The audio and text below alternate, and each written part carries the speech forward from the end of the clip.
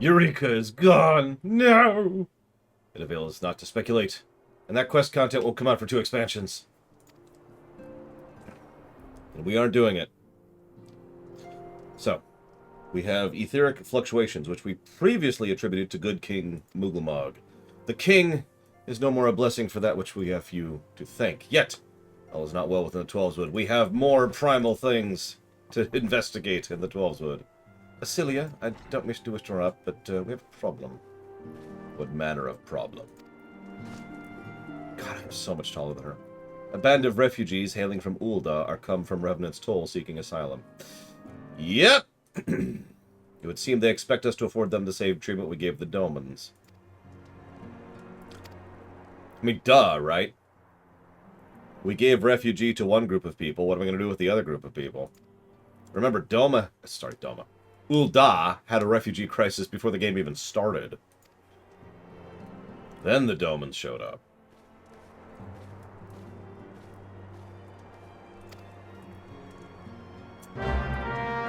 Refugees.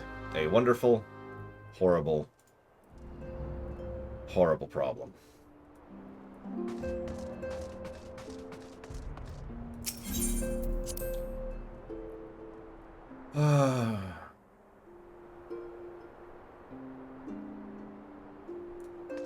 I agree with you, by the way, Dream Whisperer.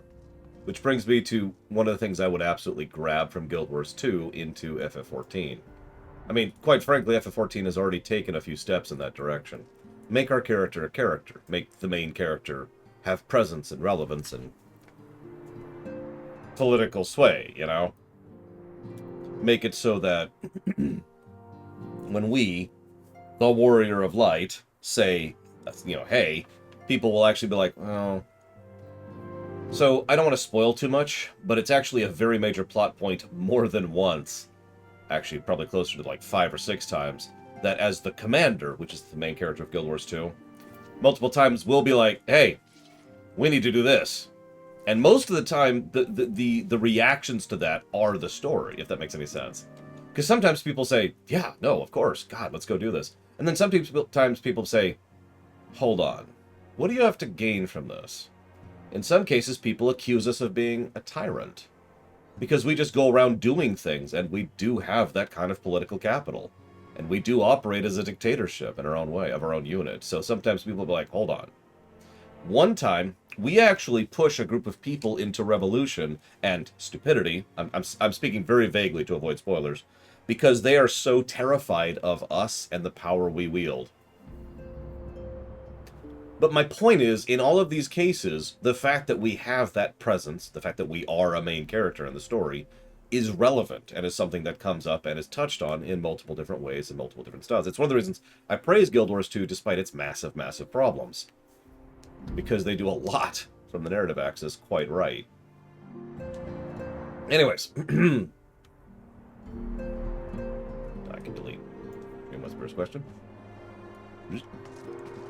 What are you two doing?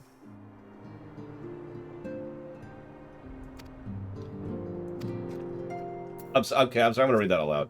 Some 15 years ago, a mission took me to Ul'dah. 'Twas then I first chanced to gaze upon your beauty. Whoops. I was utterly transfixed. I dare not blink, lest I deprive myself of a split second of your radiance. You do flatter me, do, and I believe you've had too much to drink.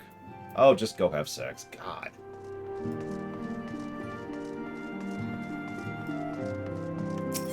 Well, nobody accused that asshole of having a smart mind. Not just true, but I don't want to get into that. Like I said, I'm trying to dodge spoilers here. What's that? Here we go. So, hi, Alamegan refugees.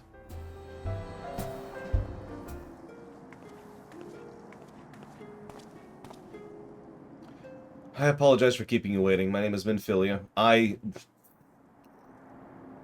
lead the Scions of the Seventh Dawn. Will be praised. It is you. We're willing to work. Same as Domus. Just give a task. We'll see it done. You know, I'm going to pause for just a second here. One of the things I kind of like in fiction is something I've actually seen in real life, too. A lot of people who have poverty issues aren't lazy. They're not, you know, they don't just want to lounge around and do whatever. And they don't just want free handouts, they want a job. Now, how much they want that job and how willing they are to go with regards to how bad that job is certainly varies from person to person. Rather than talk about this in real-life terms, allow me to parallel this to Star Trek Deep Space Nine. There's actually an entire story arc across several episodes where there are people who are, well, homeless and who have been crowded into specific sectors, this is on Earth in the past, because they are homeless. And so that's what they get, is they all get crowded into those sectors in there. And almost everyone there has the same attitude. Not everyone, of course, but almost everyone there. And that attitude is they just want to have work. They want to be able to earn a living, to be able to provide and support, and have some extra for whatever it is they want. I bring this up because, again, let's keep this in the realm of fiction. In FF14, most of the refugees of any given nation fall into the same category. They don't just want to lounge around, they want to actually have a job, you know? I bring that up because it makes this so much easier for the leaders, and it's actually a little frustrating to me, because if they didn't just want jobs, if they wanted handouts, this becomes much harder to economically solve as a problem. But the fact that you have a willing workforce, well, I mean, think about that. I made that mention earlier. Imagine you are playing a 4X game, or a political game like EU4, and suddenly a bunch of refugees show up, and bam, you have a larger workforce. Duh. Again, there are complications and there are costs, but that's the cost that you gain for the benefit. Sorry, it's just, when I first played through this, I was me. This is several years ago now. But I have spent a lot of the last, 6 years now? How long has it been? It's been a while. 6 or 7 years. Constantly studying things like economics and politics and statecraft. And so going back through this makes me want to smack these heads of state. You know? Just... Okay. Beg your pardon. I ain't so good with words. We've been living off the scraps of Ul'dah for years now, trying to piece together life to replace the one that got took. They say there's work, but there's not for an honest man. Not as wouldn't sully his soul sooner than his palms, any road. The flames do what they can for us, of course, but it ain't near enough. And it's only getting worse. When the calamity brought us to our knees, those rich bastards in the city didn't help us back up. They climbed on our backs. I don't pretend to be clever. Even I could see what's coming. I knew we had to run. The only question was where. And then it came to me, Revenant's Toll. I mean, you took the foreigners in, so surely you do the same for us. I fear the situation is rather more complicated. We'd accepted the Doman's petition for aid, but that was the product of extraordinary circumstance. I sympathize, but pray understand it's not possible for an organization of our means to aid all who have been affected. So it is with great regret I must deny your request. Possibly, Blade Terval? I'm not sure I agree with that, but I will admit it is a possibility. I will say that the story doesn't bog itself down by discussing whether that's true or not, which is probably a good thing. Most people probably don't want an economics and political story like I do. We've nowhere to go. You're turning your back on us? As I say, Ul'dah, from what I understand, and I will go ahead and add that asterisk, absolutely has the potential to create jobs. They're not, and why they're not is debatable. Ill tidings from Ul'dah. Alphino has been wounded. What? I cannot say for certain, but according to the Flames, refugees started a riot. They went wild, apparently, lashing out at anyone and everyone. That can't be right. Why would they? They must have been provoked. The demonstration was meant to be peaceful. 7 hells. Now the Blades have an excuse. They'll round us up and kill anyone who tries to resist. Antecedent, please. If you won't help us build a new life, at least help us keep the ones we've got.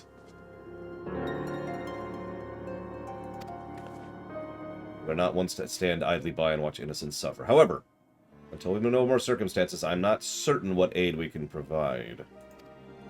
If the authorities determine that refugees attack without provocation, those responsible will answer for their actions. How can you be so blind? Because we're here and not taking your word for it, you moron. For once, probably for the first time ever, I'm with Minfilia on this. We will look into it, and then we will act accordingly. Don't believe what they say. I know these people. They would only take up arms to defend themselves. If there's a riot, I swear they didn't start it. That's nice. Yeah, Gridania is different. You notice I keep skipping over Gridania in this discussion. Limsa Lominsa could probably expand and probably make some things work. Ul'dah, I pretty much believe, could do that. But Limsa Lominsa has internal problems, unrest problems to deal with, as we discussed during the Lominsan story arc. Gridania's got nothing. Gridania are screwed. And Ishgard, you notice I haven't even mentioned Ishgard either, because their doors are closed. So, the only option is Ul'dah. I find myself thinking that the people who are writing the story, who are good writers, came to the same conclusion that I did. The only place that could, emphasis, could, support the refugees is Ul'dah. And, lo and behold. Who's Yinsen? Oh, the cutscene you linked. It was okay. It was okay. Come, you must have gathered by now that Tataru is given to exaggeration. As you can see, I am quite well. Ul'dah, on the other hand, is not. This riot was anything but an isolated incident. There is a restlessness in the air. Tensions long simmering are at last threatening to boil over.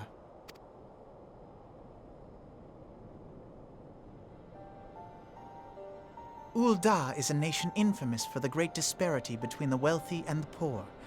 The majority of the populace accepts this state of affairs because they believe that every man bears responsibility for his own lot in life.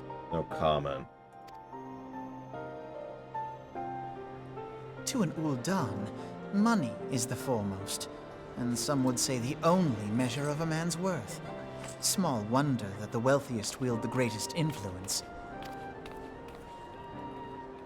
So where do the refugees fit into this social hierarchy? What place is there for those who fled Alamigo and the destruction of the Calamity? Plainly, there is none. They have no wealth, no power, and no worth. To the Ul'dan way of thinking, they may as well not exist. Choosing to ignore their existence, however, is patently not an option.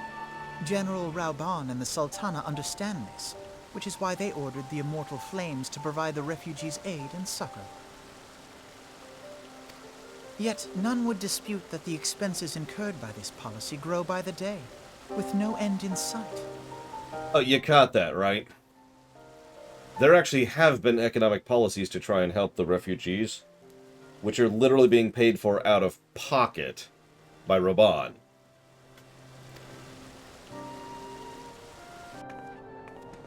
This has prompted more and more Uldans to question their obligation to aid these worthless wanderers. While more and more refugees have come to resent their treatment at the hands of the sneering citizenry.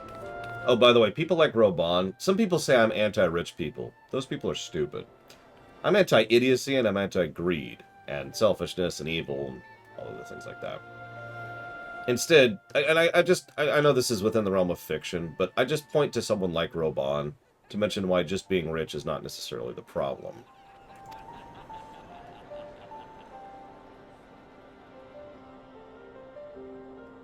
The manner of Lord Lolorito's refusal to grant the Dolmens asylum bespoke a disdain for all refugees, an attitude shared by the rest of the monetarists. And you may be sure they make no effort to conceal their opinions. Exactly, Dream Whisperer. By the way, I agree with you, Blade Tribal. I like that like I said, I've been kind of mentally building a Final Fantasy IV-X in my head, because I'm weird. And yeah, I've been designing some of the pluses and minuses each of the 3 city-states gets. Also Ishgard, while we're on the subject. And yeah, it's interesting to really lay it out in like that kind of a board gamey kind of a way, because they are very unequal. It was only a matter of time before the refugees united in protest. Nor is it any surprise that some among them would ultimately resort to violence.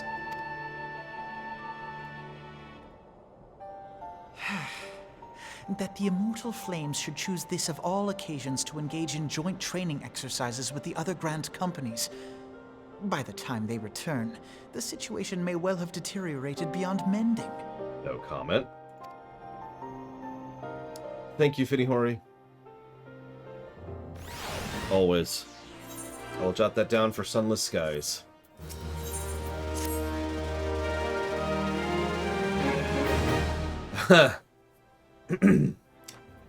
As I told you before, it was all but inevitable that an incident of this kind would eventually occur, given the rising tensions within the Sultanate. Nevertheless, I have reason to believe that this particular riot may not have begun spontaneously. Have I piqued your curiosity? Good, let's go check in it. Okay, so while we're walking up to him... Umbral Magnus isn't here, so I won't answer that question. Colin Peluso is also not here. Don Crow's here. Do you want to put a fake palm tree during summer in your background? Nah. But I am shocked. Shocked and appalled, Don Crow. They didn't notice that the spelling error had been resolved. Zach Teff says, not sure what you're going to think of the characters in Halo Wars 2. Are they the same characters in Halo Wars 1? I will think they are the worst and best characters in the known universe. Or, more accurately, I have no idea.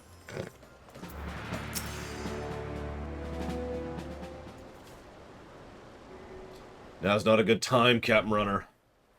I like that, Captain Runner. My hands are full dealing with the refugees. Precisely the matter we wish to discuss. Alphino, back in your feet already? You may credit my swift recovery to your surgeons. My memories of the riot are somewhat muddled. I trust you managed to regain control? Not entirely. We secured the city soon enough, but not before the unrest had spread to the surrounding territories. Pockets of resistance remain throughout Thanalan. We have sent what forces we can to root out the last of the belligerents, but progress is slow. They are damnably elusive. Given the majority of the refugees live outside the walls, it's reason to stand they would know the lay of the land. What I do not understand is how they came so well prepared. Before my little accident, I observed several refugees armed, and not with butcher's knives or pitchforks, but martial weaponry. I need hardly to add that such equipment is costly. None can deny tensions between the Uldan citizenry and the refugee population have increased since the Domans were turned away. But would that motivate a starving man to purchase arms in lieu of food? I think not. And what of those who have not even a single guild to spend? Surely they would be sooner sell a weapon than bring it to bear against their benefactors. Come to the point. Alright, yep, nope, someone prompted this. I like this. Raban's like, yeah, I'm sure someone started this, but I gotta go put an end to it. So piss off, Alphino. The general's no fool. He keeps his own counsel, and with good cause. Were he to claim without proof that these were instigated by outside forces, the monetarist would accuse him of attempting to shirk responsibility. After all, he and the Sultana have been the most outspoken proponents of refugee aid. Regardless, they will face harsh criticism in days ahead. Our allies may stumble upon the truth in time, but I have far more faith in your abilities. Therefore, I propose we conduct our own investigation and become vigilantes. Which, in a place like Ul'dah, will probably work, because, let's be honest, this place could use Batman. To that end, I would have you make inquiries into the settlements of suspected belligerents. I, meanwhile, will seek after answers in my own way. I'd tell you what, but, I mean, I'm Alphino. I can't do anything at this point. Do I even have a class? Excuse me. What you ask is no simple favor. Were the information to fall into the wrong hands, the lives of countless soldiers could be at risk. Even so, there's wisdom in your words. An able individual, even one with ties to the flames, may be better suited to this task than a regiment. Very well. Brass Blades have reported suspicious activity in the vicinity of Lost Hope. Thank you for the info. I mean, it kind of is Blade Torval. Hi, Hazardous. Like, it's not as bad as Gotham, but I think that's honestly because this game is better written than most DC is. Let's be 100% clear. The way Gotham is usually written, that city wouldn't function. It would fall apart way too quickly and way too easily. It's a comic book city. It doesn't have to worry about things like keeping the lights on, or keeping the power company functioning, or keeping the imports going, or dealing with the exports, or anything else like that. Hey, I remember you. I didn't expect him to send you, Lore. I take this means someone read my report. The refugees who left the merchant have yet to return, and I'm increasingly concerned that Zazak Waka's suspicions were correct. You don't know what I'm talking about. Never mind. Talk to him. He'll explain everything. Okay.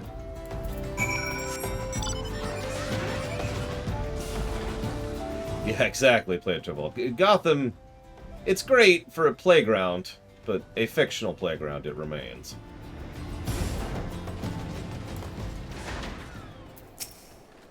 I've actually theorized in the past what it would be like to have a Batman story set in a more realistic city. One that isn't such a cesspit that it shouldn't even function. Wait, I know your face. You're the man from the Church of Saint Adama. 1,000 pardons, I mistook you for those thugs who've been tormenting us. Ah, if Leofric bids you speak with me, I take it you've agreed to help. 12 be praised for that, because we haven't a moment to waste. Everyone knows the flames are on the march. The others have fallen into the fanatic spell, but not I. Promises of revolution and retribution, of holding the ruling class to account and taking that which is owed. That's a childish fantasy. Yeah, that's one of the reasons I tend to not agree with the phrase, eat the rich, too, because that's not how that works. I did everything I could to dissuade the others from leaving, but few would heed my words. Now that one of the idealists has returned, however, the madness of the merchant's plan is plain for all to see. Look behind yonder tent. Even now, as he babbles incoherently, so traumatized is he by the bloodshed he witnessed. Try as I might, I make little sense of his words beyond the fact that he was not alone in surviving. What the hell happened to you, buddy? What are you doing? Don't draw, don't draw, don't draw, don't draw, don't draw! Why didn't you run away with me? We could have escaped. You'd be... Why'd you... Hey, it's okay, buddy. It's okay, it's okay. I'm here. I'm here. Who are you? What do you want? It's true. I followed the merchant. May God strike me down for my folly. That's what I'm here for. What they will not give, you must take, he said.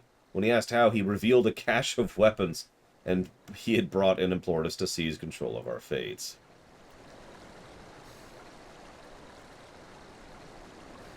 I don't want to talk about this. I thought about running then and there, but the others were so excited. He split us into 2 groups, sent us off on our own. But when the flames found us, we didn't know what to do. The leader tried to parley, but then they started arguing and then fighting, and everyone was fighting, and the flames were shouting, give no quarter, and... Oh god, it's the other group. They'll be massacred. The other refugees are hiding in the caves of Lost Hope, but to approach them would be fruitless. They would sooner call us agents of the Sultanate and try to kill us than listen to reason. The twins might even do the deed themselves. A pox and all bloody sellswords. Oh, if only we had never listened to that merchant's ridiculous claims. So if they forced to confront reality, oh, that's it! Challenge the twins to combat. I think I can do that.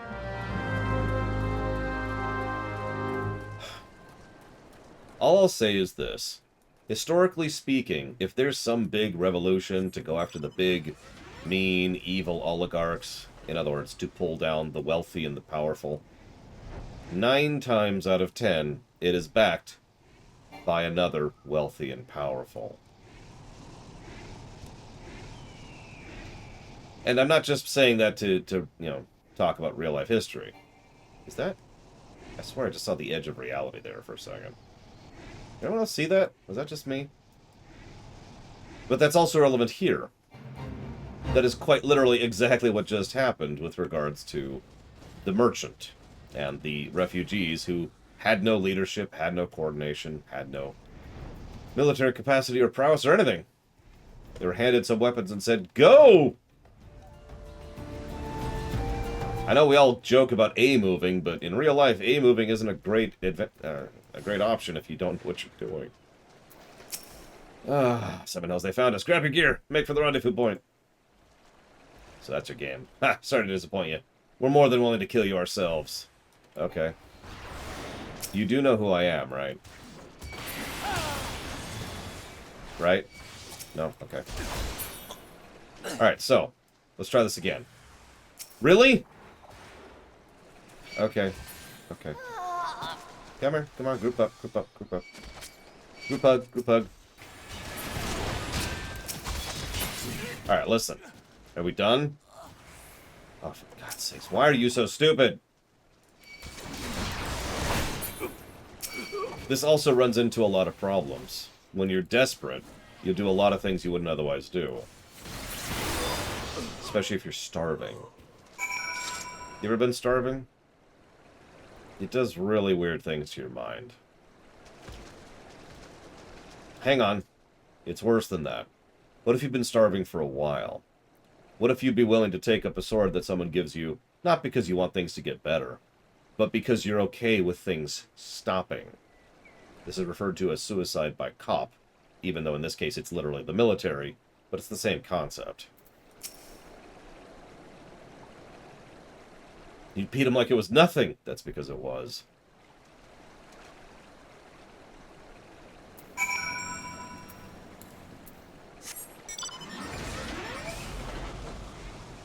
I'm not trying to be unkind here. You are woefully out of depth. Someone hands you a sword, that does not make you a soldier. That's not how that works.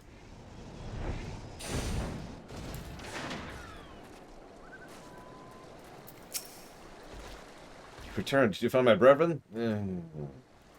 Better a handful of them taking a beating than they get butchered by the flames. Yeah, we're going to pretend I didn't kill them. No, really, we're going to pretend that I am more than capable enough of not killing them to not kill them. Like, one good shot to the solar plexus with my shield would probably end that fight. Tell me, what did the merchant have to say when it was over? Nothing. But where else would he be, unless he went to Stone's Throw to recruit more? The merchant wished to approach the refugees in Stone's Throw, but was waiting until the flames withdrew their forces from the vicinity. Now that they have, he can continue his work. How much suffering must end? Find him! Find this merchant! Yes, must. I will show them the folly of their choices, and together we shall build a new empire. Sorry. Is it after? Why is there no music? It's daytime. Music's on, right? Yep. Okay, whatever. Just ARR things. Where is that negative for music? Where is that? Where is that?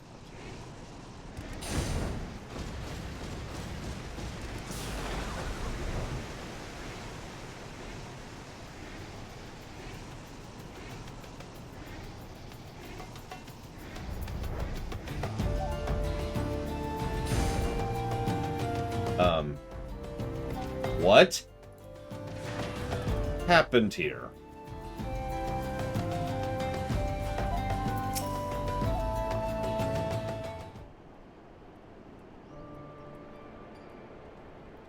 Have you seen my parents? Unfortunately, I probably have.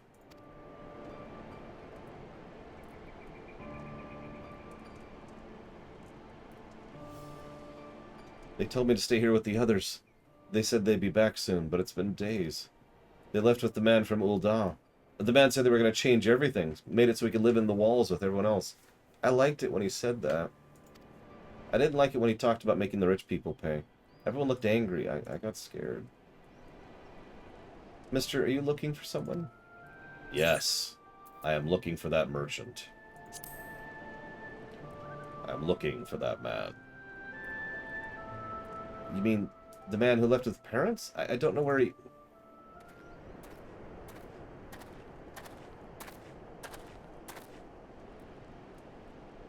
Wait, there. I think that's him. Well, now, which one of these gullible fools should be my next victim? Hi.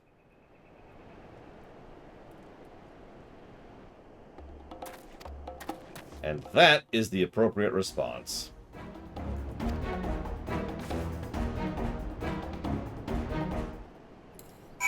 Honestly, that would be a sea change for Rostal. I think things would be very different if we just started in Kugane or in the Ishgardian area.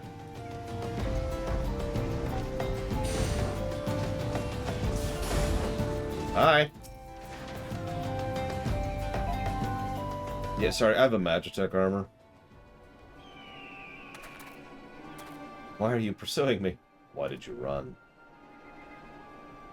Seduction, treason, revolution. That's preposterous. Who's filled your head with these lies? Refugees? The same refugees who terrorized the streets of Ul'dah? Ha! You have no evidence. No accusation. No, go away.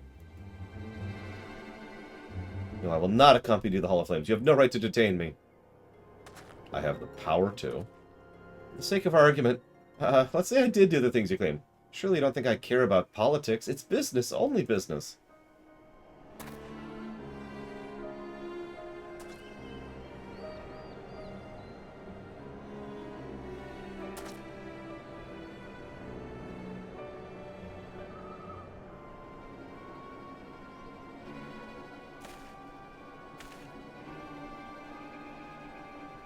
We both know I'm not the one you want. However, if you agree to protect me, I swear I'll tell you everything. I would, but I'm really bad at protecting people from a distance. As you can see, I totally have the reflexes to have caught that. Give me a break.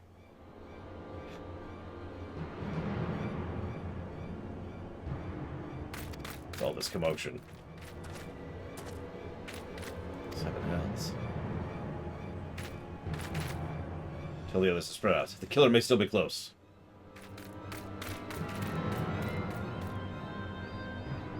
Thank you for not accusing me of killing him with a bow and arrow. Old adventurer, I would know about your relationship with the victim. Explain, explain, explain.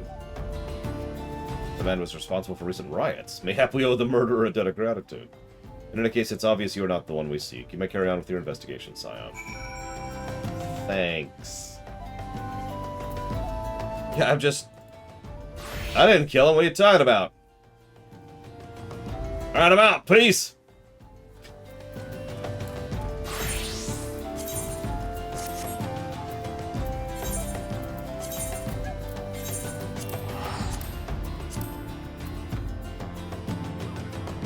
By the way, we are 3 quests from Ramuh.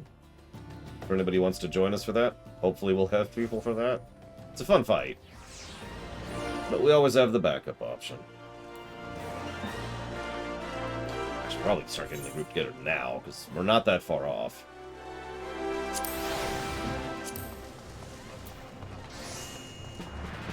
Remind me who you are, Blade Torval. Cicada... Who's there?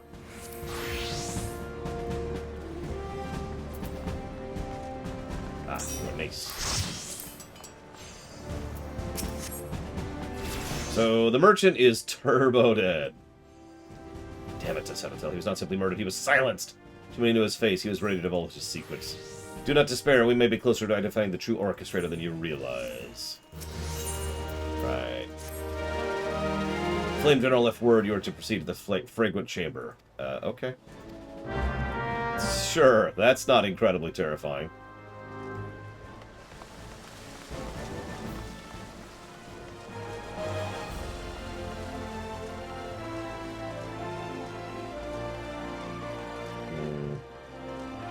We'll put you on a... We'll pencil you in right now, Maverick, if that's okay with you. Excuse me.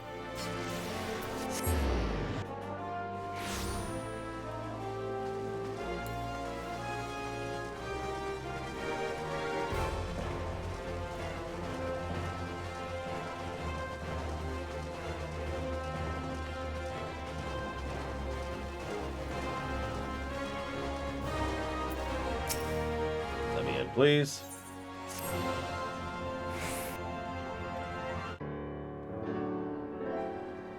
Commander Swift has kept us apprised of your recent activities. You've made great strides towards quelling the violence. Despite our best efforts to determine what provoked this uprising, the truth continues to elude us. Have you uncovered aught which might shed some light on the mystery? Oh yeah, by the way, a guy was murdered to keep it quiet.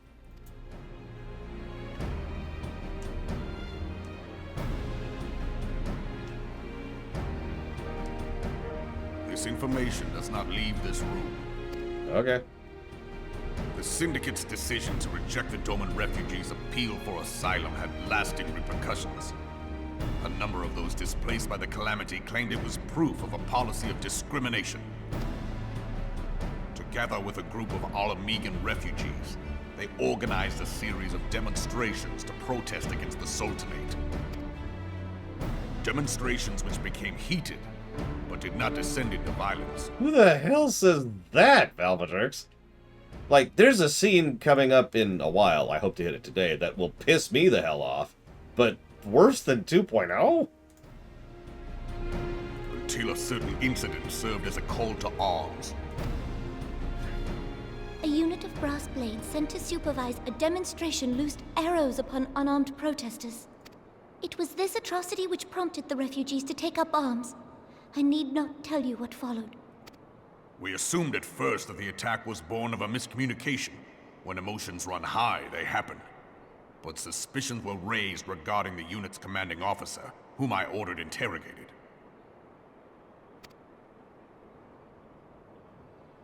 Sure enough, our fears were soon confirmed. The dog confessed that a merchant had offered him coin to give the order. A merchant in the employ of Teleji Adeleji.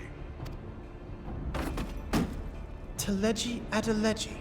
But he spoke in favor of the Doman's cause, and has ever seemed sympathetic towards the refugees' plight. Why would he do such a thing?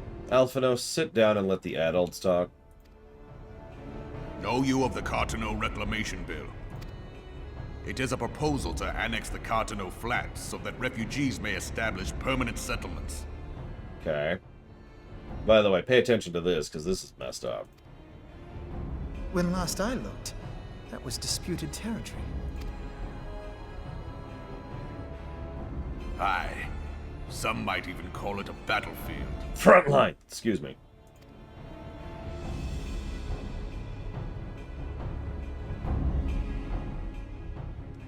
The destruction wrought by Bahamut was greatest at the Cartano Flats. That much is common knowledge. What is less well known is that his rampage laid bare ancient Alagon ruins, of which no record existed. There are certain differences of opinion as to how these ruins should be handled, which is why each nation maintains a military presence in the region to this day. By the way, quick aside, this is horrible. Maintaining a standing military presence is expensive, and not just in terms of money. It takes a lot to maintain an active military presence somewhere outside of your nation, right? However, none of the nations can withdraw their military forces from here because then the others could simply take advantage of the Alagan ruins. So in other words, this place is effectively a non-stop tax on the resources, the personnel, the supply, the military manpower, and of course, the raw currency of all three city-states. Now, I've actually kind of deliberately neglected mentioning this until now, because this just adds on top of the pile of how all three of these city-states suck. Or rather, they're screwed, might be a better way to phrase it.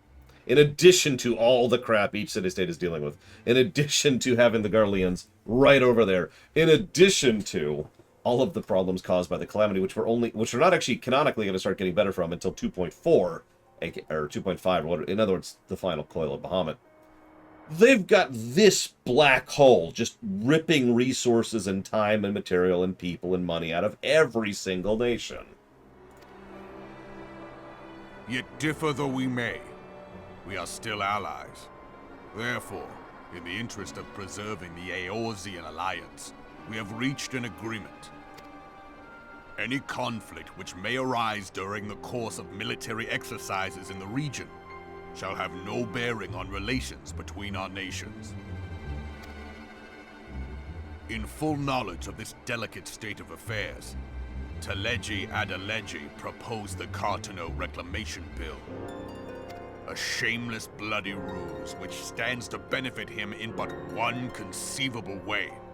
If successful, he will gain control over the disputed territory under the guise of assisting in the resettlement effort.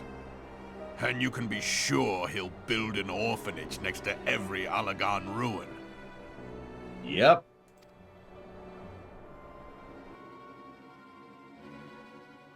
The man would threaten the unity of the Eorzean alliance and risk countless lives for personal gain.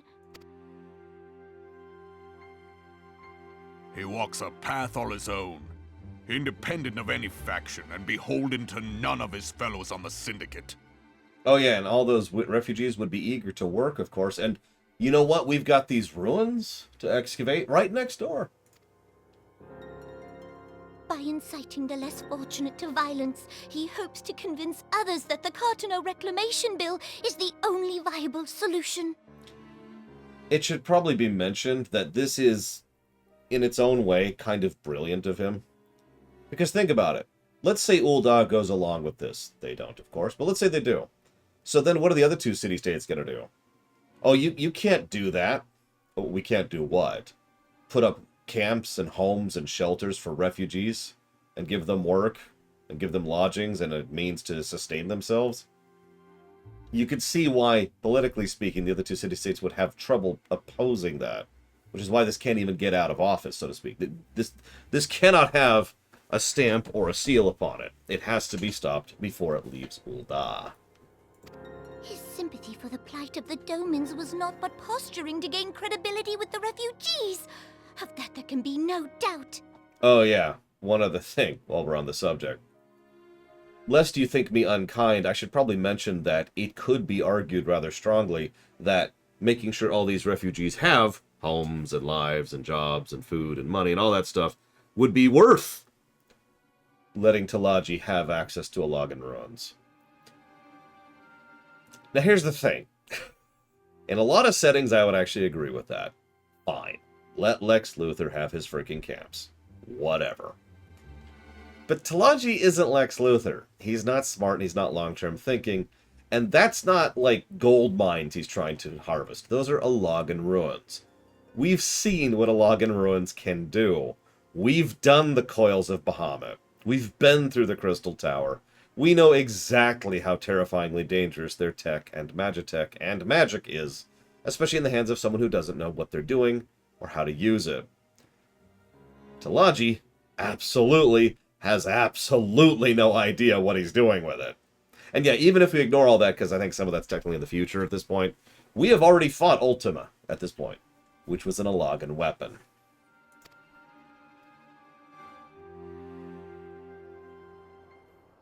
Forgive me, but what could possibly motivate Teleji Adeleji to go to such lengths? What is so special about these ruins that he would risk his position on the Syndicate, and, most likely, charges of treason against the Sultanate? Now hang on. You're probably thinking, Lore, you're speaking so generally. Like, Alagan ruins are not necessarily terrible. Well, there's one other factor I have deliberately left out. Omega. So, for those of you who don't know Final Fantasy history, since FF5, there's been a repeated concept called Omega. It is exactly, well, okay. What it is varies a little bit from setting to setting, but the general idea is it is a ridiculously advanced killing machine. It is a death war machine, a warbot that is ridiculously strong and powerful and horrifying and terrible. It is arguably the origination of the concept of the super boss. It is, yeah, in this specific setting, Omega is a godbuster. Now, we can do that too, but think about that. Yeah, in most settings, Omega's the big brother of Ultima. Pardon?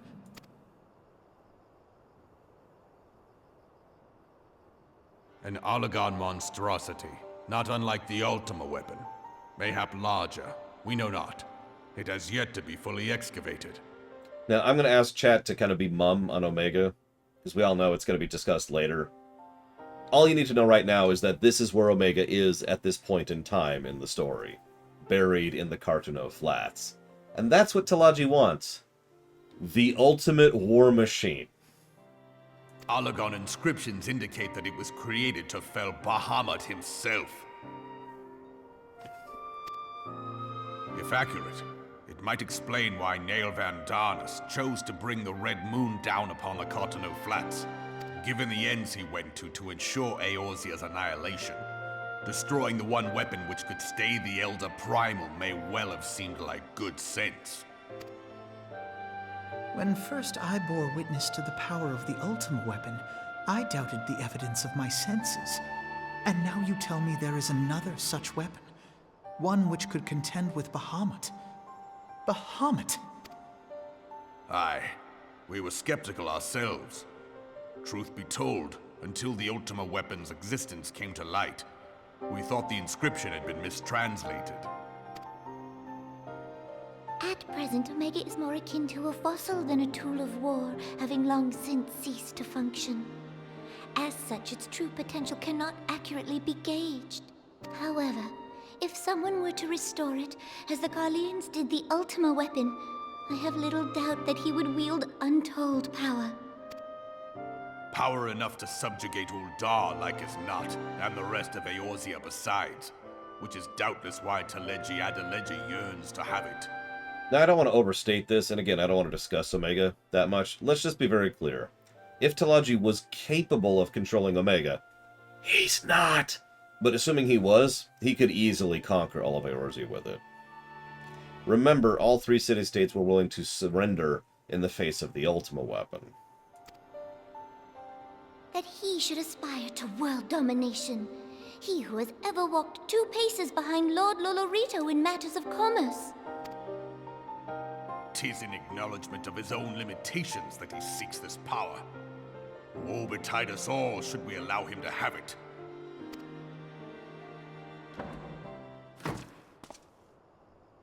Pray waste no time chasing rats. Only a fool would believe that secrets can be kept in Ul'dah.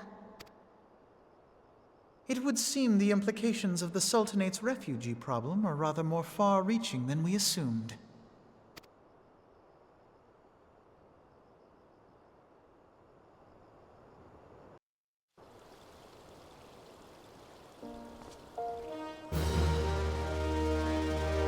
Oh, hi, Zira.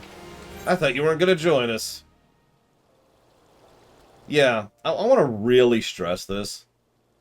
In case you missed that earlier, I commented on how I would be okay if someone with the purported intelligence of, say, Lex Luthor were to get a hold of Cartano. Even that would be bad, for reasons I don't want to go into right now. But I want to stress this. Talaji's a moron. Oh, he's rich.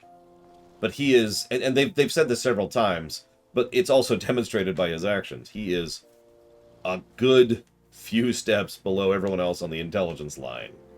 The only thing he's got going for himself is a decent charisma score. Looks like we have room for one more for Ramuh. Yeah, you wouldn't hand a 5-year-old a deagle. Or a rocket launcher. I should be glad to know the truth, and yet all this chaos is the product of one man's lust for power sickens me. You and me both, kid. I agree with that, von Falkenstein.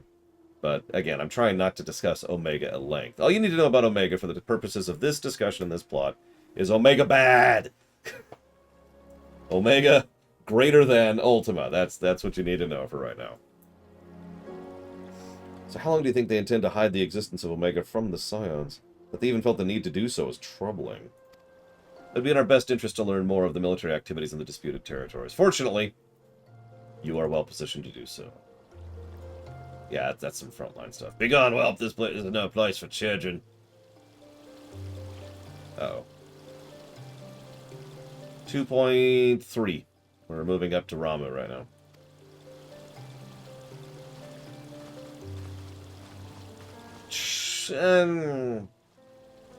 Yes and no, Reggie.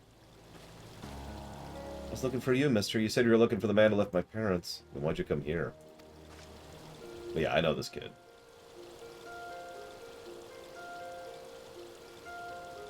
So he visited Stone Throw. I see. Did you find the man? Were my parents with him? They were not. However, I can think of several places they might be. If you like, we can go look for them together. I know Alphino's annoying, but part of why I like him is underneath all of his arrogance and irritation and frustration, he's a good kid. He really does actually want to help people. That's kind of his core motivation. I guess you could say I see a bit of myself 30 years ago in him. A legion of Garleans and Ether Star of Primal, even dealing with an Ascian would be preferable to this charade. Sometimes I fear Minfilia is too ambitious. We rush hither and yon in response to threats as they arise, without concern for the strain it places on limited resources and ourselves. Mayhap the time has come for a change. This is Minfilia. Pray return to the Remnant's Toll. Yep. Now we're actually...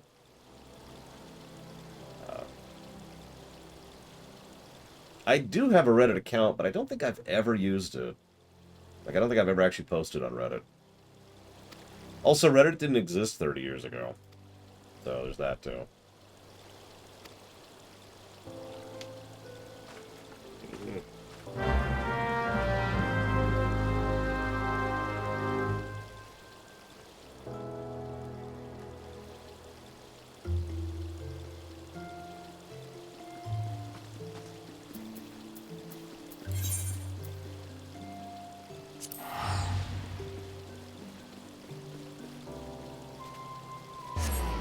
And now I leave Zero behind. Forever.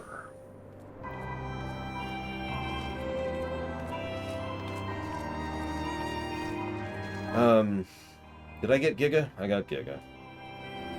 I can get Fife, too. Let's do that. Where's Fife? Where's Fife? There's a car in my bar.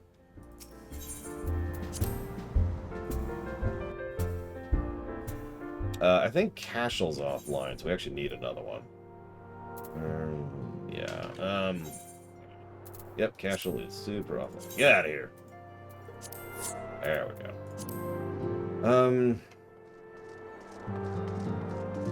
If you want to tank, you can tank. One way or another, we need an H, though.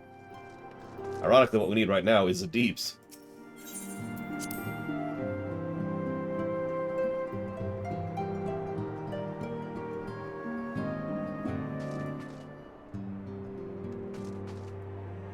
Didn't I already invite you? I did invite you. Why aren't you in the group, Zero? Oh, we were full, weren't we? Because Cat... Yeah, okay. I was going to say, I swear to God, I actually tried to invite you. Anyways. Latest news is most disturbing. Lady, you have no idea. Yes, Mr. Red. Clearly the only injury Alphino suffered was to his ego. Doubtless it will heal ere long. The other scions will need to be present for this meeting. We are now one quest from Ramuh, although we have the group now. So that's whatever. Just letting you know, that's your timing. One quest away. Then we'll have a bit of a pause before we hit Snowcloak.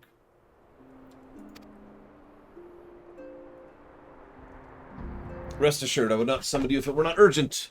To business! The Sylphs have summoned Ramuh. Didn't they already do that, like, back in 2.0? I'm sorry, may have? It's not certain? Well, the Elder Seeds here informs us that the elementals themselves murmur of the Lord of Levin's return to the forest. The Sylphlings, however, display no signs of undue commotion. Forgive me, antecedent, but the fact does not contradict the elemental's testimony. Unlike his more bellicose compeers, Garuda and so on, Ramuh is reputed to only act in defense of his children. Yeah, we're in the middle of this big, in-depth, complicated, horrifying story arc. By the way, I've got to go kill a primal. And unlike Leviathan, this one is much less relevant. Okay, what the hell? Why does this itch not be scratched? Be scratched! Be scratched! Okay. So anyways, Ida was pretty sure Ramuh was going to be summoned, just not this soon. I beg pardon? You foresaw this eventuality and did not to prevent it. Yeah, you think I'm kidding, Von Falkenstein. We're in the middle. We're in the middle of the refugee crisis, and then, oh, go kill Ramuh really quick. I told Papa Limo. I suppose I could have reported to Minfilia, but there wasn't much to do except wait and see. You know how Sylphs feel about people poking around in their territory. They already summoned Ramuh once right after the Calamity, but that was because the Garleans came tramping through the forest. As long as that Castrum Orient stands, the Sylphs cannot be blamed for wishing to have their guardian deity on hand. In short, Ida and I are in agreement. The actions of the forest folk were inevitable and unavoidable. And I maintain the observation that would have remained the best policy had it not been for the sudden influx of strangers. That we did not foresee, by all accounts. The recent violence in Ul'dah drove a number of refugees to seek safety under the canopy of the trees.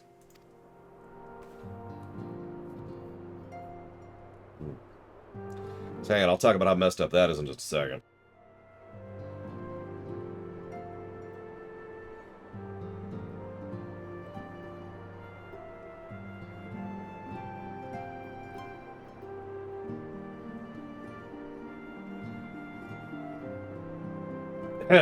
Seems like the Sylphs received this panicked migration as another invasion, so summoned Ramuh. I'm just gonna kind of jump through this a little bit. Blah, blah, blah, blah, blah. Yep. I've dealt with the Sylphs. We're cool. Literally exalted with them. Let us continue this discussion on. We need to consult with Ramuh first. The Elder Seeds here has requested your involvement, Lore. Yeah, duh. Steel yourself for the worst. It's okay, I like this fight. Yeah, I agree. This is a weird hiccup. The Leviathan thing at least makes a degree of sense, was built up and has some, you know, connections to plot points. Ramuh is just like, and here's Ramuh, and then he's gone. Just this is when I started getting tired of this story arc. And I've mentioned, I'm pretty sure I was talking about this in Discord when I was going through this for the first time. Because I was like, God damn it, stop taking me away from the interesting story to go deal with random frickin' primals all over the place. Which is funny, because this is actually the last time this happens. Ramuh. There are 2 more 8-man groups after this, before we hit Heavensward, but they're a lot less... Oh, and then go fight Ramuh. Okay, go back. Damn it, the Beard Mafia returns. Yep, Yep, cool.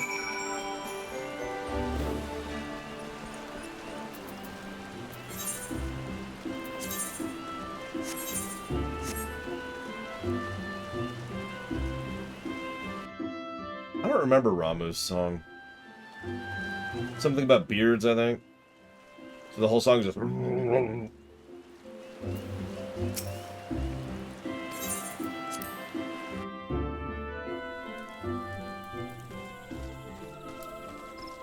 button.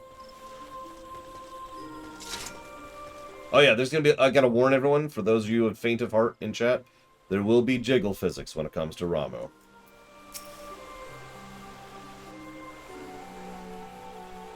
Scions of the 7th Dawn, on behalf of the people of Gridania, I bid you welcome. Your presence is of great comfort to us all in these days of uncertainty. I summoned you here to share tidings of a most urgent nature.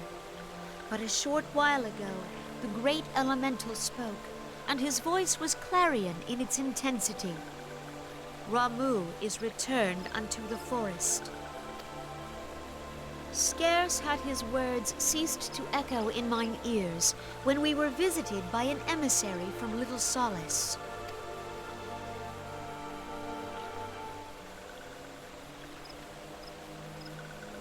Our guest informs us that the sylphs too have sensed the presence of the Lord of Levin.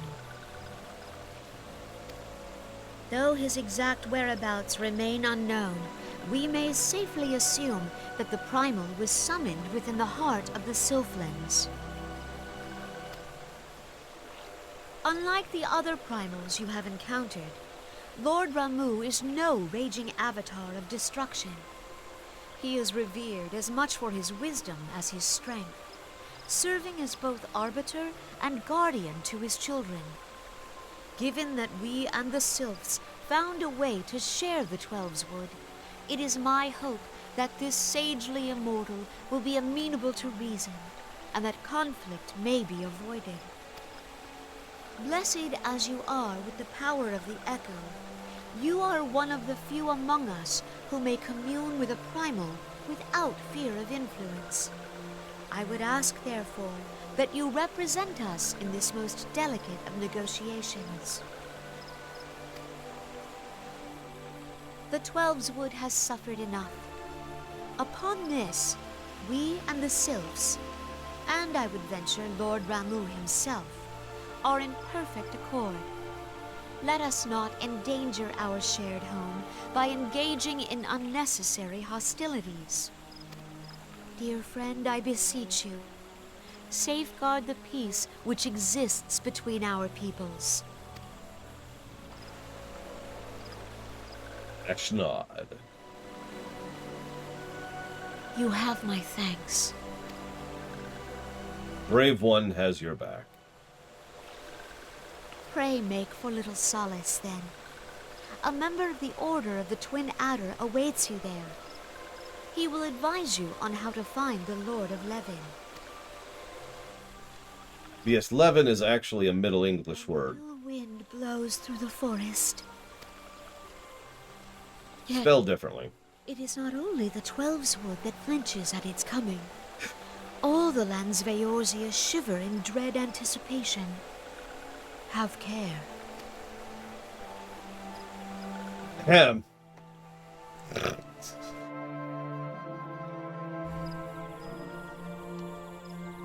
Yeah, levin means lightning. It is an old English, or rather a Middle English, way of saying lightning. So I had a funny thought in the middle of that. I want you to imagine Ramuh, okay, as we're about to see him. Those of you who've seen him, you know this, right? Now imagine that the way that we ride him as a mount is we're actually in the beard, and all you see is like our head poking out. As we're just going around like this.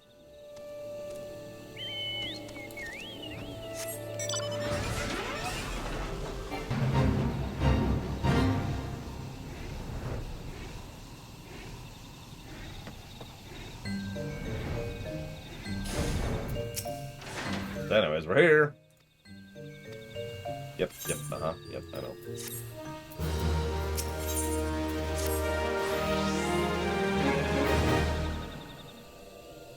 I was told the messenger would be sent soon after your scions invested their investigation. I imagine it won't be much longer.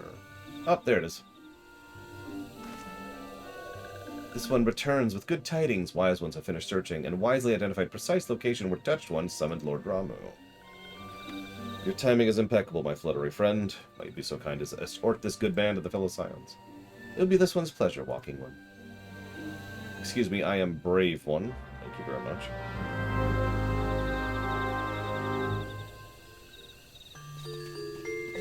I do like the way they use English in this game a lot. I've already given multiple pluses to the localization team, and I stand by it.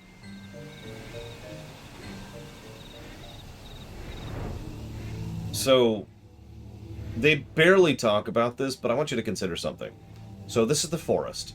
The forest is finicky because the elementals are here, and the elementals only let you take if you take in just the right way, and if you ask the right way for it, and if you give something in return. Blessings, or offerings, or veneration, or something, right?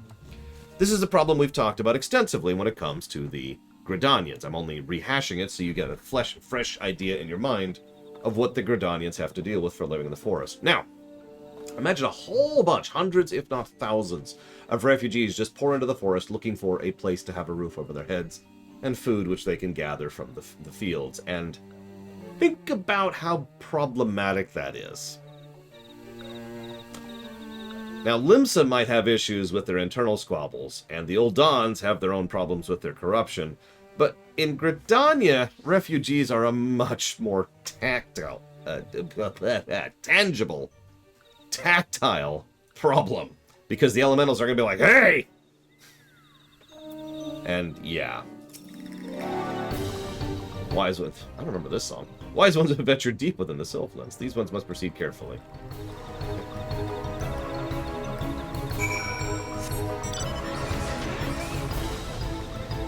That's a good question, Cadus, no. But ironically, I think it's just because Ramuh is cool. I don't mean he's, like, neat. I mean, he's chill, is probably a better way to phrase that. Ramuh, ironically, is not doing what most primals do. He's just kind of hanging there. This one is most sorry, but this one can go no further. Draw too close to Lord Ramuh. This one may turn mean and nasty like touched ones. And this one not so fair, so this one must say farewell for now. Now, I had a random thought while I was going through this game the last time. I was thinking about how weird it would be if, like, we arranged a deal with the elementals. Like, we'll bring primals here, and then kill them in the woods, so that the ether is dispersed into the woods. And that way you give us food and shelter. Deal? I swear, with them wreaking havoc with their skin-changing magics, it's a wonder I was able to finish taking my measurements. Yeah. Yes, it was quite the ordeal. You should have seen the look on Ishtola's face when the one impersonating you suddenly showed up. That's quite enough, Papa Limo. My apologies. It's not like me to ramble. So at any rate, I finished doing the stuff. Everything's fine. Everything's fine.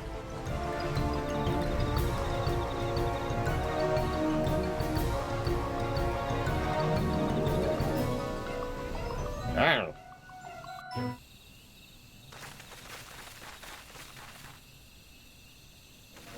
Lord Ramuh, I've come to bargain.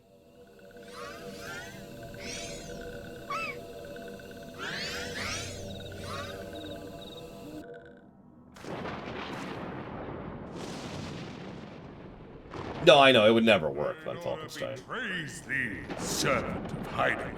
Hi, Ramuh.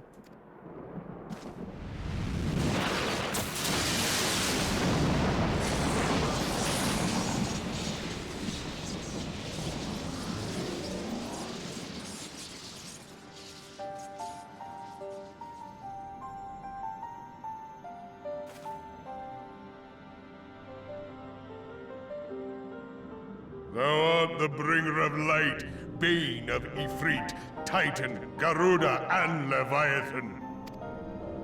I am Ramuh, guardian of the children of the forest. I know the camera angles haven't shown it off yet, but I want you to understand that all that beard is coming from, like, this up there.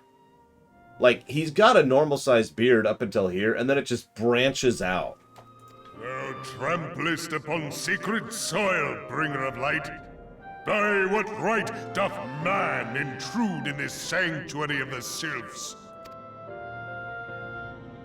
Explain, explain, explain. The Gridanians proffer peace? Their words are born of delusion, thine offer an insult. Thou speakest of harmony, yet carest naught for my children's desires. They did but wish to dwell beneath these boughs in solitude. Yet even that was too much to ask of man. Thus did they turn to me for succor. The sentence I pronounce upon thy kind is just. Redanian or Garlean, it matters not. The good intent of one excuseth not the misdeeds of the other.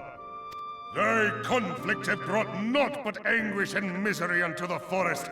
All blame doth lie with the darkness that resideth in the breast of man. That's a better shot of his beard right there. Whence sprung this calamitous seed?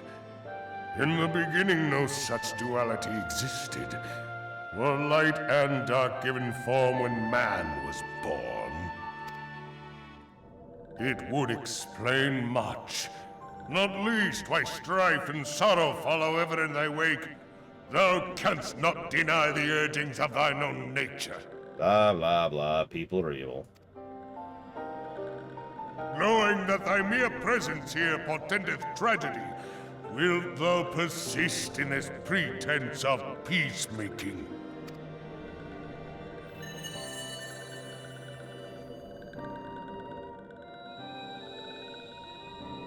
Thou bearest the crystal which I bestowed upon my wayward charges.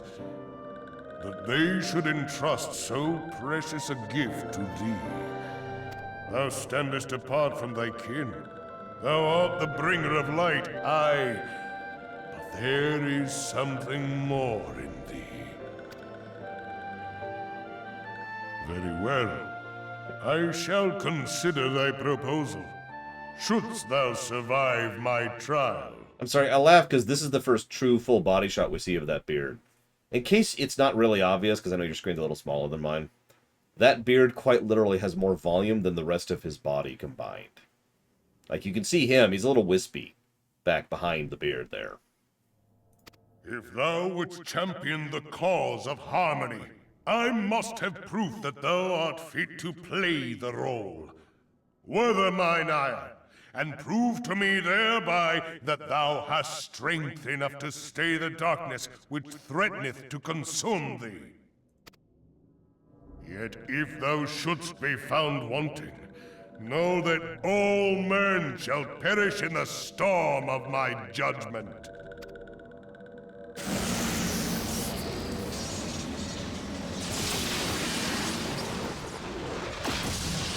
So if you're wondering why we fight Ramuh despite the fact that he's chill, this is why. To me, bringer of light, I shall await thee on the field of battle. Now, let's call this what this is. This is an excuse. Urianger, it is rare indeed to find you so far from a tome.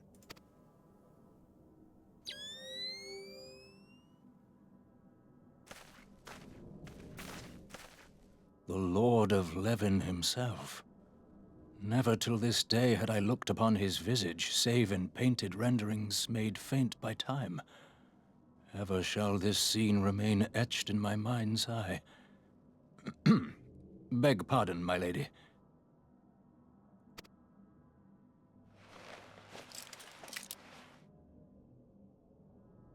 I must beg thine aid on a point of research. If thou art resolved to face Lord Ramuh, I would ask thy leave to observe the event. That's an interesting question, Dream Whisperer. But rather than just straight up say no, I'm going to say no with an asterisk, which we'll cover later. Because it is actually pretty complicated. I love the way Urianger speaks. No, that's exactly what I mean. Urianger for life! Verily, bestow thyself upon my ramblings in the manner of speech which I speaketh upon thee, that thy ears might grant themselves succor from the terrible bespoken mundanity of English.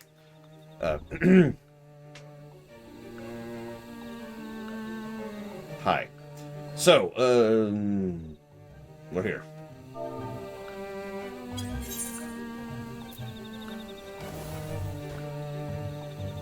I'll go ahead and main tank Zera.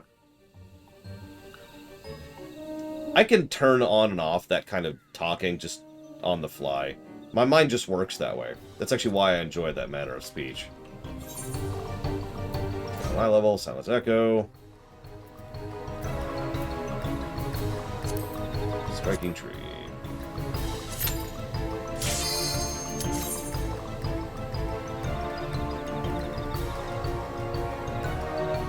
No, Giga Pudding.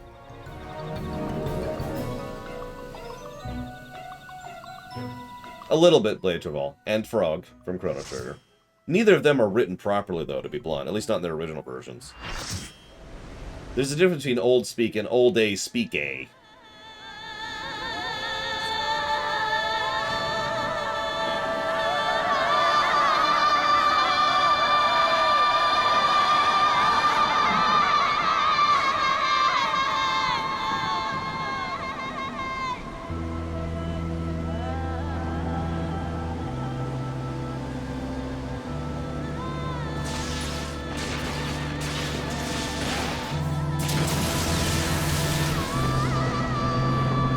I should have gone rogue just for this fight.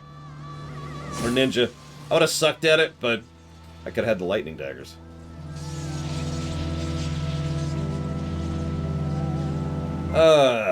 Gosh, there's a lot to this fight, actually. And I don't remember which of it's extreme and which of it's regular.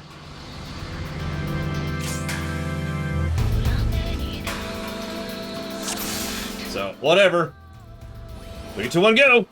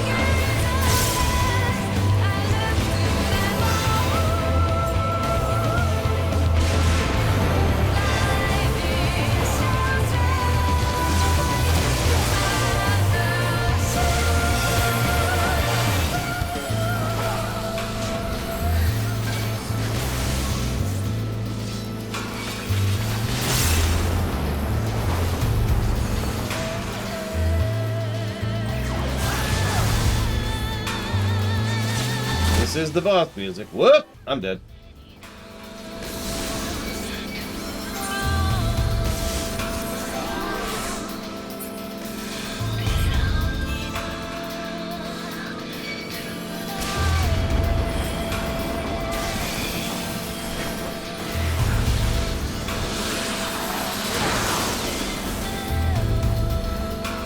Oh god.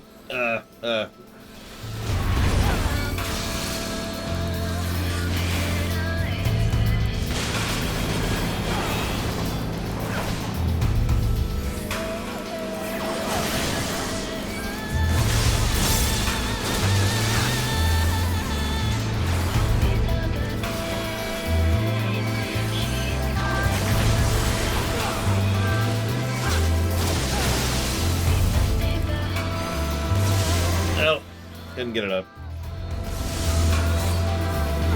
Got the ad though, so that's good. It's all you, Giga. Giga, blow your limit break. Giga, blow your limit break. Giga, limit break. Quick! It's quite literally now or never. Thank you! Good job. Full aggro back. There we go. That. Give people a second. One and a back row. One and a back row. Okay, that's fine. I'm gonna accept that.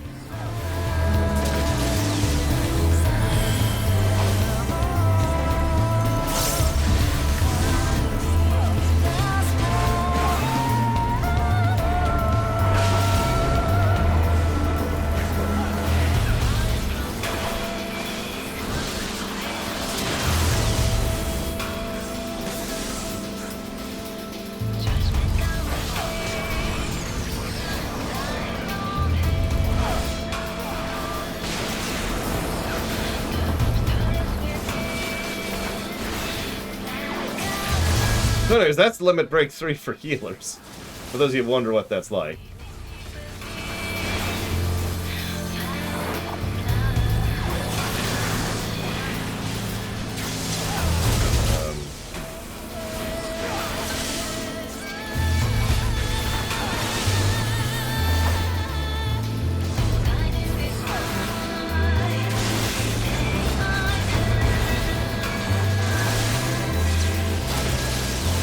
Abilities left.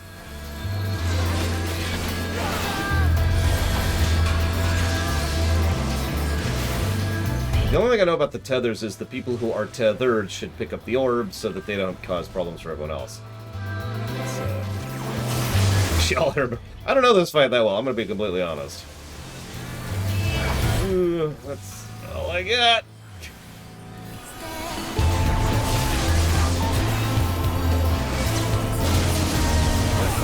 That is all I got.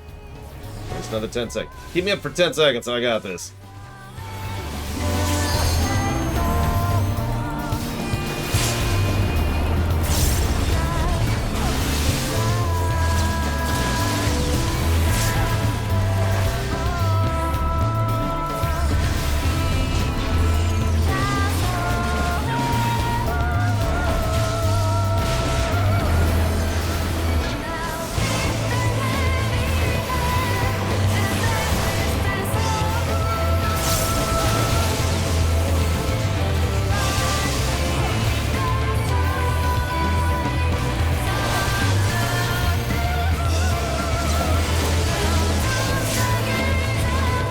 You got this.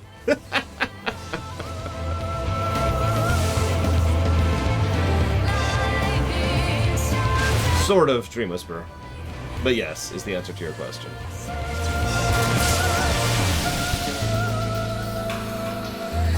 Yeah, no, all the DPS are dead.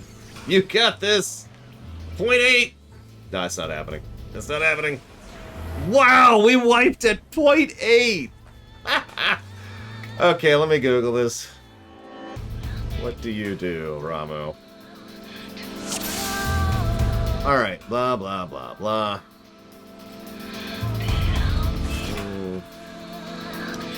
Okay, so Chaotic Strike is what causes terror. The way you get rid of terror is when you have those circles of lightning that are going around you, you have to go stand on top of the terrorized person and break it with the aforementioned lightning. The Grey Arbiters, you were dealing with that just fine. They're DPS to checks that you need to just pull down as quickly as you can. Judgment Bolt is thing. Orbs! So if you eat 3 orbs, you get a shield that prevents you from dying to Shock Strike. Otherwise, it does a ton of damage. Ouch. I'm not sure. Is that for EX only? No? Okay, whatever. Eating more than 3 orbs kills you. Do not get more than 3 orbs. Rolling Thunder. After the ad phase, people are hit by chained lightning. So, yeah, okay. So those people need to stop actions, and one of those players needs to gather 3 orbs. So, apparently gathering 3 orbs while chained actually breaks the chain. Do not cast or do anything while you are chained other than, be the person who is getting orbs. Shock Strike. That's on me. Yep, okay, that's the I was dealing with that. Thunderstorm, blah, blah, blah, blah. Thunderspark, blah, blah, blah, blah. I guess that's actually it. We got this. So here, I'll even do this. Except I don't remember what the command is. So, whatever. 3, 2, 1, go!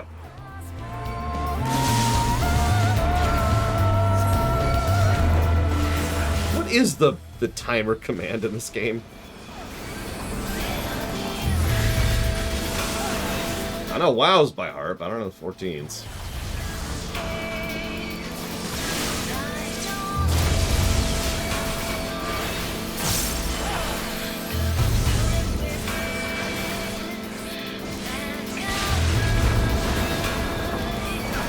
Orbs.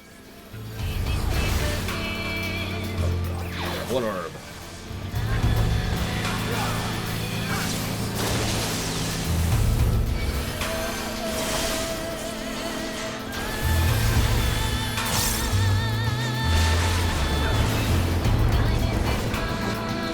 Countdown. Okay.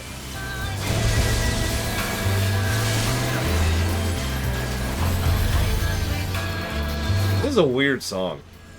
I don't think I like it. It's very chill, which is appropriate for Ramuh.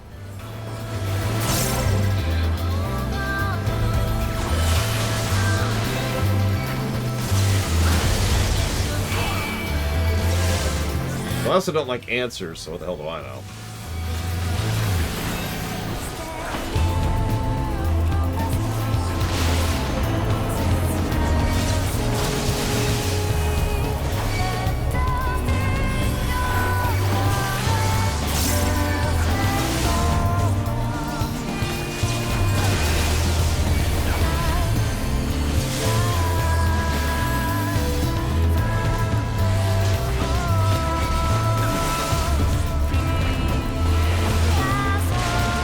Good news, U.S. in court, is that already happened.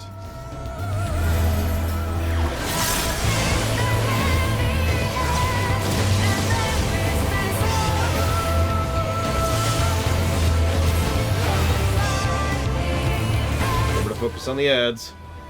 Link it up.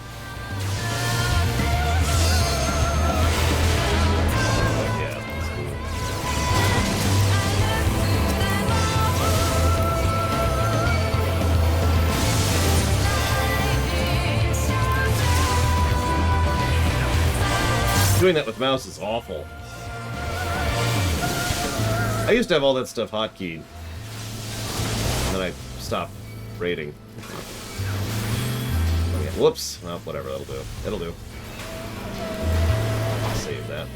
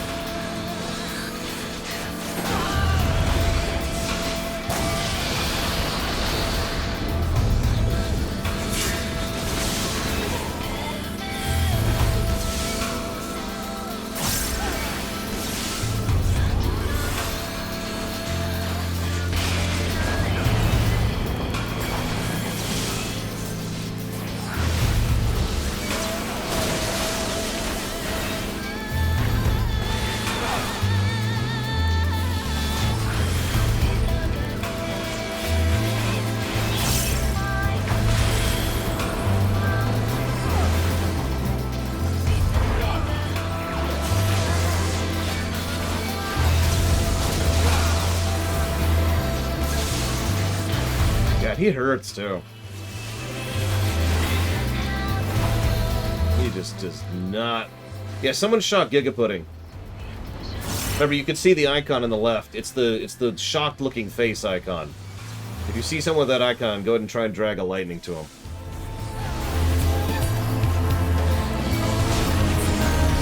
Like, volley right now. There you go.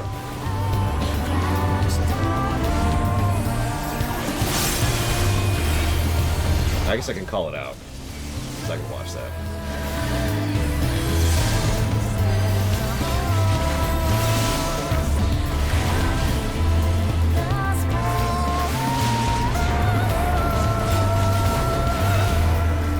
Arbiter up.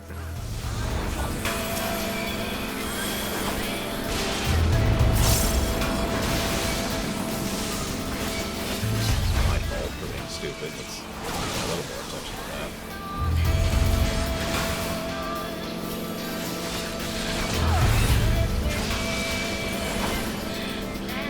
Keepa needs to be shocked out of thing. Thank you. Here. Did it before I could even call it out.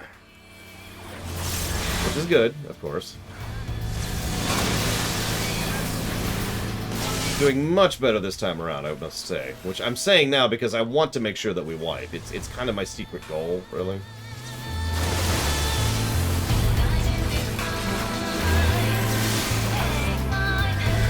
God, I raid leaded for so many years. I was damn good at it, but God, I hated it after a while. Unless I was in a good group. Raid leading a good group is just kind of a special sort of joy. I say, Kata, go ahead. One of you grab some sparklies. Giga Pudding needs to be knocked out of fear. Thank you.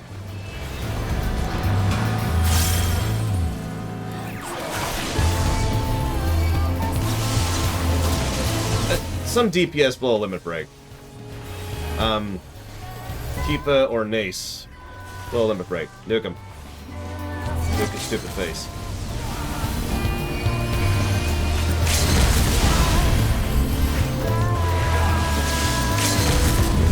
Don't stand on me. That's gonna hurt.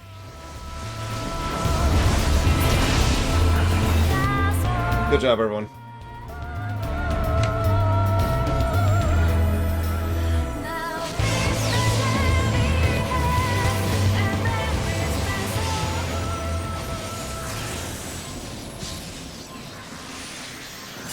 I should mention now that I don't remember the Shiva fight mechanics.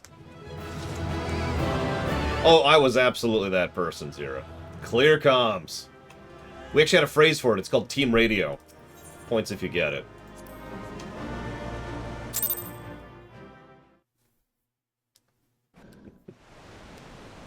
I have taken thy measure, bringer of light.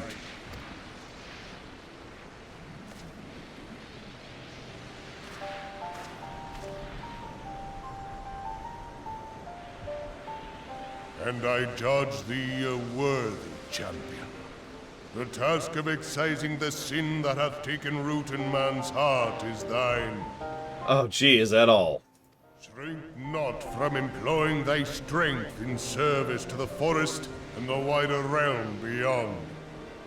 Like hungering shadows do the enemies of harmony gather, and meekness will but feed them. Man, ain't that the truth.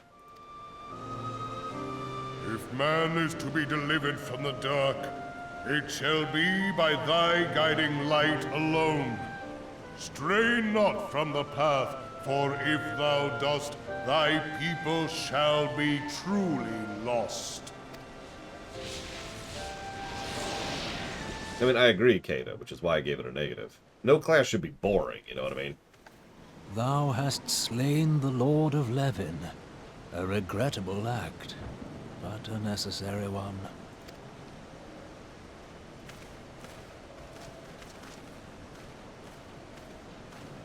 In witnessing thy struggle, the truth hath been revealed unto me. If I mistake not, it may yet prove a chink in the eternal armor of the Ascians. We might do Shiva today. That is actually, admittedly, the goal. But we'll see. But let us conclude our present business. I shall expound upon my findings at the Rising Stones anon. There's a much bigger chance we'll hit Snowcloak today. Keeper is after that now. Keeper's one of the very last bundles right before we hit the Steps of Faith. That is, in fact, Gideon Emery, yes.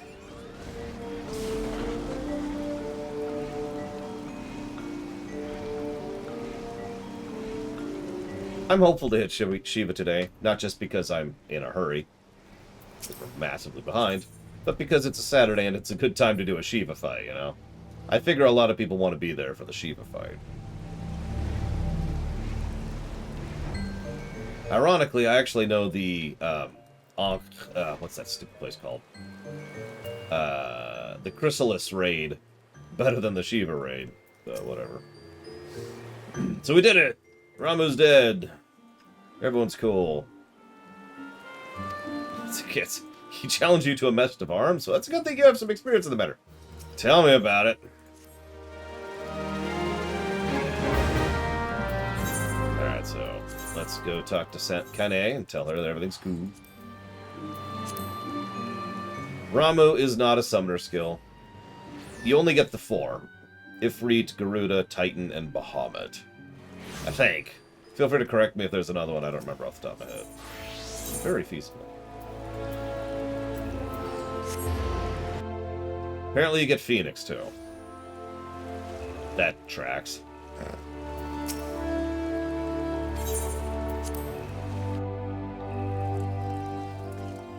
So we just killed another primal. It's 2 today.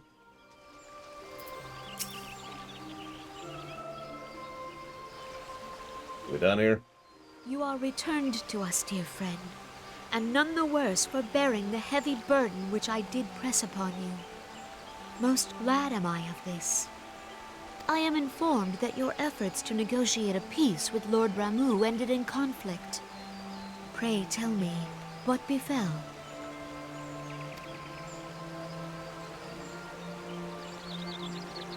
Ramuh made trial of you? I fear there is truth to his claim.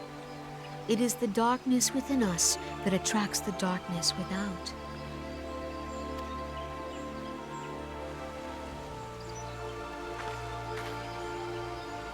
It cannot be denied that misfortune follows man. For evidence, one need only look to the conflict brewing in Cartano, or to the rising flood of refugees. Our shared struggle against the Empire should have served to seal our union. Yet the ties which bind the Alliance strain under the weight of gross self-interest. As the scars of the calamity begin to fade, so too does our sense of common purpose. Yet now is scarce the time to forget our shared responsibility. If this new-sprung realm is to survive beyond its infancy, it must needs be nurtured by all. Eorzea must be as one, yet I fear that dream is still far off.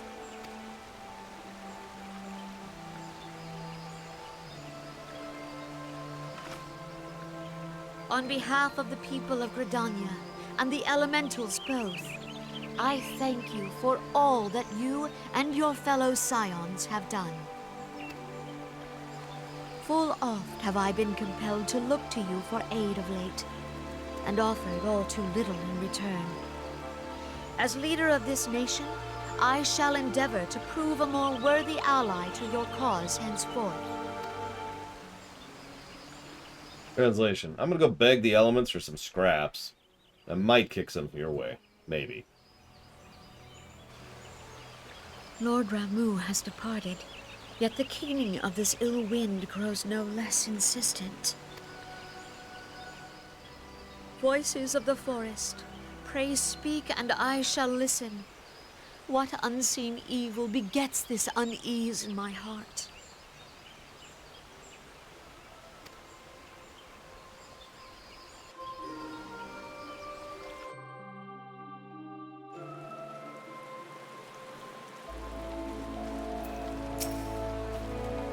Thus ends another daunting mission. I hoped Lord Ramuh could be persuaded with words alone, but, you know, you killed him, so that's cool.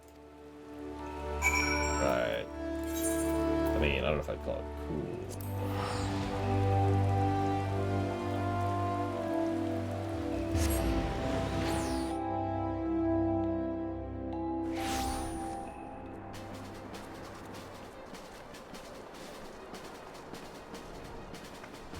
I bet they don't even have them here, Ross.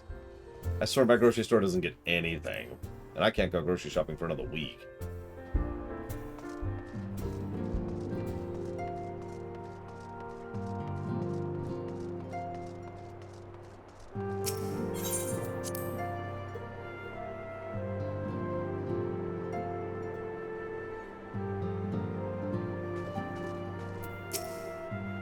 Alright, so Vigilante has discovered something incredible, amazing, fantastical.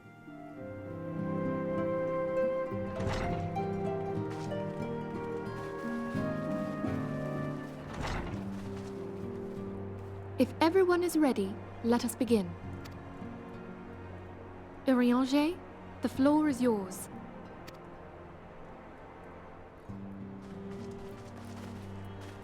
As all here assembled now know, in its final hours as our Order's headquarters, the waking sands did play host to a most unexpected visitor. I speak of the Ascian clad in white, Elidibus. Unwelcome though his presence was, his words that day did serve to confirm a truth long suspected, that the Ascians are eternal beings, to whom physical destruction is as a temporary inconvenience. In the intervening time, Vigilante and I have striven to discover a means by which the Ascians might more permanently be slain. And 'tis my belief that we have found the thread that will allow us to unravel the twisted skein of their existence. In the moments prior to Leviathan's most recent manifestation, the Sahagin elder who summoned him was observed to undergo some manner of ascension. The etheric readings taken by Y'shtola at the time of this transfiguration have proven most enlightening. The disruption to the flow of ether was sudden and dramatic. So tangible was the agitation, I scarce had need of my goggles. The significance of Y'shtola's readings might better be understood in the context of mine own, taken at the instant of the Lord of Levin's demise. Unlike the primal, the Sahagin was not subject to etheric dissipation. Before discussing our new discoveries, it may benefit us all to recall what we know of etheric behavior.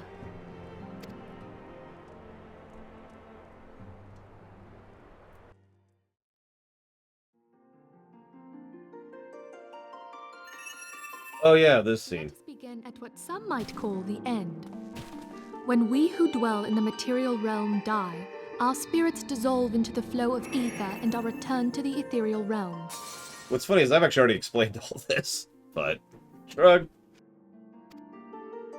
In turn, the restless energy which suffuses that plane streams back into our world, giving rise to new life.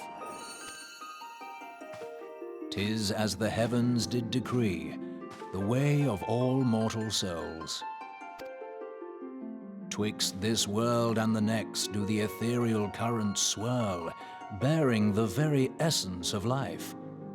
Thus doth the cycle of birth, death, and rebirth continue unabated. I mean, it's straight up the live stream.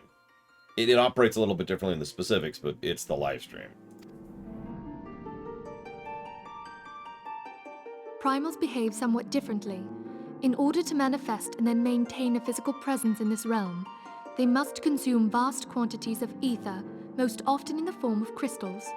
Though they may seem to live, their flesh is but ether given shape. Thus, a defeated primal leaves behind no broken corpse. Rather, the essence of its form seeps back into the land whence it came, and the energy of its shattered spirit is called back to the ethereal realm. God, it does look like a Guild Wars 2 vanilla cutscene. They got better later. And there it waiteth, till next the prayers of the faithful do draw it forth from the sea of ether, to take their offering of crystals and make for itself a new body.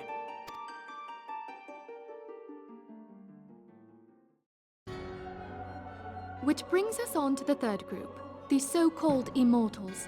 They exist in a manner all their own. Quite.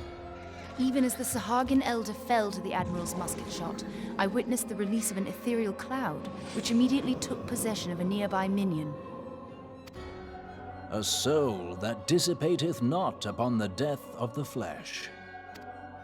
The secret of life everlasting, and in the claws of a Sahagin no less.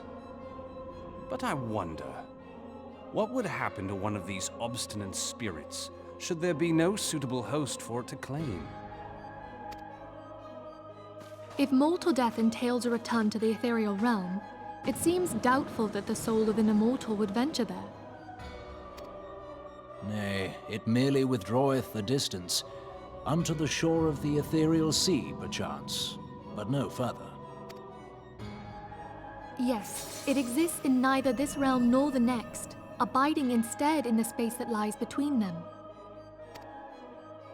The Ascians took control of Thancred by means of a crystal of darkness, an artifact which, if our theories are correct, serves as a gateway to the place I have just described. I was hoping people had forgotten about that. I am sorry, my friend. For a mercy, the weary road of our research hath brought us unto an answer. The Sahagin ascended to an immortal state, but he did not possess a crystal of darkness through which to flee this realm. Thus was he consumed by Leviathan. If we could entrap the spirits of defeated Ascians in like manner, and thereby deny them resurrection...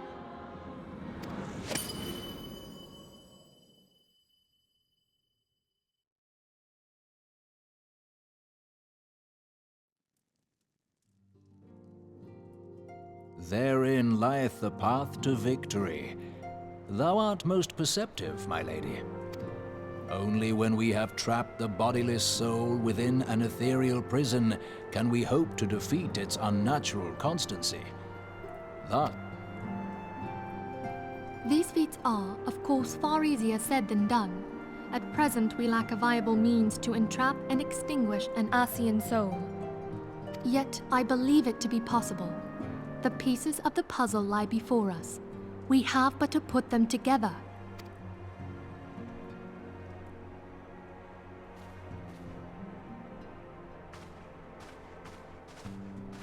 I will depart at once to convene with the sages of Sharlayan. Together shall we divine the steps by which our goals may be achieved. I have the utmost faith in you, Archon.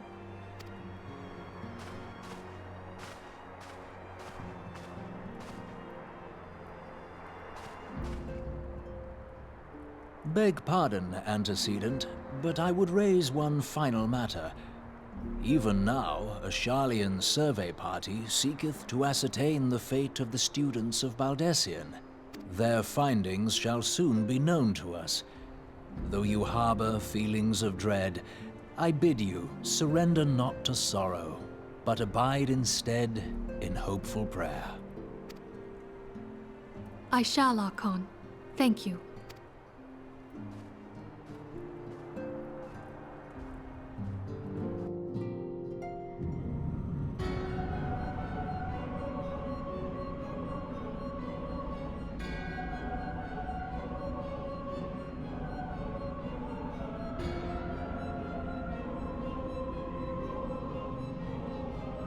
The Lord of Levin has returned to the ether, as was Leviathan before him. Insert rap tones joke here. Yes, I was say, this is straight up Org 13. Look at this place. Ramuh's acquiescence was most intriguing. Inferno, Vortex, Crag, Whirl, and Levin. All of the humble by the bringer of light. The limitless potential of man. Idle servant grows stronger by the day. Yet he prospers at great cost to his mistress, whose strength is all too finite. 7 times have the masses survived the rejoinings, but their souls are grown weak and wan. Yet even as it enervates, the ardor empowers our master. All that remains is to nurture the strength of the gifted to forge the final key.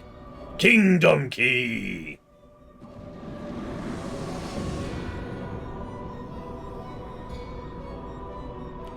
Divine seeds were ever wont to quicken in Erosia's fertile soil. We only need to lead men to the field, and their eager hands shall a new deity arise. That which was shattered shall be made anew, and one true God shall come again. Evil.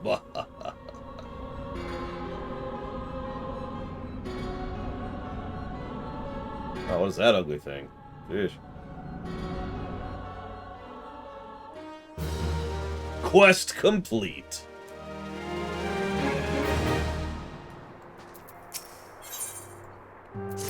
Meanwhile, not elsewhere.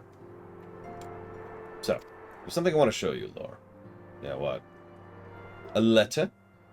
For me? It's a letter saying, thank you for doing all this stuff. Okay. Is there any money attached? Like, I don't want the money. We need the money. So, like, can we... Please stop thanking me.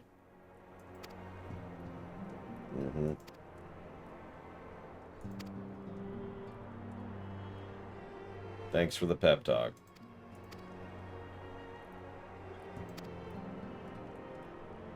Oh, wow, hang on. They actually acknowledged that. I can't believe that. Our list of enemies has grown long, but think of the allies of whom we are now blessed. The beastmen who wish not but conflict, but now call you friend, because we did that. Of Alize, who strive to unearth terrible secrets of the calamity, because we did that. And then Sid and the Fellowship of Noah, racing to unlock the mysteries of the ancient Alig, because we did that. Of course, when speaking of our greatest allies, we must not forget those closest to us. Your enthusiasm is heartwarming, Antecedent. Given our embarrassing wealth of allies, I trust it'll not be inconvenienced if I absent myself for a time.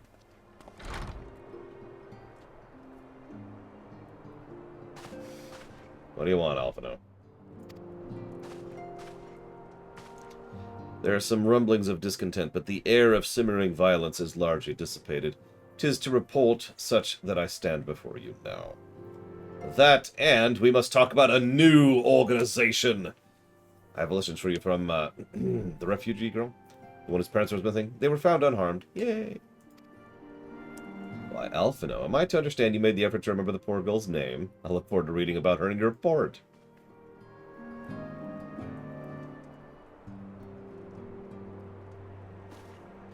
Lore, you've been away from Revenant's Toll for some time. Maybe you should go and reacquaint yourself with the town. Which reminds me, there's a Dolmen child who wanted to talk to you. Okay.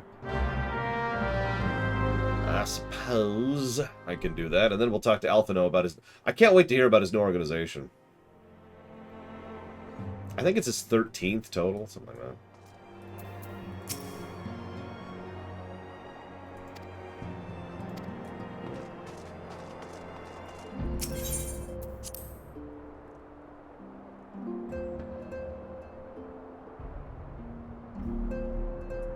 Yeah, there's one major chunk when it comes to the retconning and lore of this setting, and we've actually already been through it. So... it was kind of necessary. Look, it's Lore! We heard you... Oh, what is wrong with me? We heard you were fighting primals, and that they've some of the strongest enemies you could ever face. I wish I could have seen you in battle. Anyway... we all wanted to be heroes too, so we formed our own Dolmen Adventures Guild to protect the Dolmens. You think you could train us? Maybe you could show us how you fight primals. Mr. Boulder, Mr. Coltonet? Do you know Mr. Lore's back?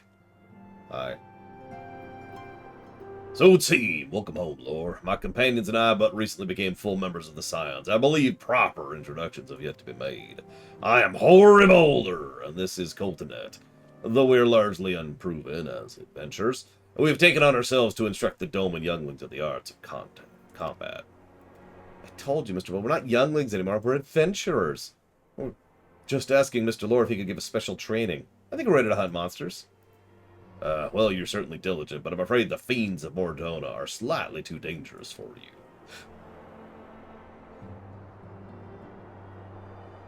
I have a counter-proposal. What if I were to cross swords with Lore? A demonstration of skills at arms, if you will. Hori, if I didn't know you better, and I do, I'd say you were just trying to seek to test yourself against a legend. Maybe I am, but what matters is the motive when the children stand to learn so much. What say you, Lore? Would you contend to beat the ever-living snot out of me? I will always beat the snot out of you, Hori Boulder. No trace of snot shall remain within thee when I am done. Try not to disappoint them. Have faith. I shall summon every last ounce of my strength to make this a worthy contest. The fields to the east of the town should prove suitable. I look forward to the bout. Listen, Hari, you just have to accept that children are secretly younglings. And parents and adults are oldlings.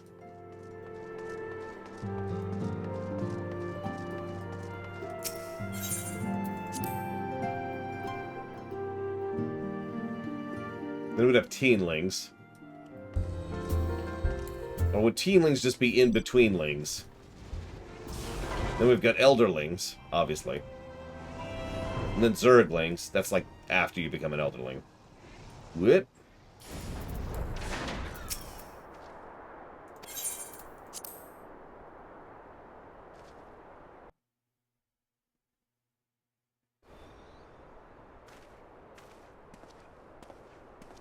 Alright. Let's fight. Hori, are you sure you want to fight him alone? That is lore. What better way to test my mettle? Pray allow me to attempt the first round unaided. It was this hero legend that led me to join the Scions to begin with. Without lore to inspire me, I would not be half the warrior I am today. Alright, but this is for the children's sake as well as your own. Should it appear the contest will end too swiftly, I will add my spell work to your blade work. And we've drawn a crowd, because of course we have. Who are these people? When I heard your sparring match, I told everyone I could find. I thought you could use a crowd. Yes, and more still to come. When I mentioned Lore's name, the reaction was quite enthusiastic. Why, my own popularity seems but a sickly shade in comparison. You better claim victory, bringer of light. Your burgeoning reputation's at stake. Well, our teacher won't beat him so easily. He's a master swordsman. You can win, Mr. Boulder. No, he really cannot.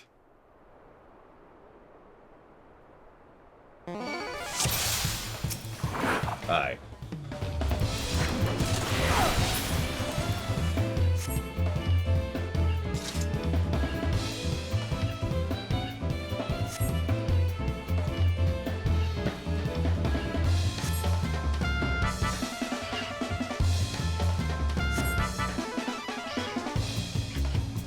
That was me going easy on him. Hey, what's up?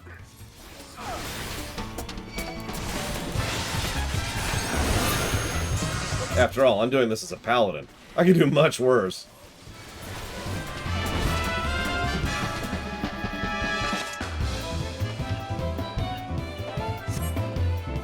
Mr. Lore so strong. You can't give up, Mr. Boulder. Can't disappoint the younglings. And I'm just gonna stand here in this.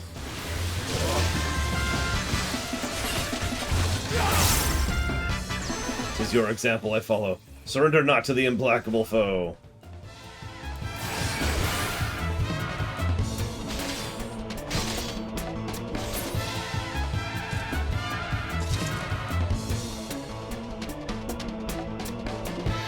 And now...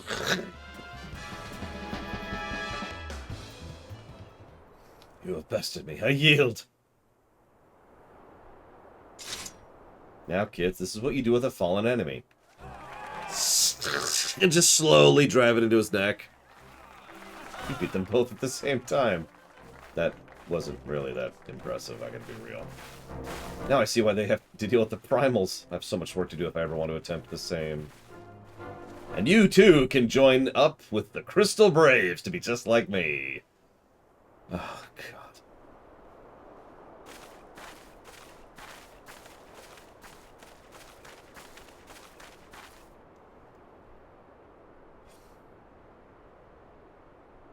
Impressive as always, Lore. 'Tis a pleasure to witness the spectacle of your martial prowess. Yeah, I should have been a gladiator. Judging by the smiles on these faces, they too appreciate the hard-won strength that keeps the perils of the realm at bay. Guardians of Eorzea, it's a most fitting title. Do you recall when we first met? It was at the memorial service for the Battle of Cartno. No, I recall when we first met, which was on a cart leading into Ul'dah. At the time, I was yet attempting to understand the land of Eorzea. I sought to grasp the reason why Grandfather willingly sacrificed himself to protect it. I speak plainly, my initial impressions were less than favorable. Dire problems abounded, and yet the effort I saw expended towards their solution was half-hearted and haphazard. I thought Eorzeans a foolish and childish people. Considering the shambles their home was in, I could not have been surprised if some had chosen to swear allegiance to Gaius and the order he proposed to enforce. The Legatus' single-minded military invasion precluded any such switching of loyalties, of course. Were it not for my desire to continue Grandfather's legacy, I would have abandoned this realm long ago. Threats too many, nations too self-involved and unstable.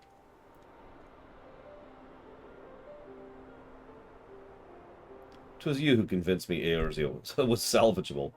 What have I done? This place is a crap hole. 'Twas you who taught me through countless acts of bravery. What my grandsire sought to preserve was not the land, nor the history, nor the nation. It's the people. These wonderful, infuriating, stubborn people that suffer blow after terrible blow, only to drag themselves back to their feet and face another day. Though he never put such feelings to words, I believe Grandfather's admiration for the inextinguishable courage grew into a fervent wish. A wish to aid Eorzea and its inhabitants in charting a course for the future. A wish that has now become mine own. I too will endeavor to take up the mantle of Guardian, and I will build a new empire on its ashes. Our cause is not one that can be dealt with by you alone. What we need is to tackle the root of the threat, to counter the schemes of the Ascians. A new, expanding organization that operates beyond the limitations of nations and borders. You know what irritates me most about this story arc? In concept, I am 100% behind Alphino in all this. No, really. And when I was first playing this, my first thought was, oh, finally! Right? Like, did anyone else have a similar reaction?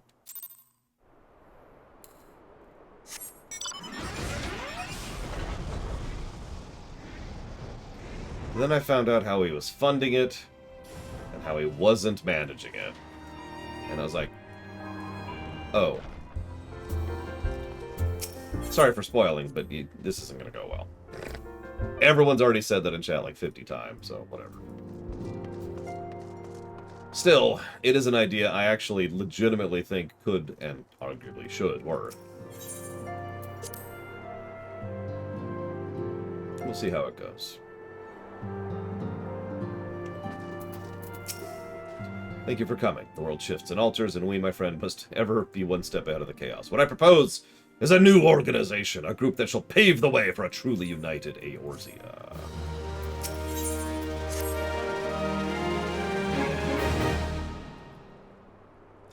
Pray forgive me if I tread over old ground, but first, the grand plan. The leaders of the three nations have been deliberating over an accord which seeks to bring the disparate forces of Eorzea together to a new entity, a realm-wide grand company. The military might of such an institution will be drawn from every corner of the land, directed against threats no single nation can overcome alone. NATO, if you will. Yet while the purpose of this hypothetical organization is disputed, the logistics have become the source of endless debate. The longer these discussions continue, the more I sense the impetus towards unification drains away. Thus have I been campaigning for the creation of what might be considered a trial company. Yes, you have a few minutes. Probably, I'd say about an hour at our current pace.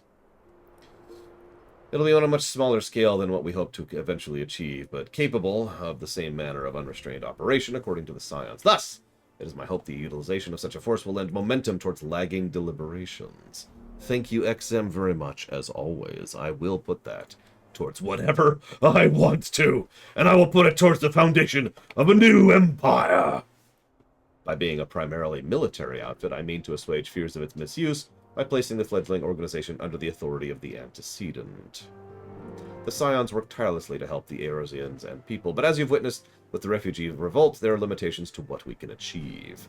But if we had our own army, well, with this new army, we could be capable of doing a wider array of difficulties without straining our resources or tax.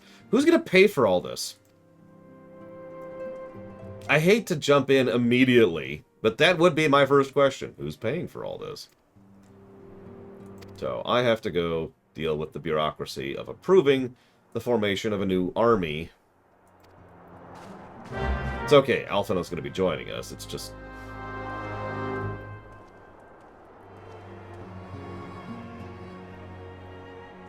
Taro is going to pay for it. That's a good idea. Let's make the Beast Tribe pay for it. Like how Minfilia just stood there silently that entire time. Just like, yeah, cool. Everything's cool here. Wait, I've got it. How about every area we go to defend, we just take from the food and wealth and resources of that land, like a roaming band of marauders.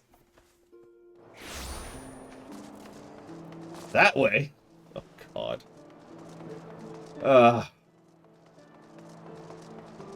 Fun fact, back in Star Wars' EU, during the times of the Old Republic... Hang on.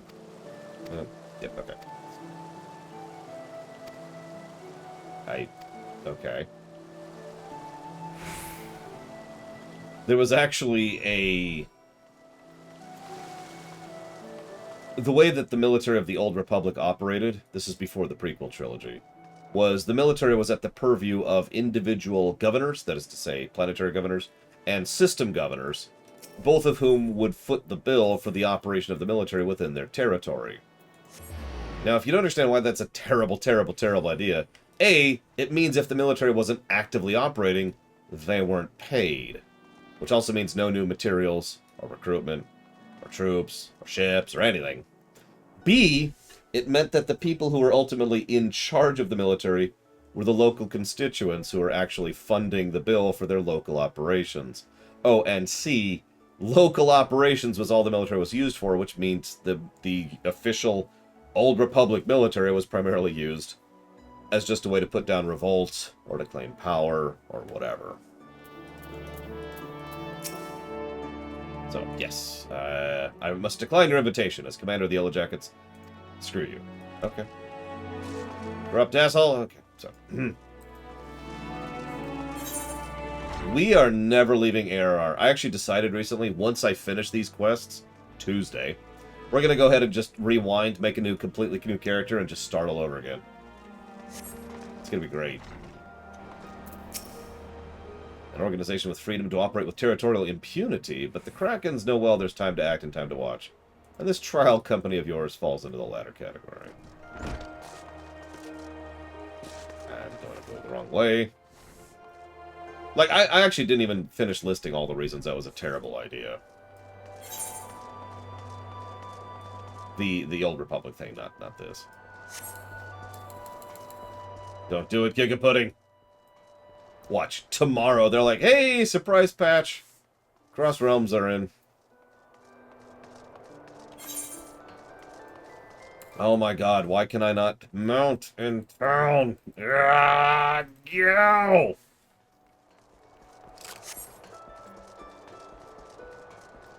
Oh, that's true. We need to go through FF14 1.0 first. So, next thing we'll do is we'll actually reroll a new character on a private server. An emulated server for FF14 1.0. Have to talk to the pirate captain lady, who obviously does not want to have anything to do with this, which I could have told you, but, you know, whatever. There are, in fact, 14 1.0 streams. Actually, that's not quite true. Not streams, sorry. Private servers. But to my knowledge, there are FF14 1.28 private servers. Something like that. In other words, pretty much right before the moon fell, right before the end.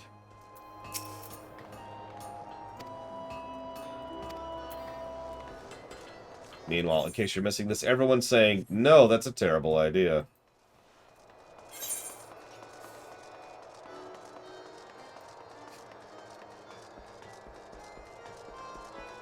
A friend of mine recently hopped onto a WoW Wrath of the Lich King private server. My first reaction was, why? But What's funnier is several of the quests don't work right because it's an emulated server.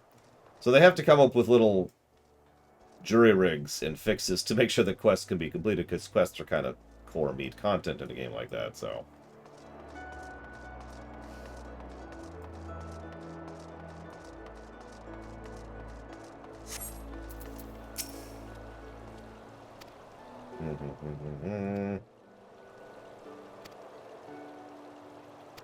Wow, literally everybody said no. What a waste of my frickety time.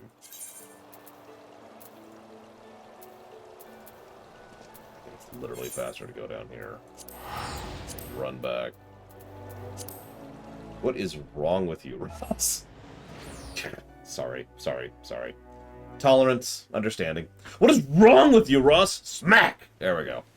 I have smacked the stupid out of Ross. He will never again dare to play EverQuest.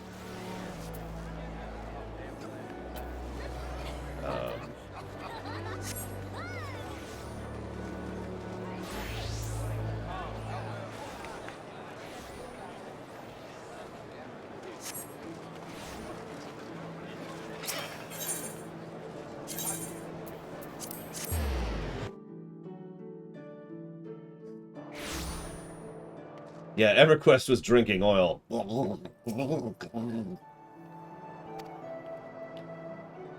Yes, so... Oh, sorry. One person said maybe. The Admiral consented, and now... Oh my god, are we really going to do this? We're really doing this. This is a great time for Q&A. Let's see, do we have anything in the QAQ here? Let's see here. Colin Palooza says, are you getting a Steam Deck? I actually did pre-order a Steam Deck 9 months ago or whatever it is, but as for when it'll come out, who frickety knows. Zactaf says, do you think the War Machine is the perfect use against Wesker? No. We're not even sure where that was come from. Umbral Magnus says, speaking of ships, what's your favorite Old Republic ship? I assume, based on the way you started saying that... Hang on a second. Double check. Make sure nothing interesting is being said here. Nope. Okay. So you listed one of the player ships. So I don't actually like any of the player ships in Tor, excuse me, with only one exception, and it is in fact the one you just listed. I should have marked that. That is to say, the Imperial Fighter, the one that Sith Inquisitor and Sith Warrior both get. Now, that being said, my favorite ship is actually the Harrower, which is the Star Destroyer-esque ship in Tor, which is not just a very cool ship, but it also has some, actual practicality to its design. I'll never join you!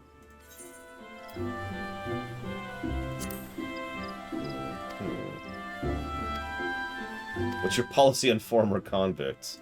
Yeah, we'll recruit criminals to this grand company. That's a great idea.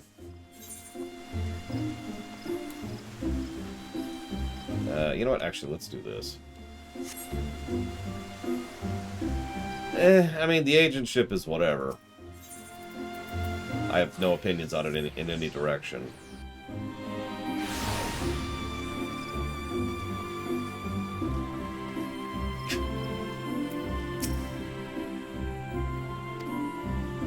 I'm sorry, there's actually a plot point in WoW. It's one of the better written plot points, but as usual, it's poorly presented. So, there's an organization called the Alliance. You've probably never heard of them. But the Alliance has a prison in Stormwind called the Stockades. It's actually several prisons. It's just, we only ever go to the one. Anyways, the relevant point is, when we go there for doing the dungeons as a low-level Alliance character, they're like, hey!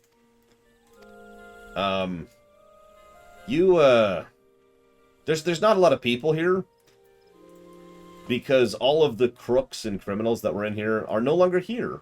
And you're like, oh, that's strange. Meanwhile, literally on the other continent, there's an entirely seemingly unconnected story arc about how the Alliance front lines in the battle for the Southern Barons is specifically using convicts and criminals in order to bolster their forces.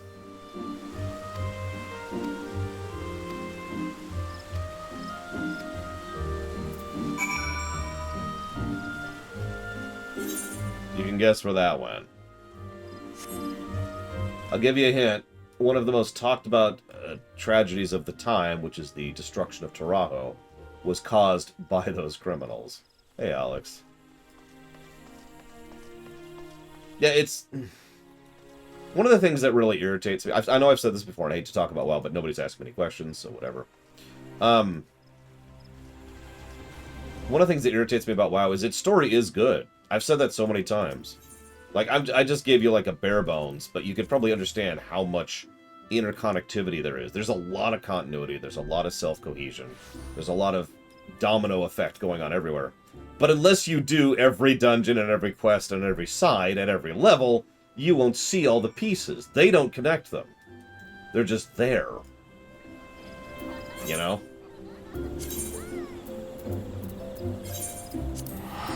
Some people would probably argue that's good storytelling. I would not. Let's see. Do you think playing certain things like the MSQ at higher level affects the gameplay score since some things will be easier? No. A, I've already done this stuff. B, let's be very, very clear. I'm not sure there's any quests in this game that would get a gameplay positive. There are, however, some which might get a gameplay negative. And those will be just as bad when we get there. Speaking of which, Offshore Twitch account also asked 2 questions yesterday, which I never got around to because it was right at the end of the stream. You've been wondering, I haven't played Hitman 1 or 3, but I have played 2. Would this then call it a Premier Run or a Classic Run? We'll call it a Premier Run, since it is, for all intents and purposes, a new game. Well, favorite Bond movies? I mean, obviously everyone likes Goldfinger. But other than that...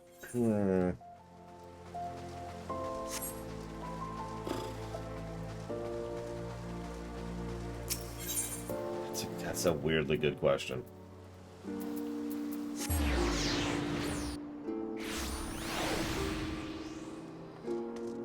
Oh no, WoW's story is legit, except when it's face-palming. I haven't seen any of the new Bond, I should probably clarify that. Admittedly, I do enjoy GoldenEye, despite everything. I also happen to be a fan of several of the Brosnan Bond films, even though they are patently ridiculous. Because some of them lean into ridiculous, so ridiculous it's good, and then some of them lean into so ridiculous it's bad. So I like some of them. And then there's that last one, which is just garbage.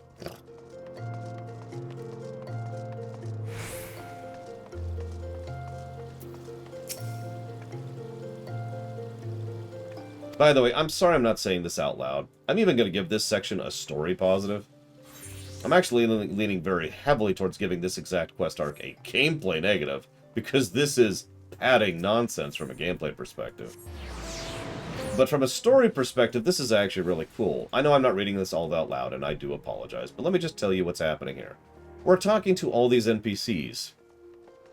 No, let me walk that back. Let me try to make that more clear. These are the people we've been talking to and doing quests for every single quest prior to now. There's the people who went to Copperbell, or the woman we saved from Halatali, or I've actually already forgotten several of the others, but you get my point, right? Like, this is all the people, the named people who we have interacted with and coordinated with throughout the course of the game up to this point in time.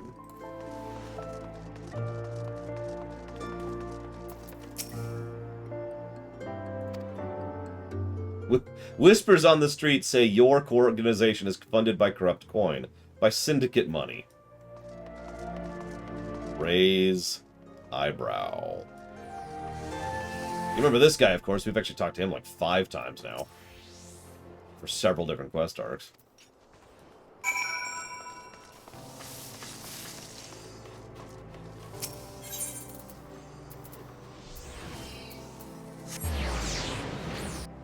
Oh, goodness. Thank you, Loke.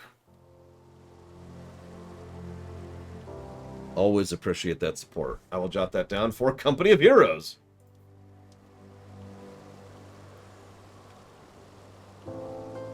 You know what's really funny? If you think about it, it would be easier to name organizations in the 3 city-states that are not in some way or another funded or partially owned by the Syndicate. That's not an exaggeration.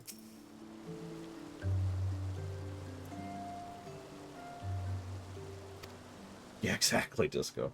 It's just... a single Alamegan youth.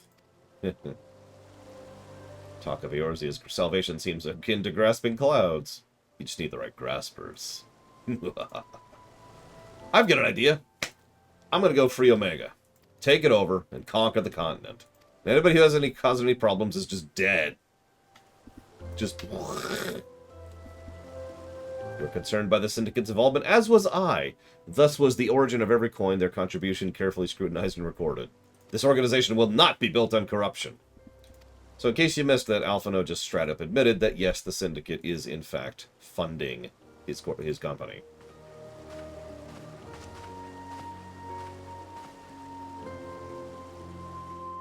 No, see, I have a sense of fashion, Gigapudding. That's how you know I'm not.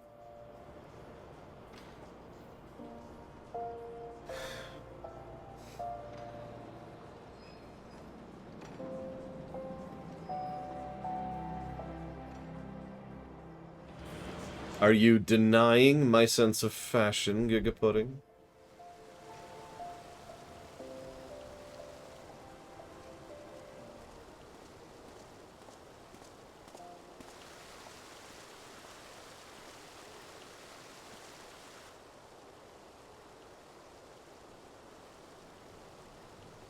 Tell me, General, what think you of Alphino's bold endeavor?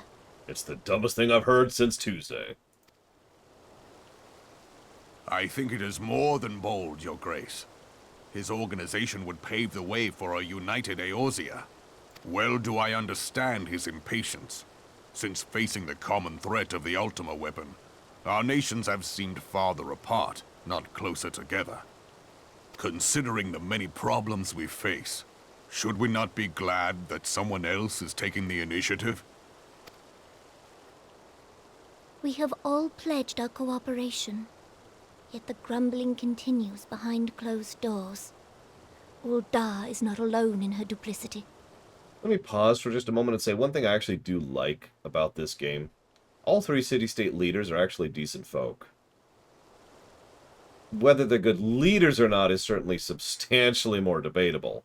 And they do have to adhere to the politics of their office. But once you remove them from the station, they're good folk aside. Yes, even the Admiral. I just mentioned that because I like it when stories do that. It's actually kind of rare. I myself have doubts as to the good this organization will achieve. With the inclusion of the finest soldiers of the 3 grand companies, it promises to be a fearsome military body. But whom will it serve? Even under the watchful gaze of the Scions, it is not unthinkable that such a force could perpetrate a great wrong. Yes, there will be a Lorwig tomorrow, Ross. Does it not concern you that a significant proportion of its financial backing came from the coffers of the Syndicate? That those unprincipled worms might forge this extraordinary gathering of warriors into a private army? Fresh reminder, Roban is on the Syndicate. I have trust in the Scions, Your Grace. They have spared us no end of trouble at the hands of the primals. If they seek reinforcements, I deem it unwise to deny them. As for their finances, full many gave generously. And though our nobles proffered a sizable sum, their coin did not spill from the pockets of Lolorito and his cronies. And what of the presence of our stalwart adventurer friend in this endeavor? I doubt the Warrior of Light would betray our cause.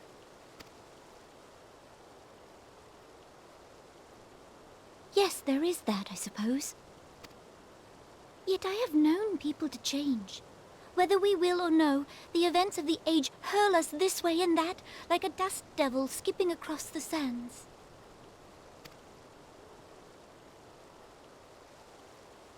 Cannot be done about Telechi?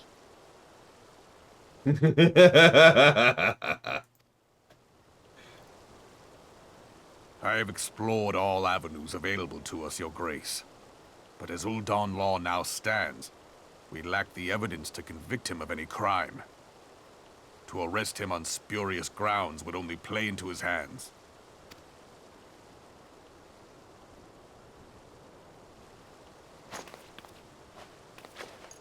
foul but committed treason, and yet we can do nothing?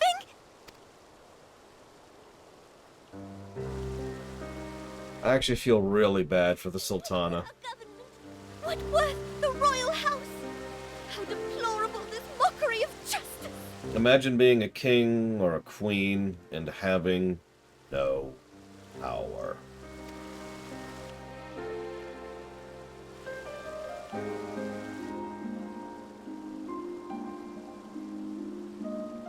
Also, I believe this is when they first were experimenting with their tier tech, which is something they'll use to more effect later on.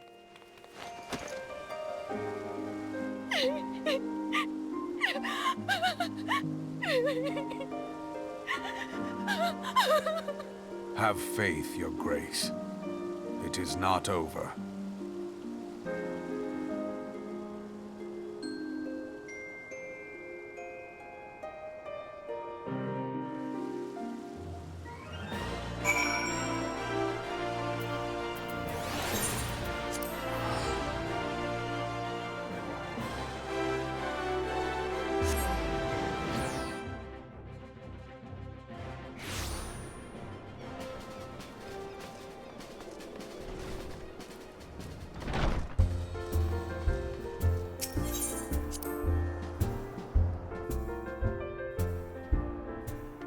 Oh, and I'll answer you, Sean, really quick. We'll be playing Metroid, Metroid Fusion, Samus Returns, Other M, AM2R, Zero Mission, Prime 1, Prime 2, Prime 3, in that order. Had to look at the list.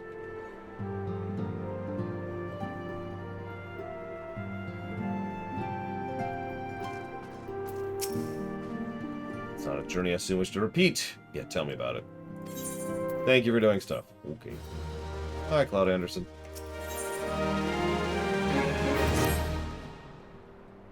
Jesus Christ. So, inaugural ceremony set for the beginning of the new, super mega, amazing, perfect forever grand company.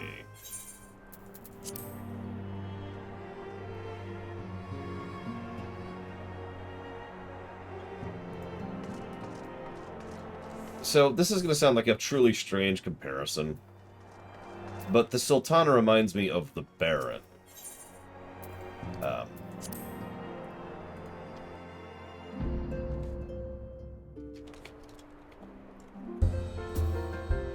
Sorry, Baron Wolfenbach. I couldn't remember his name for a second. He's a character from a webcomic series, but the point is, the difference is the Baron was smart and strong enough to brute force his way through the politics, because screw that mess, he just wants to get things done. The Sultana lacks the power and lacks the knowledge. So she tries to brute force her way through the politics, and she runs into a brick wall.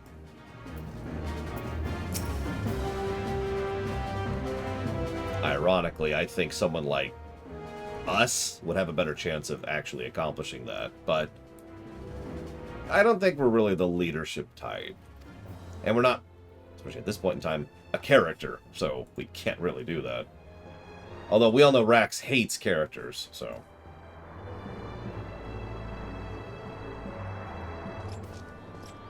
Raban? No.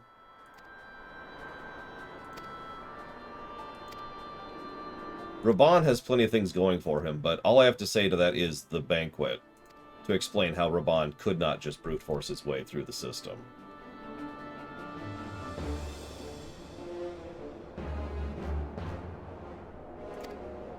Sorry, anyways, some supplies from House Fortem, you know, them, have gone missing. These are very important supplies. We have to deal with Ishgard, and, well, I'm sure S.H.I.E.L.D. will be happy to see us again, if nothing else.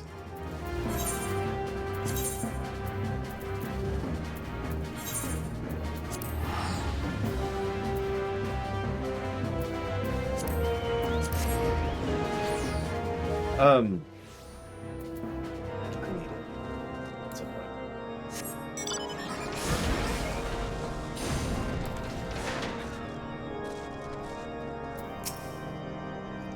So, roast cockerel? Mulled wine? No, thank you. In fact, I was on the verge of opening an urgent missive from Revenant's Toll, and I suspect the timing of your arrival is no coincidence.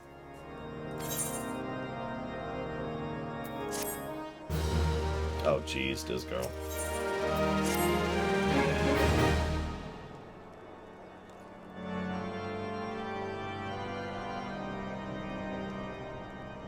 The incident with the New Frontier hands? No, you need not elaborate. I have been following their progress with no small amount of interest. Brave men and women all.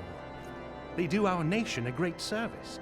The existence of a fortified outpost in Mordona will do much to dissuade the Empire from trespassing on Kurth's soil.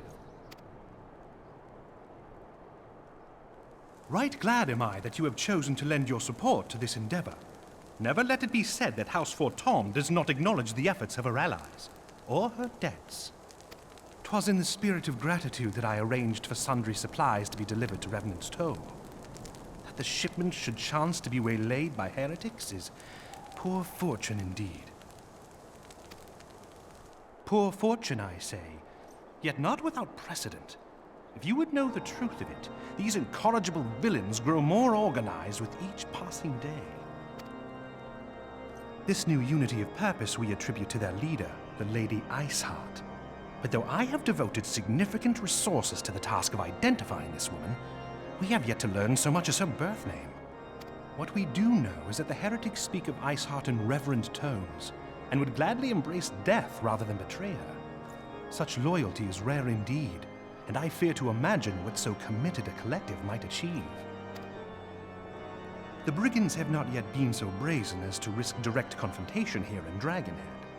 Some few of their number have, however, been sighted not far to the west of here, and with ever-increasing regularity. A visit to Whitebrim Front may bring you the answers you seek. Will you brave the snows, knowing what implacable foes may lie in wait? Halone's blessings be upon you! Though I take no pride in the admission, many of mine own countrymen are not so well suited as you adventurers to dealing with such foes. Were they dragons, it might be otherwise. But truly, I could not wish for a finer ally. You have done much for my house in the past, and I have no doubt but that I shall have cause to celebrate your deeds again ere long. Should you learn aught of value, pray return to me forthwith. A warm hearth and a warmer welcome shall be waiting for you. As long as there's tea. And maybe a tart, I think I would accept, something like that.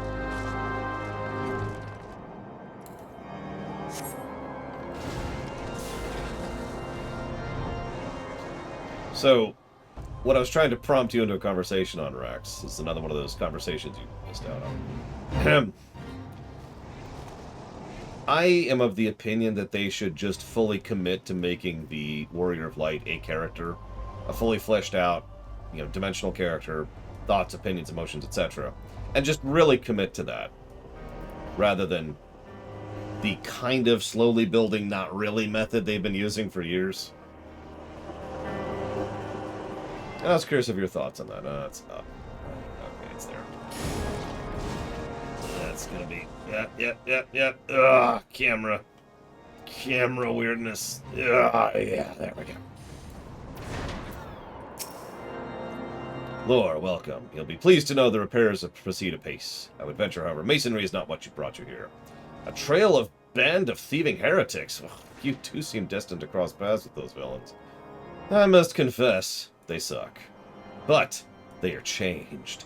I don't know what manner of influence Iceheart wields, but the men we face seem utterly lost in the grip of righteous fervor. Oh wait, that's just a mirror. Sorry. Anyways, go question them if you will. Okay.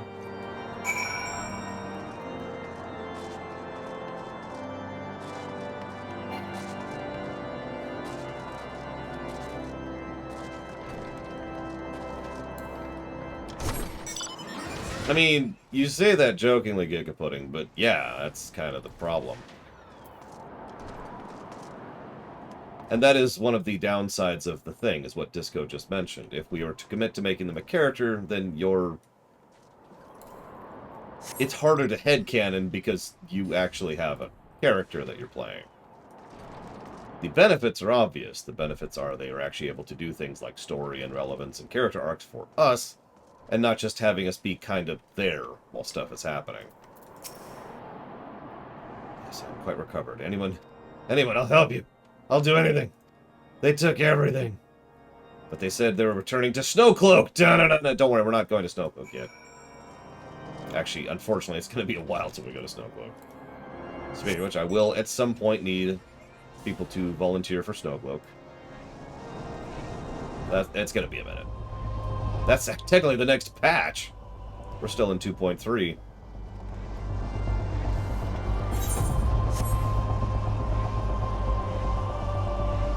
Well, we brought up the Tor thing, too. So, let me use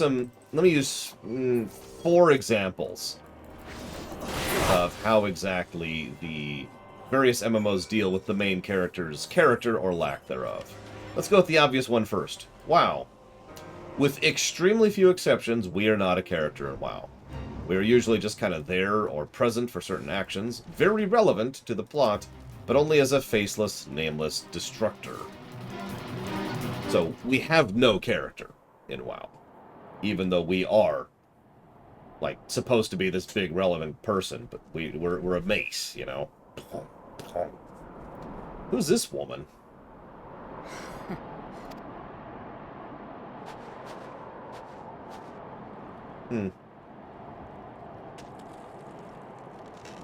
Oh, I agree, Alex, but as I said earlier, and apparently you missed this statement, so I'm going to repeat myself, we've been doing bare, tiny, minuscule, stumbling steps towards character in FF14.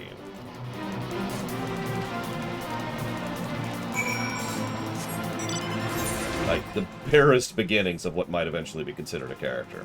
So, WoW, no character. Star Trek Online, no character. Which is funny, because we actually have dialogue in Star Trek Online. But we are such a blank slate piece of cardboard in STO. It's actually kind of ridiculous. It is one of the weaker parts of the story. It means every single story arc we do in STO is someone else's story arc that we happen to be there for.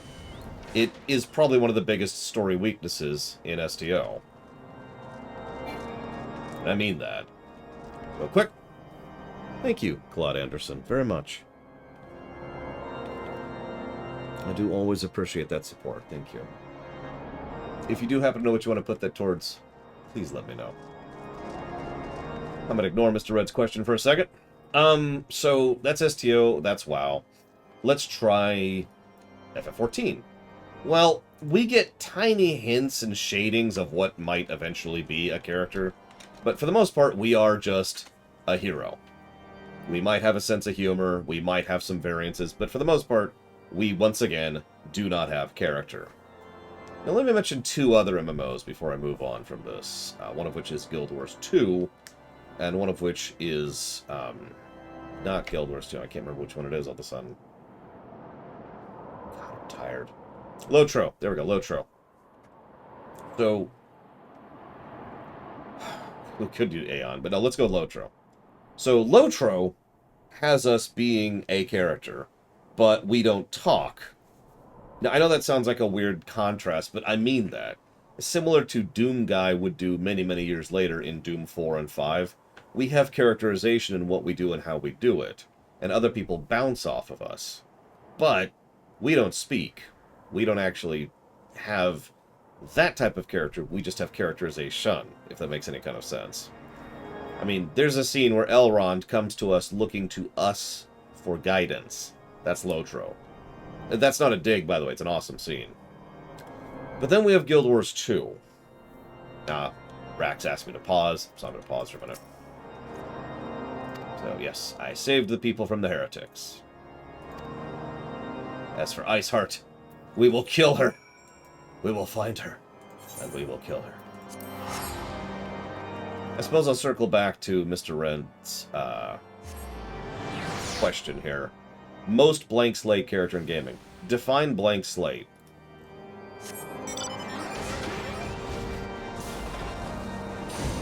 Because there are characters with voice and words and talks who have no character to them. There are characters who have implication of characters who don't speak a word. There are characters who might as well not even be present in the story. And then there's characters who are central to the story but otherwise seem to serve no purpose in it other than being the hero. And all of those are blank slate characters in different ways. Oh, Tor! That's the other one. Your return is most timely.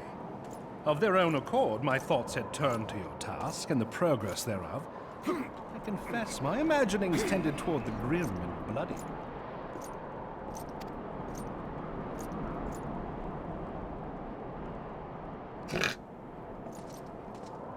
But you are here now, and I suspect such frivolous wonderings do little justice to the reality of your travails. Tell me, what did you learn of Iceheart?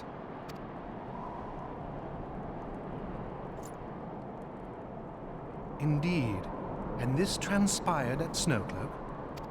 We should do that dungeon. That towering wall has borne the worst of the region's brutal shift in climate.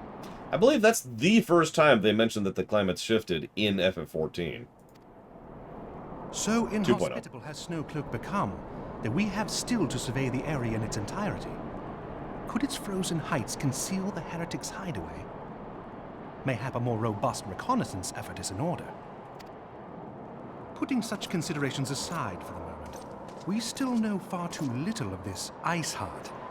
That she is capable of commanding such a band of fanatics bespeaks natural authority, and no small measure of charisma. As much as I would like to fathom this mystery with you, the situation has grown beyond my personal purview. I am bound by duty to inform the Temple Knights and request that they bring this matter to its conclusion. Given the glowing reports the new commander has garnered thus far, I am certain that they can be relied upon to take appropriate action. Though Iceheart's true identity yet eludes us, you have provided us with a point from which to begin. Sometimes it takes but a single stone to prompt an avalanche. On the matter of the stolen provisions, I have already made arrangements for a second shipment to be sent to Revenant's Toll. I could not well allow such an honorable venture to be undermined by one miserable setback.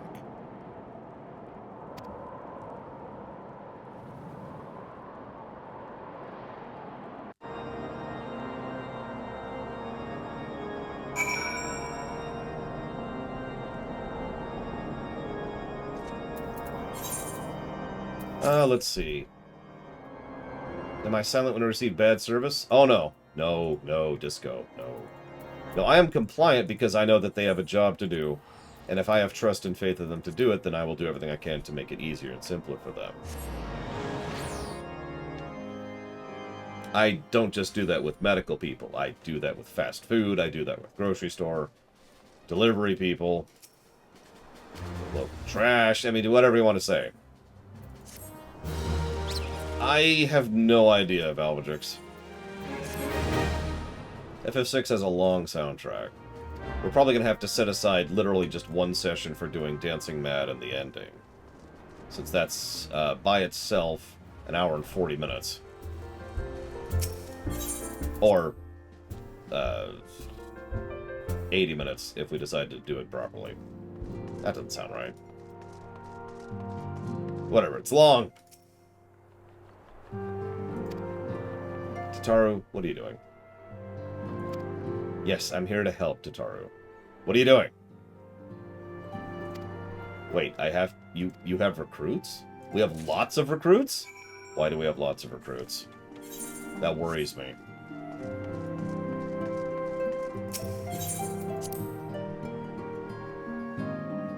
Yes, my purpose is to help Tataru, no matter the cost.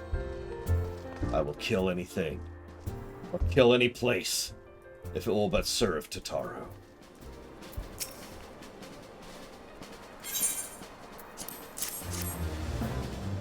These uniforms are a splendid idea. Yep. That way you can get the adoration of the masses, is literally what he just said. I will kill Hoary Boulder for the sake of Tataru. There's Laurentius. I thought it best to mimic my fellow, but I have no idea what we're doing. Here, have a thing. Ah, new uniforms. I'm reminded of my induction into the Wood Whalers before I became a crook. No, Giga Pudding. There must be no romance. Romance, love, joy. These are forbidden. So here's her. From Limsa, I believe. She's intimidated, as she should be. Yeah, imagine doing this without flying. Which I don't have to imagine, because I've done this before without flying. Yeah, this quest kind of sucks. In fact, I'm actually going to make a special note of it in the gameplay negative territory. Right here? Hang on, do we already kill this one? Yep, okay, cool. So we'll do it here.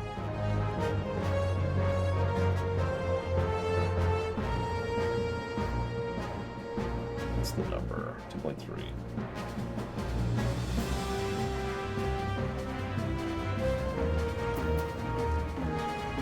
There are several quests, yes, Alex. We're nowhere near Snowcloak. Didn't I just say that? Does nobody listen to me? Nobody listens to me. It's okay. I accept not being listened to.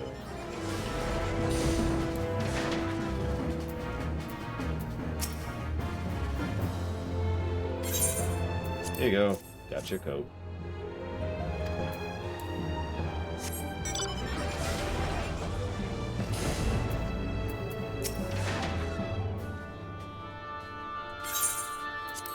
Yep, imagine doing the Maelstrom work, but for good people.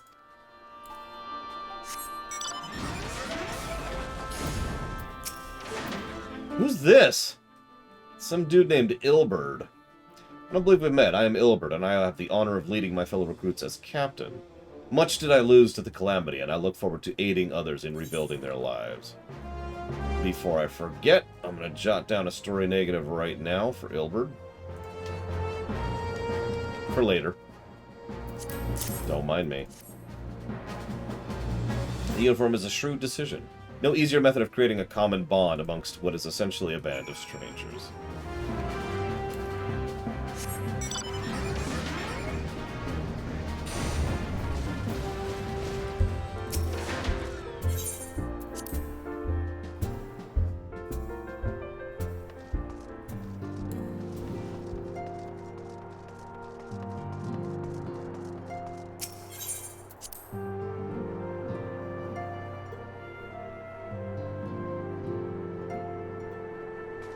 Besides, we all know Wedge's one true love is Kryl. Yep, handed everything out. Everything's cool. But he hasn't named his organization yet.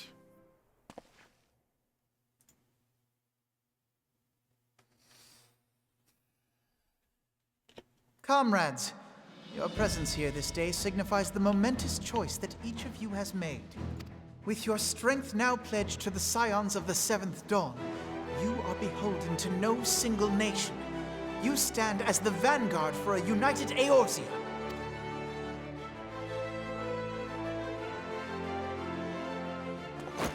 From this moment forth, I declare you Crystal Braves.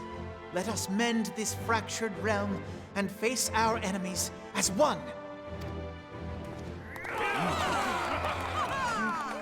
Whether it be the Beastmen and their primals, or the conflict in Carteneau, it is plain that the nations of Eorzea cannot solve the problems which plague the realm. Thus does it fall to some few heroic souls to succeed where they have failed. Come, take your place at the Scion's side as guardians of Eorzea, and together we shall fight for the freedom of all! For the freedom of all!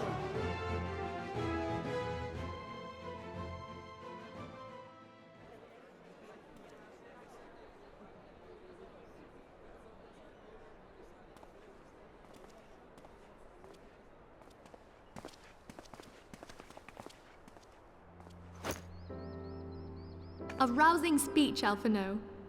Or should I say, Crystal Brave Commander Leveilleur? Please, Antecedent.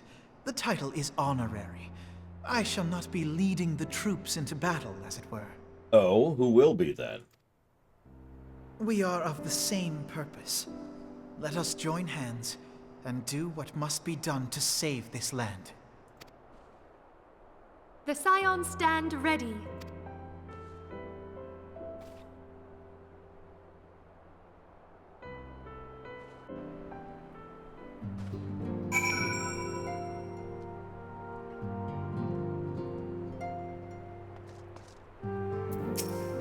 Unfortunately, I think the whole discussion on player characterness in MC... I'm eager to see what the Crystal Braves might accomplish.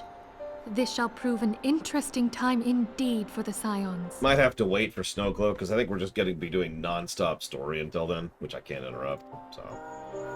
I'm not sure, I don't remember all these quests exactly. Yes, I'm listening. So, on Our pause. worst fears are confirmed. The entire Isle. Such power defies comprehension. Truly? Kryl is alive? Thank the 12. I see. Pray, inform me if her condition changes. Yes, I shall pass on your words to Urianger. My thanks. I shall contact you anon. When I learned of the loss of the Isle of Val, I dared not hope that my friend had survived. Yet, by some miracle, it would seem she has. She's still to regain consciousness, it is true, but better that than death. Putting this happy news to one side, we must now endeavor to make sense of the readings taken by the survey party. It appears the etheric disturbance which accompanied the Isle's destruction is of a magnitude alarmingly close to that of Ultima.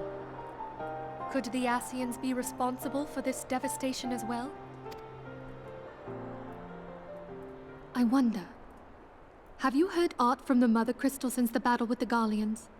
I do hope you're prepared to be disappointed, Mr. Red. Then she speaks to neither one of us. Heidelin's silence portends naught but ill, I fear. Louisoix, I pray you yet watch over us.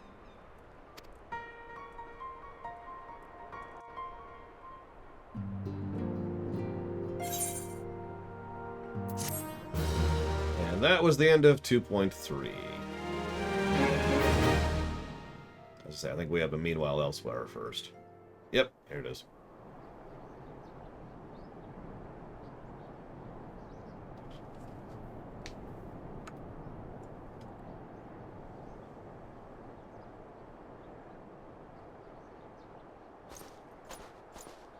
Very good. See, the provisions are prepared. Let us hope this shipment is spared the fate of the last. Yeah, I was going to say, they're really setting up quite a few dominoes here, aren't they? Bricklaying, as I call it.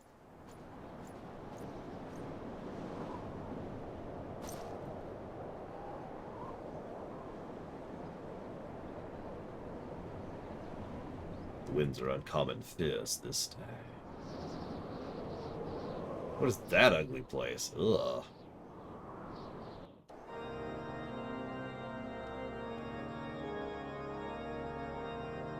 I mean, even the Dragoon class arc was also build up, in addition to all this MSQ stuff. Oh, hey, so I think I've shared this before, but the very first time I saw this scene ever, I said, oh, look, it's Pope Evil. And you could tell because look at him. I actually don't remember his name and don't care, don't tell me. So I'm just going to call him Pope Evil from now on.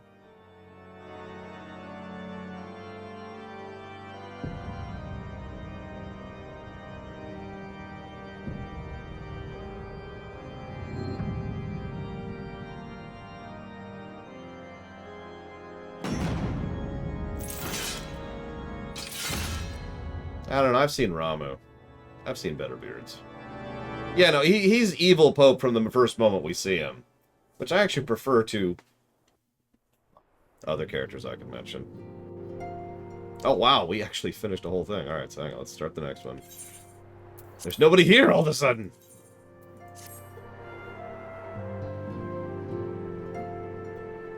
We'll talk more about Pope Evil much later. I just thought I'd mention it because that's his first introduction. So anyways.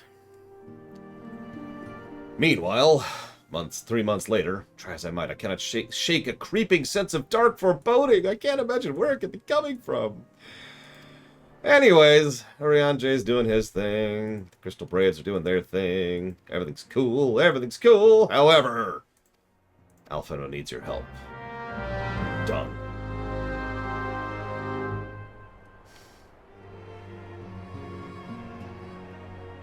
I would actually agree with that, Bella. It is unique, the style of storytelling they use. No other MMO does this. That's not a complaint. Most MMOs do, at launch, the initial story, the setup, and then the payoff during the patch content. FF14 does the setup and the payoff during the initial launch, and then the follow-through and the build-up in the patch content. Which is a very interesting way of doing it.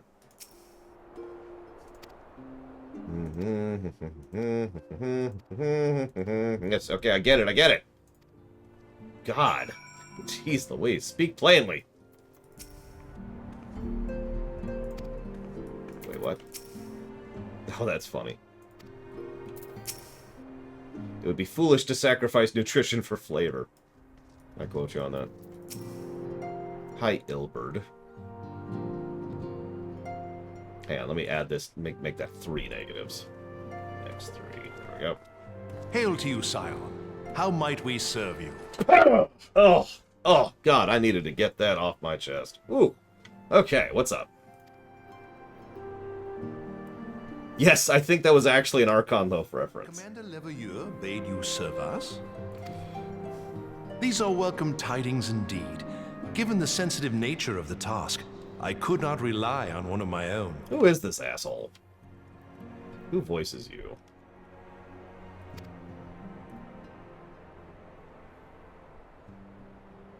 Yeah, that's what I thought. I don't hear him do this high of a voice that often. Which I'm about to tell you, I tell you in the strictest confidence.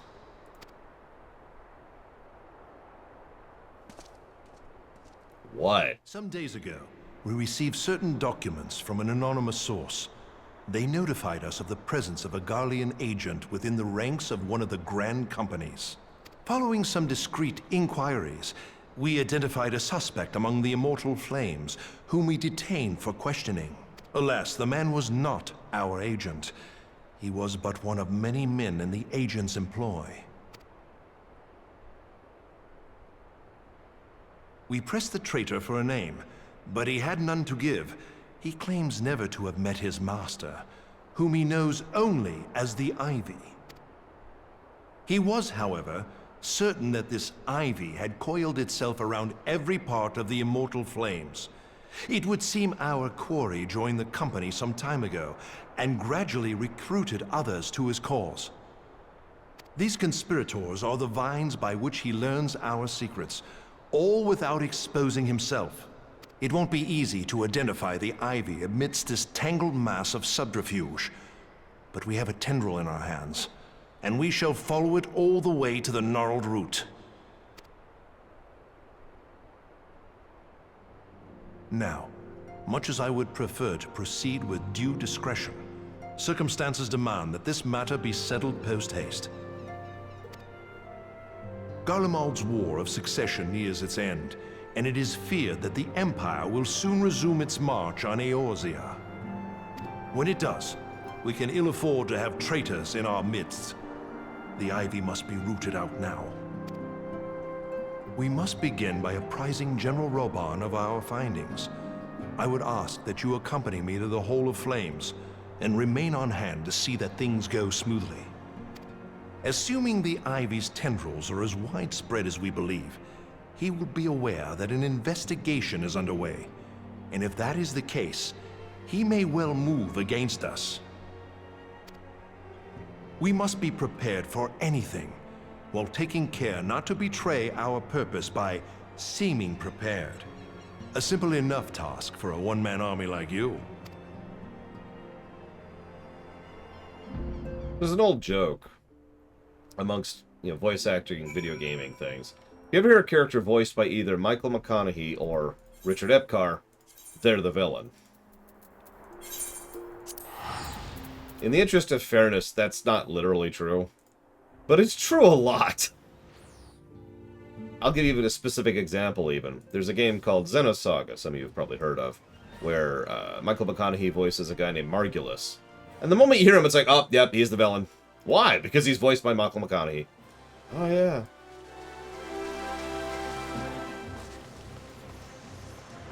Just immediate.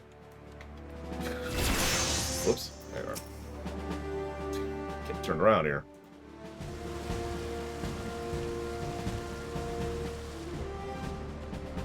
Well, well. What brings you here, my friend?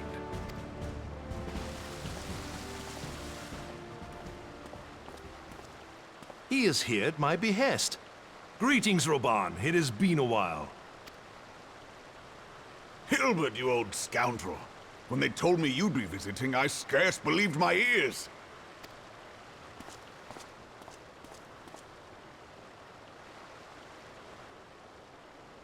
But look at you! The honored captain of the Crystal Bloody Braves. Who'd have imagined, eh? Not many, but fewer still would have imagined your destiny lay in politics, old friend. Aye. We've both come far, have we not?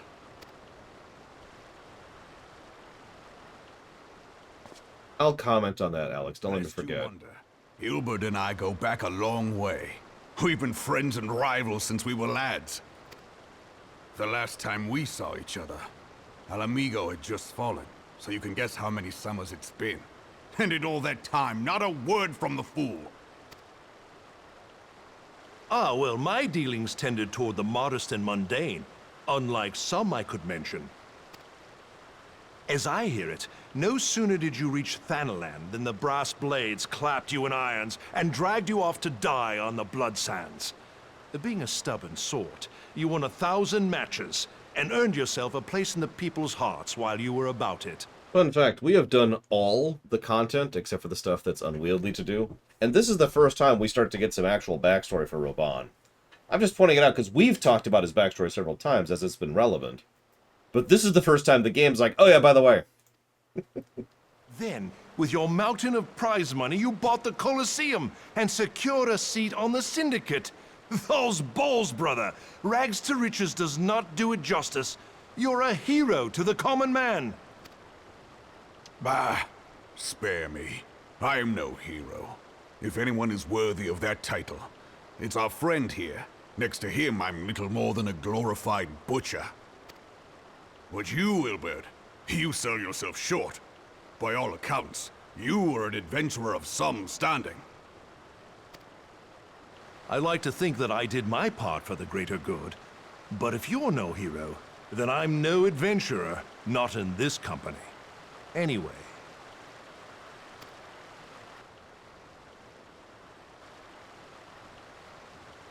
I have tidings. So there has been progress.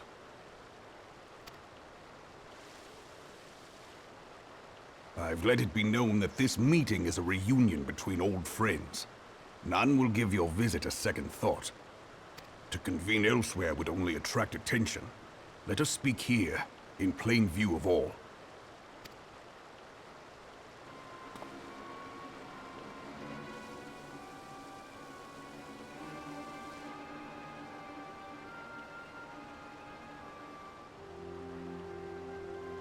So it is we who have been compromised. Teleji Adeleji's machinations have shaken Ul'dah to her foundations. In such uncertain times, a man's loyalty may be bought for a fistful of gil. But if this snake has truly been in our midst for as long as you say, we must needs consider a far graver possibility. Conspiracy. Could it be that the monetarists have been in league with the Empire from the first? Real question. Do you think the Syndicate would join the Empire if the Empire promised them, and kept their word, that they would maintain their wealth in the Imperial province of Ul'dah? Very well. I will have my most trusted men investigate the matter. Continue your inquiries in the meantime. It does me well to see you again, old friend. When next we meet, let it be over a flagon of ale. I look forward to it. Let us reminisce of bygone days, and drink to the future of our homeland.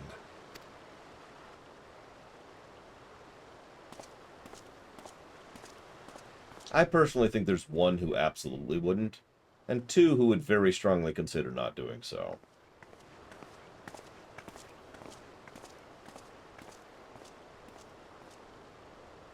Flame General. You wear the mantle well, old friend. I must work hard if I'm to keep up. Well, it would seem your services were not required after all. I dare say we have Roban's prudence to thank for that. Still, I was glad of your presence. My thanks, Scion. By the way, the one I think absolutely wouldn't take it is Lolorito. Think about it.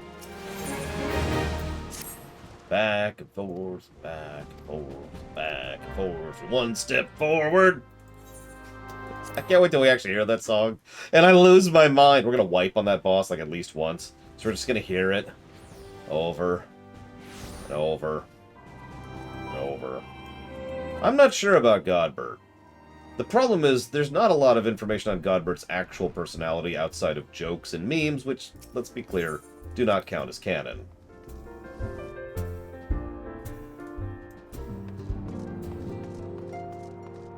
Yeah, no, exactly, Blade Travel. Lolorito could not stand the idea of being so subservient and having his wealth and privilege dependent on his master's leash.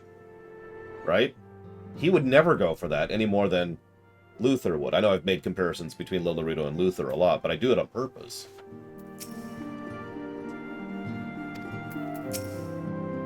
No more mentions of Archon Love.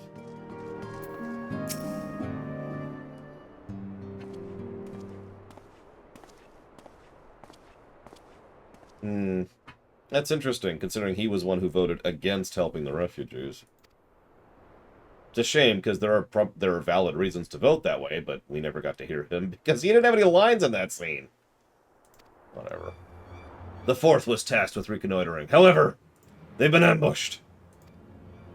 No! Darn it!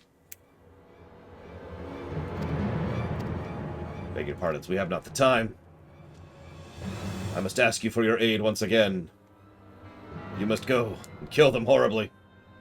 I will kill everyone horribly. Okay, in case you missed that, Ilbert said there's no time for a proper rescue party. Because that would take time and effort, so I have to do this, because I am not so limited.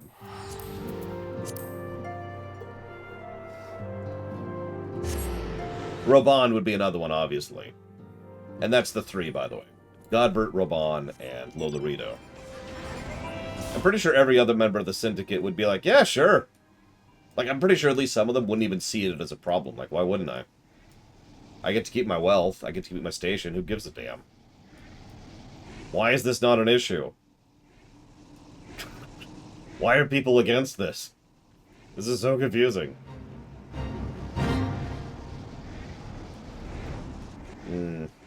I wouldn't mind some headcanon that Godbert was actually willing to help the refugees behind the scenes. Because, I mean, it's nice to think there's at least another decent person in the frickin' universe, you know? Or in old Zalit, you know? Anyways, so, the Arcarlians have captured one of our order. The rest of them fled. This is the 4th unit, specifically. We could tell, because that was Rosa. There's Kane. There's a big... Oh, sorry. Look, Edge is even here. Hi, Edge.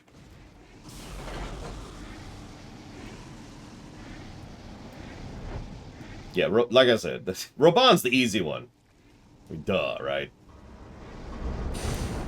That's not what I meant, Blade Travel. But, sure.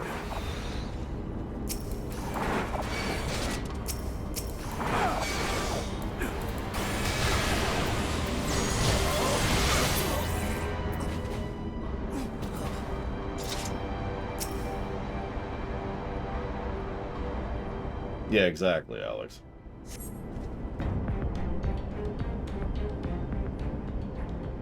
Where am I?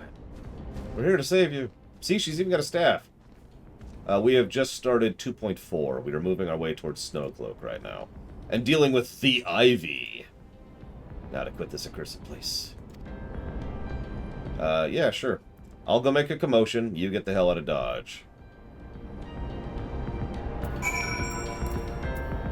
Dum-dum.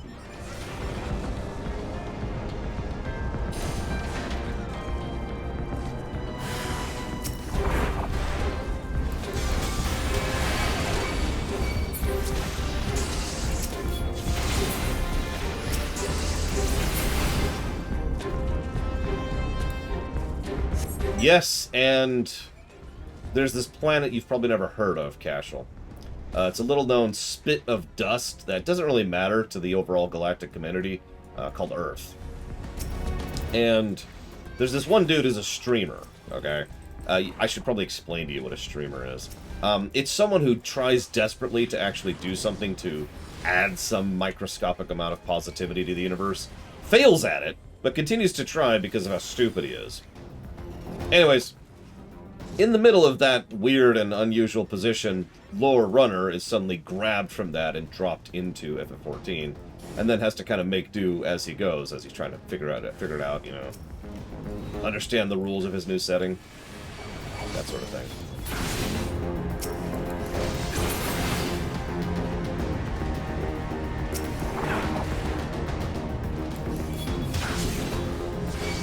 What did you come here?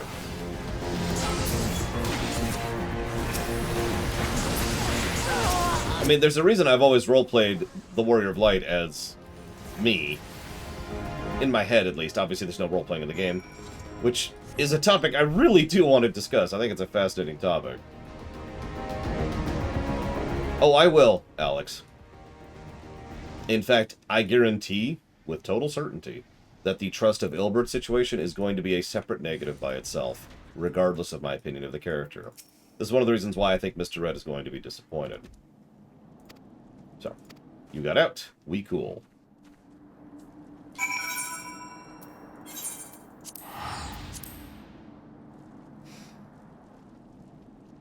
But you get my point. I'm sure most of you have a mentality in your head of how your character is. I've heard several of you discuss it before. But my mentality is quite boring. My mentality is mine own.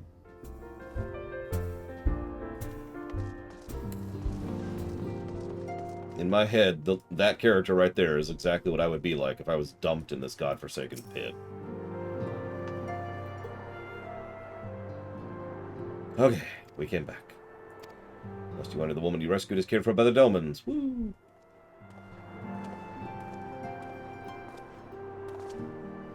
Also, allow me to thank you. Resh owes you her life. We escaped with minimal casualties, but we can ill afford to be caught off guard again. The Empire is not an opponent to be trifled with. As you say, it may take time, but I will not rest until I've found the Ivy. Meanwhile, we need to go to Kurthis to deal with the Ishgardians.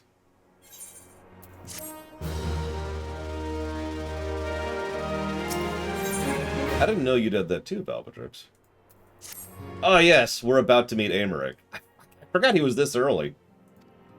So we're going to go meet the Lord Commander of the Temple Knights of Dragonhead. I don't know who that person is. We're going to go meet them. Oh, really? One last little tidbit. Mayhap you feel this is a waste of your talents, which could doubtless be put to nobler use. If so, I should remind you that more good can be accomplished with a stroke of a pen than the thrust of a sword. Thanks, Alphino.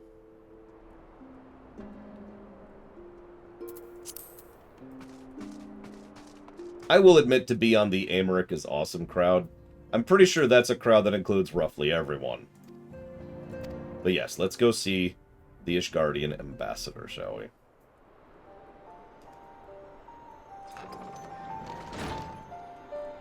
Antecedent, I take it Loras explained. He has. Yet, welcome though these overtures are, I cannot help but wonder what prompted them. Why did the Ishgardians reach out now? Would that I knew that. The question of their motives is to one I have given no small thought. Alas, I know not much. Let's talk about Ishgard. There's a church. They used to be part of the Erusian Alliance. They were friends of convenience. They withdrew from the battle as soon as things got bad. The borders have been closed ever since. They rejected all calls of allies, even leading up to the calamity. In the field of Cartano, there were no Ishgardians. I tried to convince them to join the Alliance. I've explained over and over. They're like, no, screw you.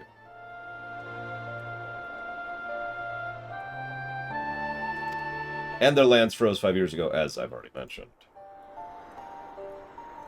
This is one of the reasons why our response was so chilly when we went there back in... I don't know what patch it was, but you know, when we were going there as part of the earlier MSQ. They're also quite militaristic. Although I should probably mention, they're not stronger than the other nations militarily. They're just a little bit more militant than the other nations are militarily.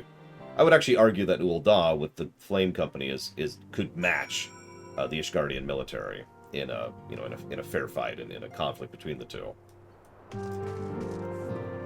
That being said, the mentality of Ishgard, especially as a nation, is much more militant, whereas Ul'dah isn't. You see the distinction? Yeah, me neither. If I had power to rewrite or change one event in Dark Souls, what would it be? I'd remove the very existence of the flame. Just gone.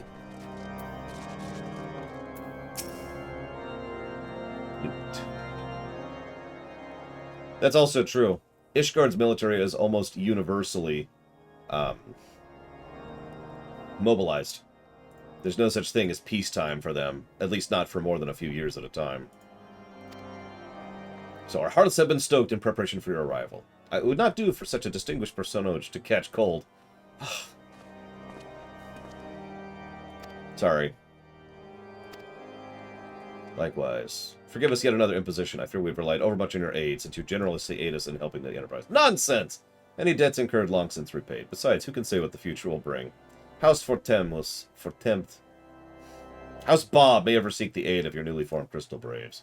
In any case, I'm delighted the Holy See is willing to grant you an audience. No doubt your discoveries at Snowcloak helped justify that. The recent resurgence in heretical activity is grave concern. But, to the matter, Sir, Bob, I can't remember his name, arrived in Dragonhead earlier, but I'm told he is eager to meet you at your first convenience.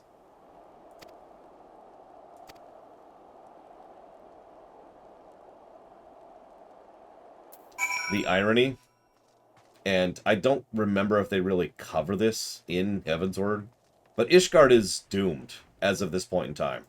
As of now. Unless there is a substantial, significant, and fundamental change, Ishgard will starve. It'll starve itself out in terms of people, resources, and food. They are actually doomed. They've arguably been doomed for a while, slow descent kind of a thing, but the moment everything froze, that was the end of Ishgard. They need a change to the status quo, or they're gone.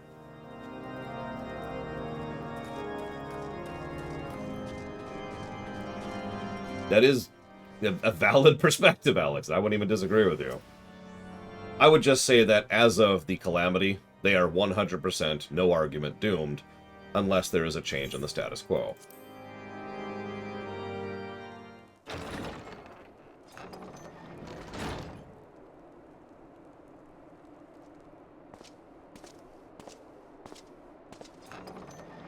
We actually talked about that earlier, Bella. They have reluctantly opened trade with Gridania to keep themselves... Have faith, my friend. You need only state your case with confidence and clarity. To keep themselves stocked and supplied.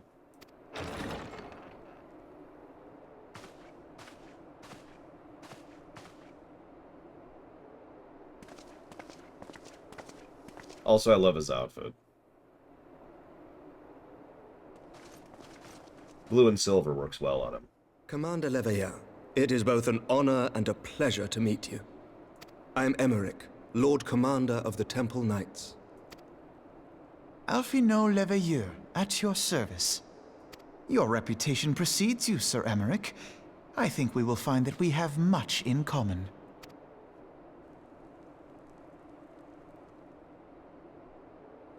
Speaking of reputations, yours towers over us all.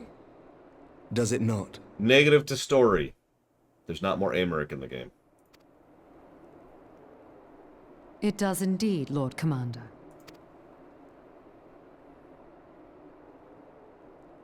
I am not too proud to admit that I have followed your activities with an interest bordering on fascination.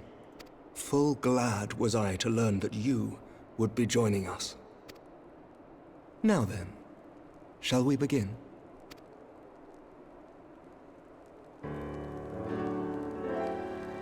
Generic mission music. Well, that the Garleans will return in force ere long. What is more, we have yet to achieve a lasting victory over the primal menace. The beast tribes continue to summon their gods, and each incarnation is stronger than the last. Ishgard is not immune to these threats. I must reiterate that it would behoove your nation to rejoin the Eorzean Alliance. Once again, I must respectfully disagree. On what grounds? Despite their presence in Kurthus, the Ixal do not concern us. Their territorial claims pertain to Gridanian lands, and it is the people of Gridania whom they harry. Consequently, the Holy See judges this to be a Gridanian affair, and Ishgard does not intervene in the internal affairs of other nations. Even were that not the case, our forces are wholly committed to the Dravanian conflict. We have not the knights to spare. And he doesn't say it yet, but I've already given this away. They're losing that battle.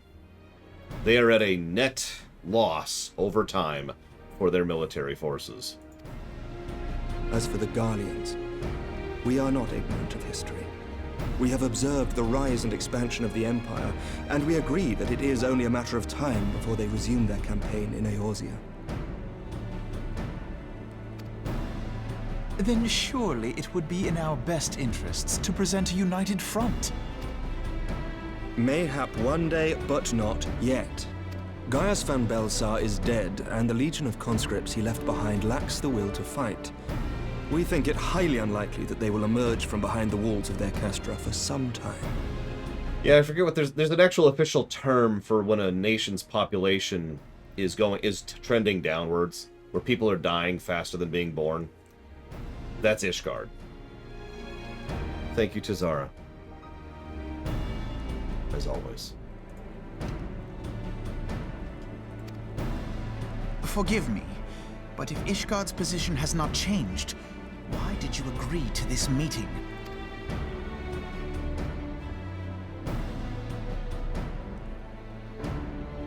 It was not only as a representative of Ishgard that I came here. Pardon? It is not within my power to change Ishgardian policy, regardless of my personal feelings. There is, however, one area in which I may exert a measure of influence. Concerns have been raised over the supplies House Forton has offered to Revenant's toll. These have led to calls for restrictions on the provision of aid to foreign powers. I can ensure that the shipments continue unabated. Sir Emmerich, we would be in your debt. No, you would not. For I require something in exchange. Snowcloak? Yeah, I can do that. No, you have to do 8 more quests. God damn it, just send me to Snowcloak!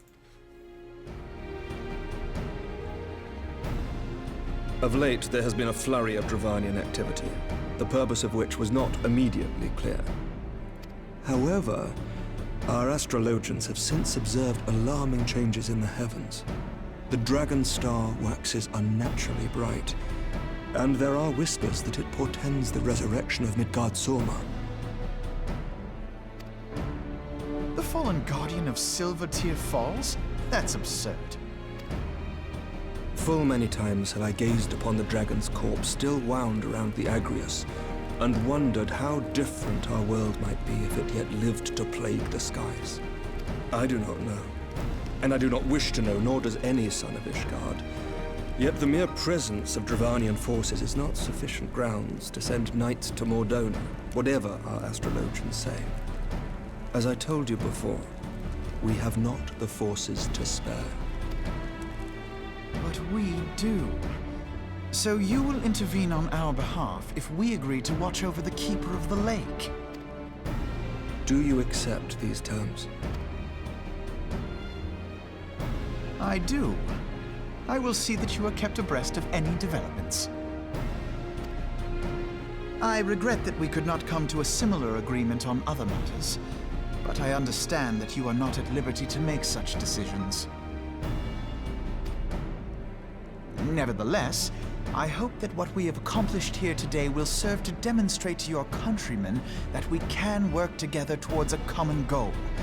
Mayhap one day we shall look back on this moment as the first step towards a united Eorzea. Mayhap we shall, Commander. Hi, Lunaruth. Da-da-da-da. What is the meaning of this? Lunaruth is here. The caravan, my lord. Oh my god. It's been attacked. She's attacking the caravan.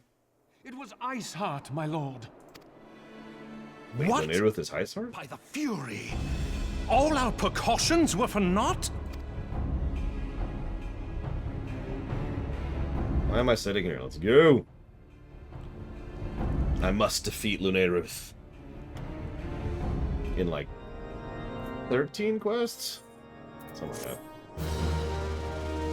Yep, Lunaruth was always Iceheart.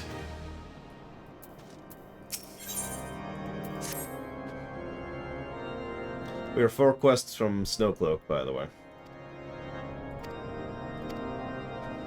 So, I have already given a plus to story for Aymeric. I probably don't have to explain myself, but I would like to discuss his purpose in narrative law. As soon as I finish this cutscene.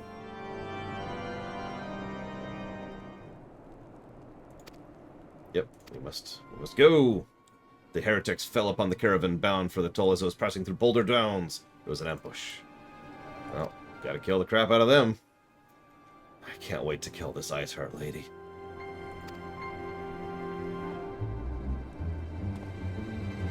The trail is yet warm. We must act swiftly.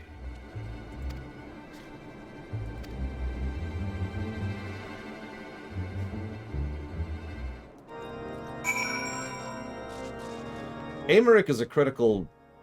let me walk that back. A character like Aymeric is a critical tool in a writer's toolset. They are the reasonable authority figure.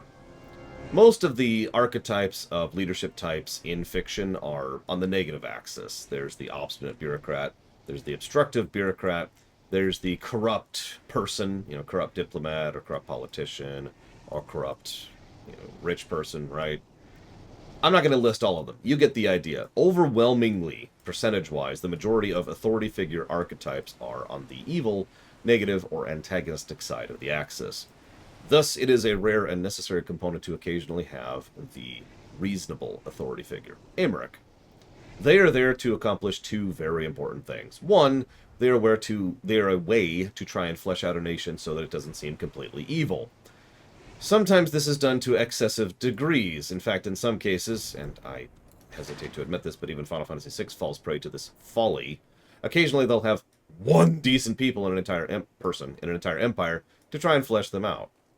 And, well, that's not good enough. Fire Emblem also falls into this problem all the time.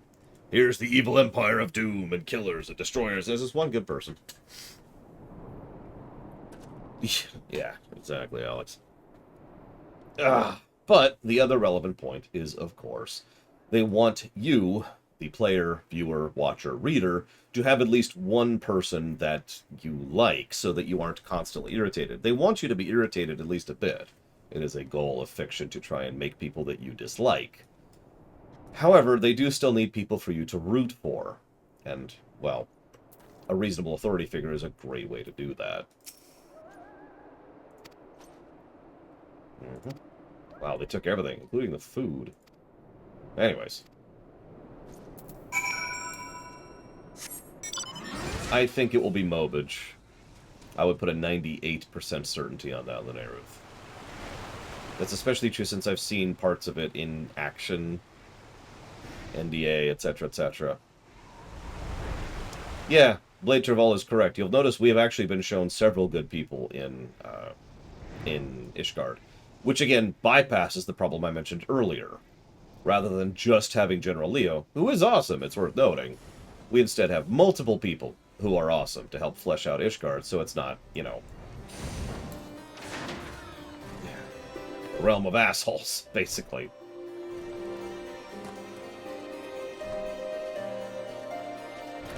If you're paying attention, by the way, they've already pulled this same trick with Ul'dah as well. And Gridania. And Garlemald. So let's see. There was a silver hair flowing in the wind like melting snow. Just a young girl, I thought. Our leaders must have had the theme. Why else would she let their draw so close? They exchanged some words, and she leaned forward to kiss the cheek, and he sighed and crumpled to the ground. I didn't know what had happened until I saw the snow turn red. And then there was red everywhere. When I came to, the others were dead, and the heretics were unloading the wagon. They would have just killed me, so I just stayed still enlisted. Iceheart's people spoke of deliverance and resurrection, and they spoke of Shiva.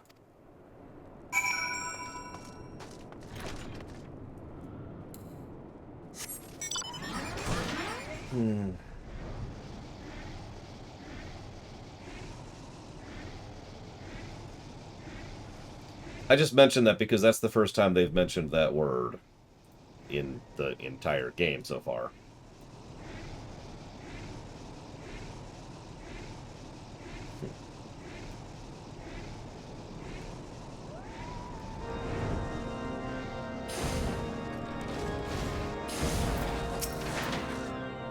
Yes, Giga.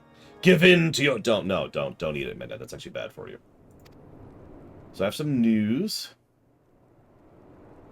Lady Iceheart does not scruple to sully her hands with blood. Who is this Shiva? Have you not read a single line of the Master Alphino? She was a traitor to kith and kin, an apostate who lay down with dragons. Literally, by the way. Now, we cannot expect all foreigners to know Ishgardian scripture so well, particularly when it concerns the patron saint of heretics. Wait, she's their patron saint? Oh, no. What was the caravan's cargo? Large quantity of crystals? Damn it! Iceheart and her followers intend to summon Shiva as a beast tribe with a primal. Why else would they go to such lengths to secure crystals?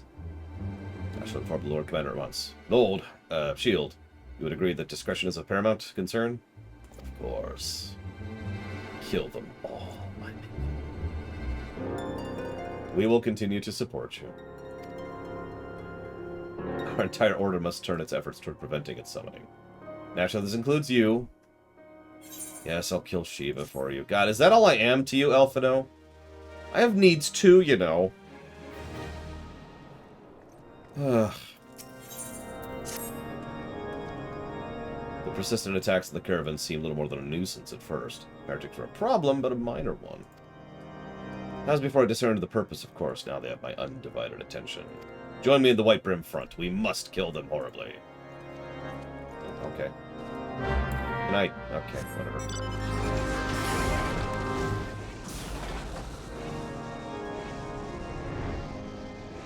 Yes, exactly. I have to kill icons.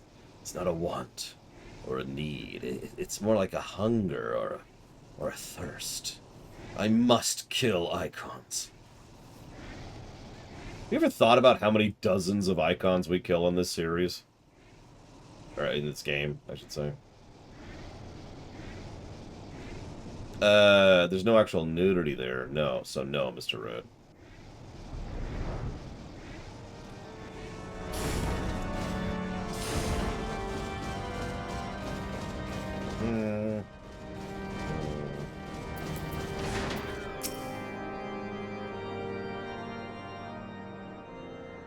The sign of the Seventh Dawn, which to join the hunt for the Iceheart. Your assistance is more than welcome. We're all ears. I like his sword, too. Amerks. A band of pilgrims were seen transporting a large number of crates to the west. Their garb matches the description provided. We could... Alright, let's go kill. I took the liberty of summoning a unit of Crystal Braves. No comment. So it begins, though I dare say it'll be an all too brief collaboration. Iceheart will not elude the combined forces of the Crystal Braves and the Temple Knights. Oh god, think about that. Of all of the two organizations that could unify, it's the Crystal Braves and the Temple Knights.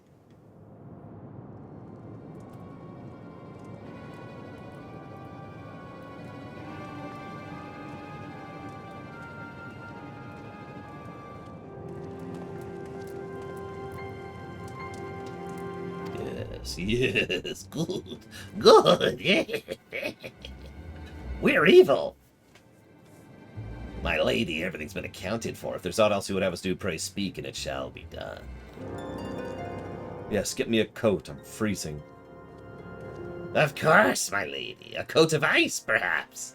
No, like fur, wool, something? No? Okay, whatever. It seems as though Ra's one step behind. Our quarry is just beyond our reach. I would like to believe the tables are about to turn. A joint effort may succeed, but it could yield the same results. Fortunately, I trust you haven't forgotten Inquisitor Guillaume. We have not. The mystery of how the heretic remained undiscovered so long has given much our thoughts, as has the question of what might be taken to prevent such a breach of security in the future. Accordingly, we conducted an exhaustive covert evaluation of everyone in Whitebrow. What the hell was that? Oh, it's a large dragoon. Though we were found to have certain minor transgressions, we find only one possible heretic.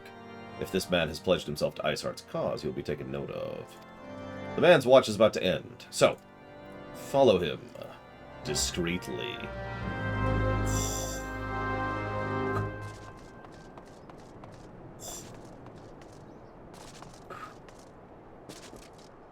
By the way, in 2 quests, we'll be doing Snowcloak.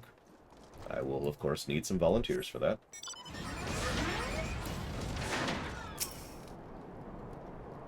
I'll go ahead and tank if I need to. Heal if I need to. Or do the worst job in the game if I need to.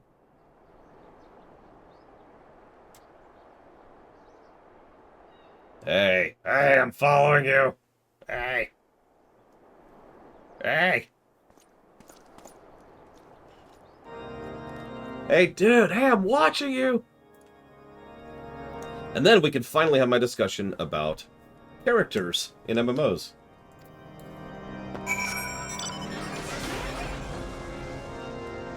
For like 15 minutes, so we're gonna have to make it brief.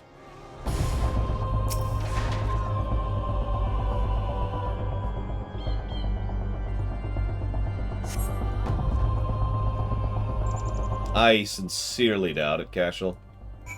We're about to hit Snowcloak, then there's a few more quests, 5 quests, before we hit Shiva, then 4 quests, then 3 quests, then Keeper of the Lake, then 2 quests, then Chrysalis, then a quest, then 6 quests, and then Steps of Faith. So yeah, I actually do think we're going to hit Shiva tonight. That is, in fact, my goal. But I'm not sure how much past that we're going to manage. I guess I can start now. So I made some notes here. So I forgot the MMO I wanted to talk about. It's Tor. So let's ignore Lotra for a second. Tor, Guild Wars 2, Final Fantasy XIV, World of Warcraft, and Star Trek Online. Of these, they showcase the 3 primary methods of dealing with whether or not the character you are playing in an MMO is actually a character or not. In both Tor and, well, okay, in Guild Wars 2, you're a character. You're voiced, you have personality and perspective and relationships and friendships and thoughts, things. You're a character. In Tor, you are 2 characters, which you yourself control which one you are at any given moment in time. But they do write out 2 fully fleshed out characters for each individual class. Hey, where are you? I'm freezing my bollocks off here. I'm here, you blundering oaf. Why are you late? Standing on the wall. What else? I have duties to fulfill, you know. Your sole duty is to the echo. Lower your voice, I'll hear us in Whitebrim front. Of course, the nights are on a Snowcloak. No, this is which Boulder Downs and the tunnels, nevertheless. Waste my time again, is that clear? Yeah, sure.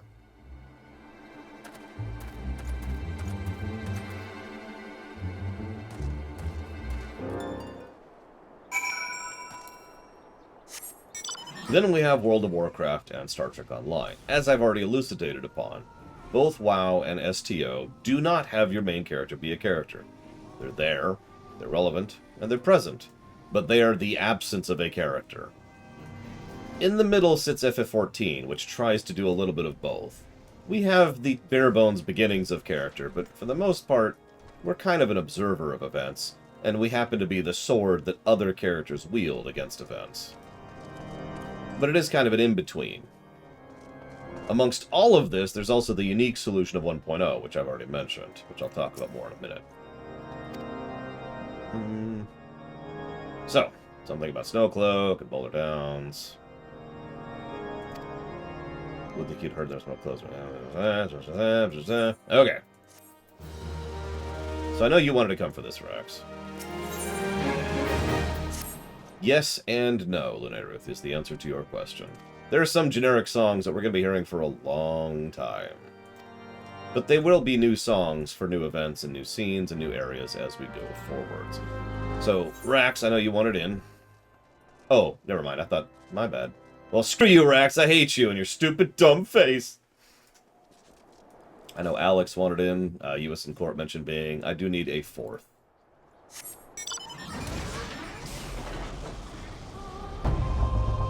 Very good. Done.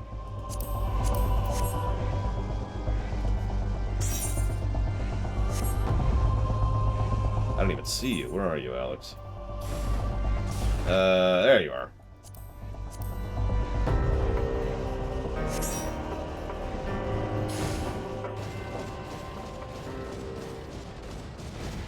I mean, that doesn't really surprise me, Mr. Red, but at the same time, raise eyebrow. Anyways, so this is the overall 3 points of approach to story.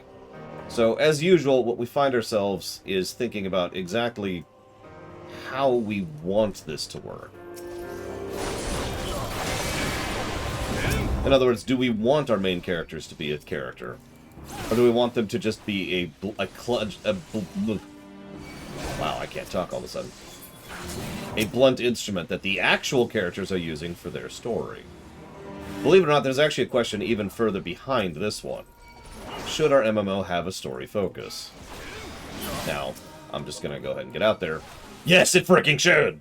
But, having said that, if you're designing an MMO to not have a story focus that is, you know, valid, it is not an invalid approach, see EVE Online for an example of this. So that's the first question. Does this MMO have a story focus at all? For the purposes of this discussion, we're going to just assume the answer to that is yes and move on, because otherwise there's no discussion to be had. So, in a game like Tor or Guild Wars 2, what is the advantage of having the main character be a character? Well, it's obvious. It allows them to be a character. They can actually participate in the story. Indeed, you could have story arcs or plot points that are relevant to that character. They can actually be a point in the story or in the arc or whatever. The downside of that is also the immediate thing you have to consider for the opposite. In WoW and STO, well, you aren't actually really part of the story. You are at all times a person in the background watching the story happen. As I stand by my analogy I already made. You are the sword other characters are wielding at the story. Found this. Oh my god, they're in Snowcloak!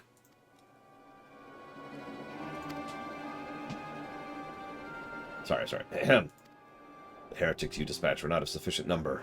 There must be others. I'll wager they're on their way to Snowcloak. It seems the traitor you followed managed to pass the heretics something of value of all. The parchment is a timetable of guardsmen watch at this outpost in Snowcloak. The traitor was stationed long before he aroused our suspicions. Would that we caught him sooner. With this information, the heretics will know when the watch was weakest. The timetable has not changed, you see. Of course it'll change now, but they may already be in position. House Durandare must send reinforcements, even if it means withdrawing from the Stone Vigil. Okay. And yeah, you already see where this entire conversation is moving towards. Should the main character of this specific MMO be a character or not? The advantages and disadvantages of that are obvious. Yep. The advantage of making this a character is that it opens up a wide variety of story potential and writing potential. We are now a part of the story that is being told. If we are not a character, well, then we're not a part of the story being told, but there is an advantage to that too. It allows the player to sort of mentally inflict whatever personality they want. Listen to me. Intercede whatever personality they want to on their character. So they are, you know, that person. By the way, US and Corp, what's your character name? I'm sorry, I don't remember right now. And vice versa. You can't roleplay as the commander in Guild Wars 2. And for all intents and purposes, you cannot roleplay as any of the main characters in Tor. Not really.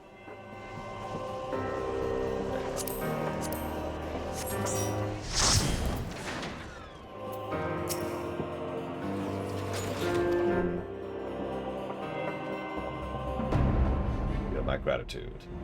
We must do the most terrible thing of all. Speak with Alphino!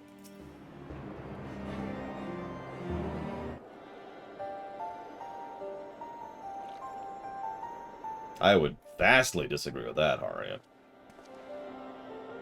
But that's just me. Like, there's no writing involved there. There's no story involved there. We happen to be as part of the militant force that happens to be doing things, and that really is all there is to that. What? Okay, in case you missed that, they were shouting, "Come here, girl!" to Alphino. Because they were looking for her. There'll be others nearby. I must see you're given similarly warm welcome.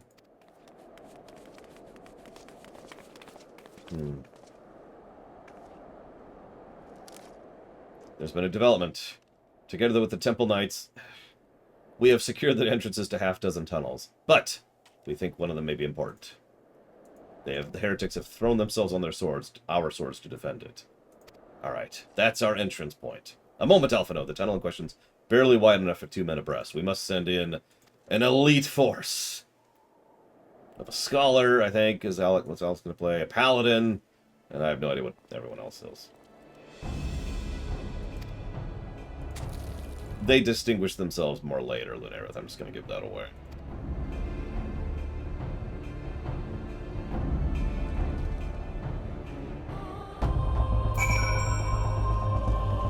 You know, different outfits, different classes. They're both technically scholars right now. I have not Pillars of Snow.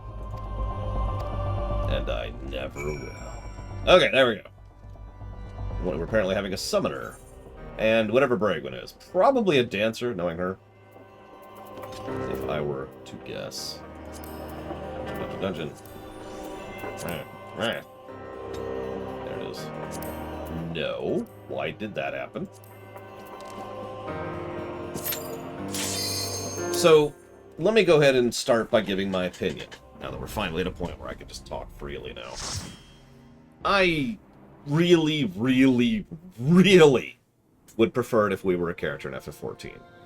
Now that's pure opinion, and I'm going to go ahead and admit that I don't think that necessarily should happen.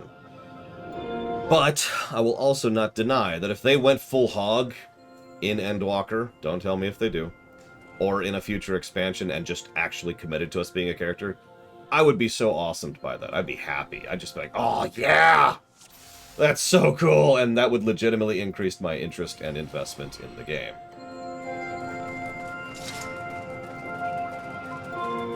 We'll see if they manage anything like that. No, so one of our party members hasn't done this duty. Who hasn't done Snowcloak? This is MSQ! I'm gonna not overpull, because by memory, this place is actually pretty mean. No, hang on. So, okay. The thing I was trying to say, though, is even though that would be my opinion as a player, I do 100%... Why is this... What? Why is that not working? Oh my god, my mouse stopped working. Oh my god. Yep, nope, mouse not working. Holy crap. Wow, that threw me. There we go. Jesus!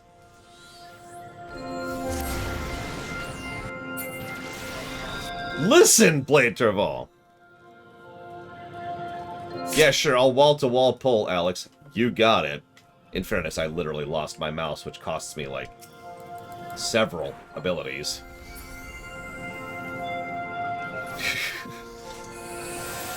Because I have several abilities on my mouse, and I was just like, what? God, I don't remember this music. I play so often with the music off. Anyways. So, obviously, as a player, yeah, oh, that'd be so cool, I'd love it. But let me walk back for a second. As a developer, a designer, even as a manager, I can absolutely see why some people would very much not want a, the person they're playing to be a character. Now, I mentioned the 1.0 thing, and I want to mention it again because it's kind of the only way to have our cake and eat it too in this particular scenario. Remember, I have Sheltron at this level. So for those of you who don't remember, one of the only things 1.0 did right was they had a character, I forget what they call it, it's like your voice or whatever, right? That was a voiced character with dialogue who spoke and perceived and acted in cutscenes. They were a character.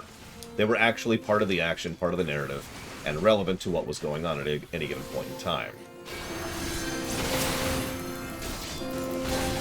You were not playing that character. You were kind of like that character's bodyguard, for lack of a better way to put it. In this manner, they allowed you to play someone who was not voiced, so you could, you know, do whatever you want to put yourself onto the character, you know, the whole role-playing thing, or not being bogged down by a singular character thing. And they still had a character they could do story stuff with. I always forget how bad Paladin is at this level. No, that's on me, Alex. I lost my abilities, and so I just sort of committed to the wipe, if that makes any sense, while I tried to figure out what was going on with my mouse. Fortunately, I fixed it really quickly, but I still died at the time. Right. There it is. Now, that being said, even though that is a compromise solution, I don't think that's an ideal compromise solution. Because it's kind of just a cosmetic solution if you're paying attention. It's like wallpapering over the rot of the wood, you know what I mean? It doesn't really make you part of the action. It doesn't really make you not part of the action, because for all intents and purposes, you are playing Bob over there, right? You are playing the commander from Guild Wars 2, even though the person you hold in combat is, you know, nameless dude. Is Legolas. Exactly, Pillars of Snow. So it's not really an ideal compromise. It's a neat idea. I would kind of like to see more done with it. But this brings us back to FF14. And whether or not the current circumstance and perspective is a valid one. Now, as I've already elucidated upon, I would love it personally, but again, I think at least part of that is because they've been dipping their toes into making us a character as we go on. Tiny little snippets of characterization here or there, which, you know, flesh us out to the point where several people have disagreed with me in chat that we have no character as the Warrior of Light. And I have, weirdly enough, agreed with them in their overall perspective thereon. Blade Travel has a valid point too. If your character is voiced and you don't like the voice acting, well, that sucks. There's no solution for that. I know what you're thinking. Just have lots of voice acting. No, that really doesn't work. As is, they would be lucky to only have 2 voice acting talents for the main character. One male and one female, regardless of race. And even that would be an extraordinary amount of expense. Hey, I was in the right spot. I've actually done this dungeon a lot. This dungeon shows up all the time in 50, 60, 70. This one in Pharaohs. I swear to God. The first boss is pretty simple. I should probably talk about this from a gameplay perspective. He has telegraphs, he hits surprisingly hard, and he slowly shrinks the amount of space you have available to you. Oh, and he also spawns bombs periodically, speaking of which, let's grab that, and that. There we go. But yeah, the Commander Shepard solution. So, this is a good way to explain that. Shepard, Revan, and all the main characters in Tor all have the same general approach to this. They're characters, but you have a little bit of choice in how you are a character. And I know that sounds weird, but it's true. In all of those cases, you are either, you are kind of deciding your approach to any given situation, but for the most part, the character... Oh, Jesus. Okay, I'll face this way. The characterization... There we go. Just in time, too. The characterization that the writers are using for the cutscenes for Shepard is decided by the writers, not by you. And yeah, I should probably also mention that Witcher 3 actually kind of converted me to this style of thinking. So, to explain what I mean by that a little bit, I used to be very firmly of the opinion that we should be able to choose how we play our characters. I will use another example of a game where we absolutely have a decision over who we're playing. Dragon Age Origins. Obviously, there's older examples of this. Baldur's Gate 2, Planescape Torment. But Dragon Age Origins is rather well known and does a pretty good damn job of it. We decide who we are in Dragon Age Origins. The writers had to do a ludicrous amount of work and effort. Jesus Christ! in order to make that work. Oh yeah, I'm just gonna move out of that. I'm just gonna range roll. Holy crap. That hurts a lot more than I remember. Okay, Dragon Age Origins, we decide who we are. The end, period. The thing is, that took so much time and effort. That took so much work and effort to write every scenario and every circumstance to accommodate all the many different ways you could play your way through that game.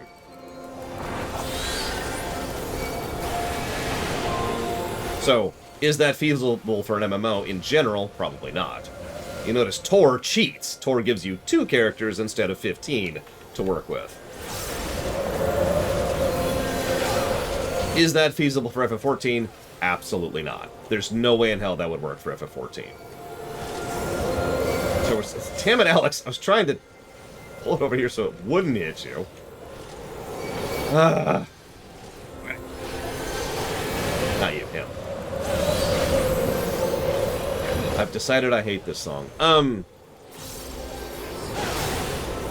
So yeah, sorry. So, the Banquet, one of the biggest reasons the Banquet pisses me off so goddamn much is because of the fact that it is so monstrously out of character, in my opinion, for how we've been portrayed in general, but more to the point of how I mentally think of my character. But anyways, I'm sorry, I'm getting a little bit off topic. So, the point here is, can FF14 pull the no really trick? No, it's not feasible. So the question then becomes, how far should it allow us to deflavor our tone of character? And how far should it actually push towards us being a character? Now, again, I say without hyperbole... Whoop, I'm a little bit too far into that. My bad, my bad. I say without hyperbole that as of Shadowbringers that I've seen, no spoilers or mentioning of Endwalker, they definitely are moving in that direction. And I do encourage them to. But I find myself wondering if their approach is the best one? Wait. Oh god, Bragon is AFK. Sorry, I was not even looking at the chat. I was looking at the other chat. That's my bad. I can play, talk, and read at the same time, but I have troubles playing, talking, reading, and reading at the same time. Plus, I hate the chat in this game. Anyways. So here's my personal opinion. I do want people's thoughts on this, but my personal opinion is what FF14 is doing, in Shadowbringers specifically, is actually the right approach. We are a character, kind of, and we can choose who we are, kind of. It's not committing, so you'll never get the full benefits of choice, you'll never get the full benefits of character, you'll never be able to do more with it. You are limited. But it is enough to be able to enable us to have a little bit of a perspective on who we are, and still have enough character written so that the writers can write around us, so we can actually be a component and proponent of events. I'm not going to mention WoW here, because honestly I think Star Trek Online is a better example of this. So, just last night, we finished doing one of the recent story arcs. It's a Klingon story arc. I'm not going to spoil, because I don't do that. But it's a Klingon story arc, right? Those of you in chat who have not played STO and have not done this particular story arc, how much relevance do you think we had to that particular story arc?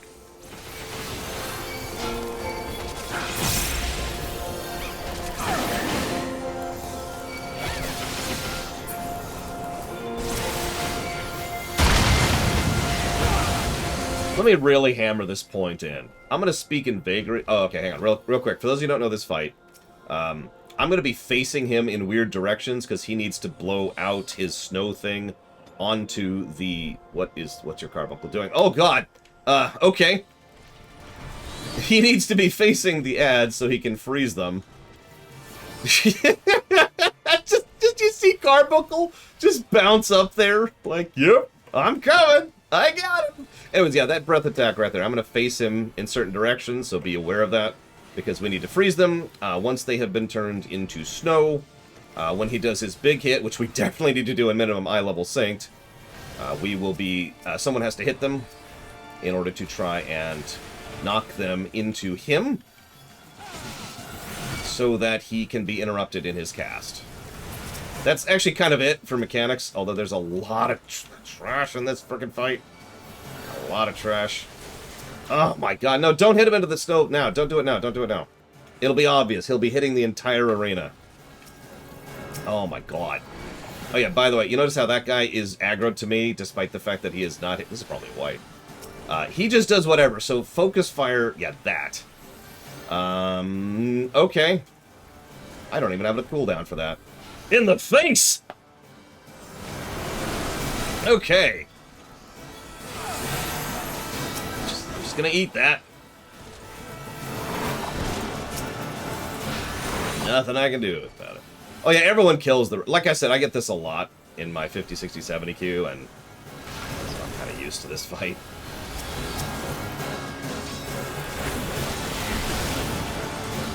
By the way, I actually think this is not a good fight. The reason why is because it is essentially a one-mechanic fight. Kill the trash, kill the boss, throw the snowballs into him, and that's kind of it. That is it. That is it. That's the fight. It's a weirdly large amount of damage going all over the place for effectively nothing. And I apologize, I can't really do any control of these freaking ads anyways, because they're all ranged or ignore aggro, by the way. Did you catch that part? So I'm just going to keep focusing on getting these nice and big. There we go. Alright. Yeah. Alright, now we're going to pull them out a little bit here. Get a little bit better positioned.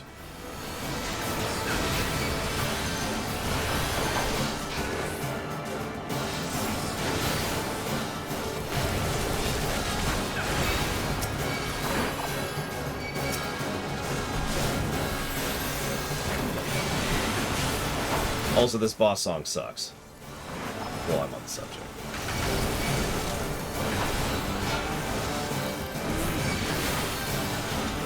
Hey, Morin.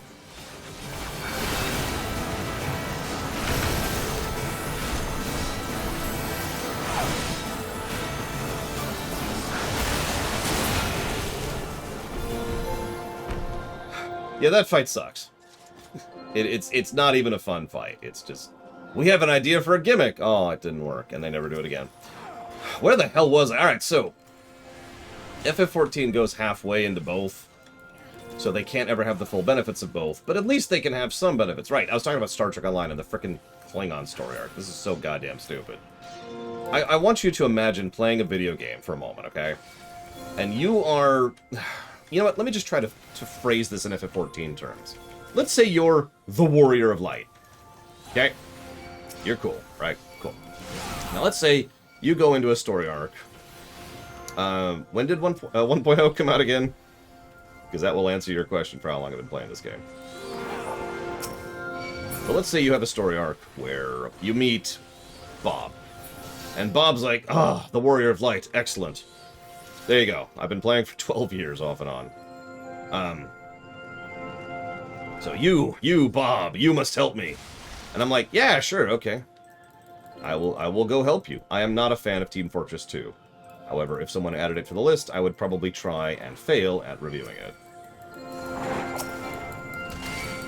So you help Bob a little bit, and Bob discovers that, oh my god, Bob's mother all along was actually Bobina instead of Barbarella. This changes everything. But Bob now has to cope with the consequences and terrors of having been Bob the Second instead of Bob the 13th, which is what he actually was. And so he's trying to come to grips with all these changes in his life and the horrors that come therewith, and it's all a mess. It's all horrible, but it's okay. He'll push through this because Barbarella. Well, I already did Barbarella. Bobina, Barbarella. Boberson shows up. And Boberson, who has been Bob's, childhood friend since the old days, is like, don't worry, Bob. I've got your back on this. And Bob's like, oh my god, yes. With the strength of my friends and the conviction of our work together, we will be able to work through this. And the whole time, you're just sitting over there on the side watching these events happen.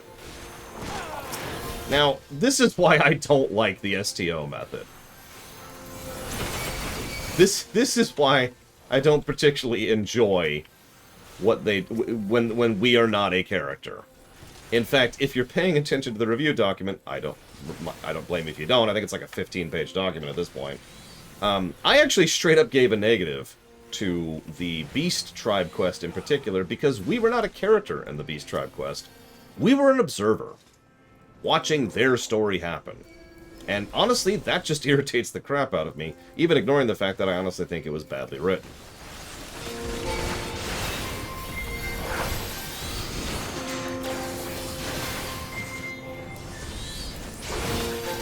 So, I don't want them to do that in FF14. And yeah, someone in chat kind of mentioned, possibly jokingly, that, oh, what were we there for in STO? Combat. That's exactly it, too. And that's really the juxtaposition and where it really falls apart.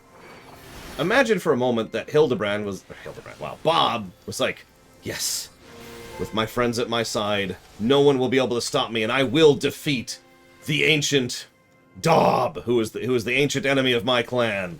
And then the cutscene fades, and then we walk up and defeat Daub.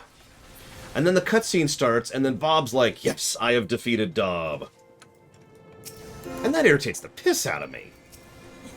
And by the way, I'm not really exaggerating. I'm using made-up names and made-up circumstances because I'm trying not to spoil the latest quest arc for STO. But that's exactly what happened. When we finished the last cutscene, Pax and I, we were in chat, obviously. We both at once said, well, that sucked. That was crap. What was that nonsense? Like, there's this frickin' character who's built up across the entire story arc to be this horribly evil person. And he's our great rival and our great nemesis. And then we fight him, and then the guest character, the NPC who that story actually is, she says, I have defeated him. And she triumphs over her. What are you doing? God, I hate that crap. Sorry.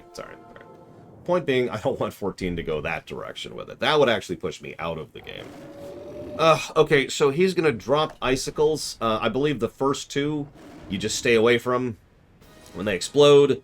And then they're going to fly at you. So avoid the line, obviousness. The third one, I'm pretty sure it's the third one, will stay there.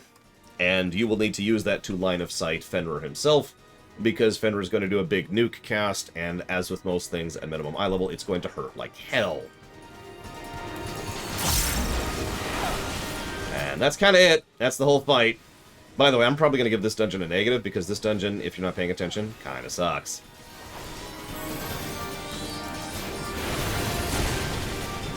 Oh god, I know Wenlock. It's just frustrating. Like, STO usually does a decent job of making us the main character. In fact, for the entire initial story arc, which I'm not even going to name for fear of spoilers, STO does a very good job of making us the main characters, even though we don't speak. It is clearly our events that we are, working around, right? Oh, this is going to be interesting. I'm going to try and pull them away from that a little bit. Just a bit. Just a bit. I don't want a behemoth situation here. Yeah. We are not doing Odin. Not now, not ever. I stab you, Mr. Odin. Stab.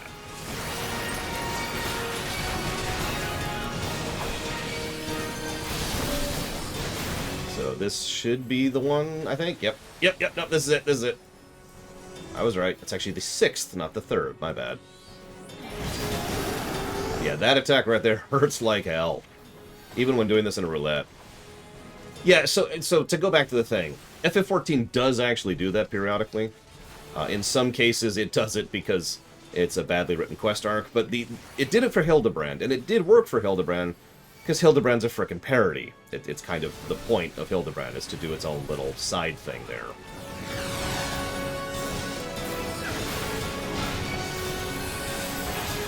Granted, I don't find Hildebrand particularly funny, personally, but I wouldn't give it a negative for removing us from the story as it did, because that was Hildebrand's story we happened to be watching.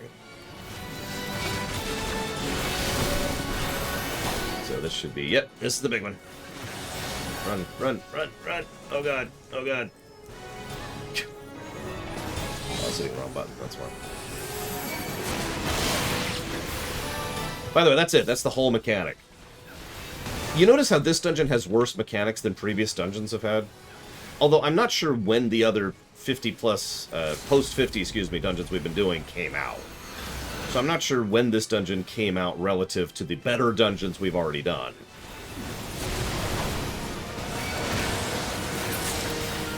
But I'm probably going to give a negative to Snowcloak, because that sucked. Boring, simple, one-mechanic bosses with trash that's not particularly well designed, inconsistent reticules, just, yeah, no. Snowcloak sucks. Which is funny, because I gave a plus to both Mog and Ramuh, and I stand by that. By the way, thank you, everyone, as usual.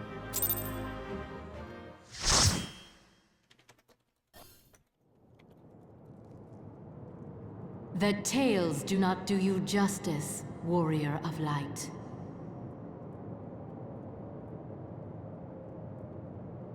Sorry, typing up my notes for why that's a negative.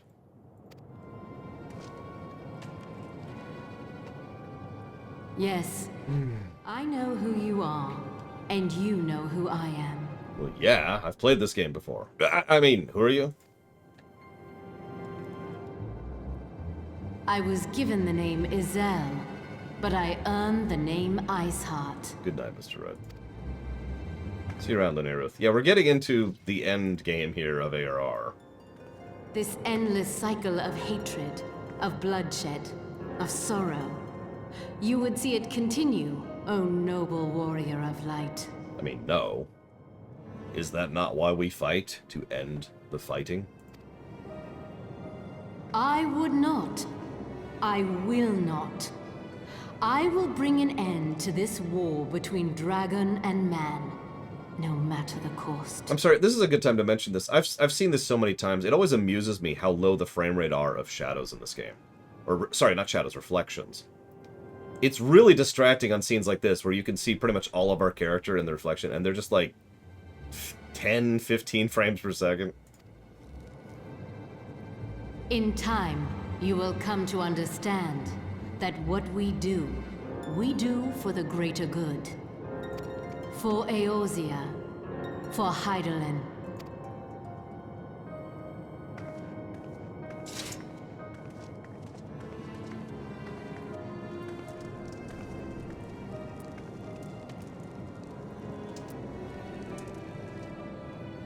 I think we could reach Shiva. It's gonna be a bit of a race, but I think we can make it.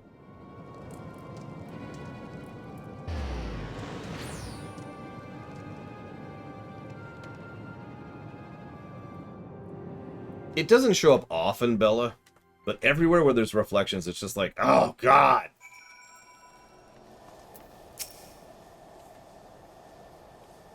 Yeah, no kidding, Rex. So, we met Iceheart, killed a bunch of completely unrelated mobs who had nothing to do with anything, and were not good bosses. Gave a negative to gameplay. Yep. I only assume some people enjoy submitting themselves to the gold. No comment.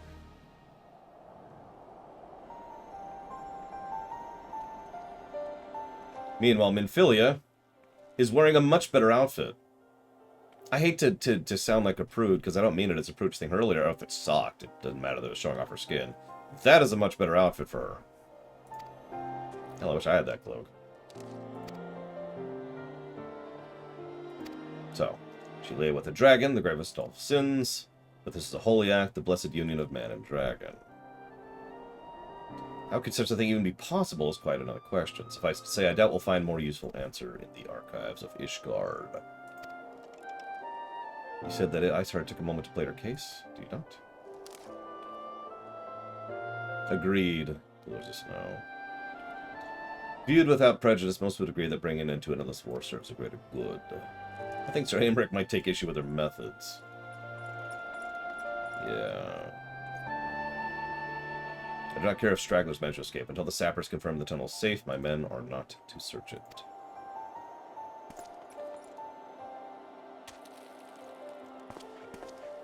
Reminder, Aymeric is awesome. I would agree Fenrir's a boring boss instead of a bad boss, although you know me, Alex, that's still not a good thing from game design perspective. But yeah, the Yeti is actively a bad boss. Unless you understand, I do not deny our enemy has given us good reason to be prudent. Blah, blah, blah, blah, blah, blah, blah, blah, blah, blah, blah. There are those who believe faith is a renunciation of free will, that unquestioning devotion is required of all those who live a life in service to the Fury. Such righteous fervor may well be serve a knight on the front line, less so a leader of men. We are all at liberty to interpret the scriptures as we will. I choose to believe that the Fury would value the lives of her followers over the deaths of her enemies. Depends, Bella. Always depends. But I would not presume to speak for the Knights of El. 'Twas a different time, a different era. The scriptures only tell us so much. Would that it told us more. And yeah, all the bosses in there suck. They're all really dull. What's the Yeti actually do? Cone attack. White damage. Breathe. Cone attack. White damage. Breathe. And he does that, I believe, 6 times total? And then he does his big AoE. That's it. That's the boss. I've seen trash mobs with more design than that. In this game.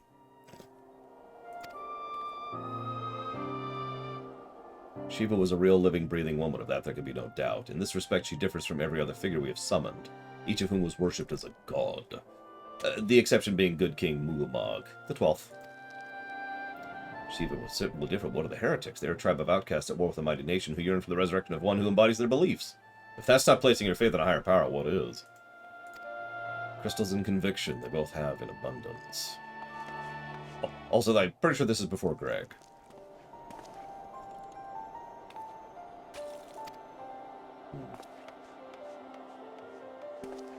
Also, I think this is also before we found out about Phoenix while we're on the subject.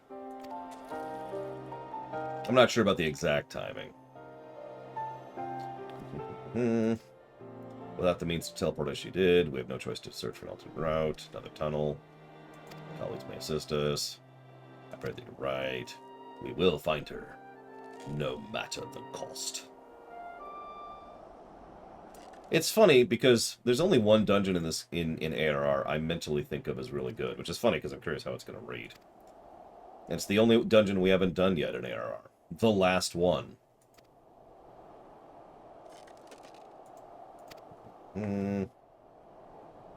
Yep. Keeper of the Lake. We have not done Crystallis. That'll almost assuredly be Tuesday. We're kind of racing just to reach Shiva today. I get Keeper of the Lake a lot, too. In leveling, of all things. I don't mind, though. It's Keeper of the Lake.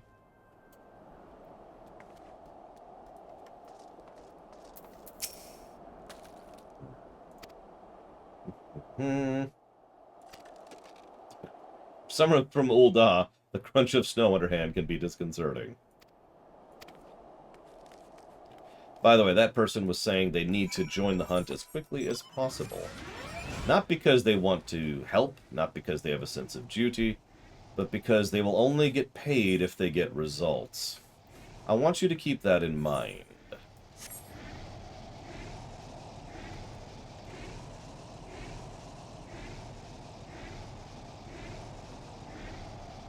The first boss in Keeper's okay. It's actually a better version of the Yeti boss, I would say. Mechanically. The second boss, yeah, that's just whatever. The third boss is awesome. See you around, Darth Maduro. I shouldn't say awesome, that's overselling it. It's a good dungeon boss for ARR. Probably the best dungeon boss in ARR, if I were to put a funny number on that. Second boss is Flame Circle, Flame Circle, Flame Circle, Flame Circle. Flamethrower for several seconds.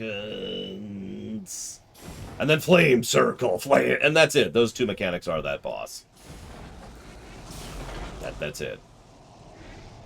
What's funny is I die more often on that boss than the others because the tank usually has no idea how to position the thing. And I'm usually not getting that as a tank. So...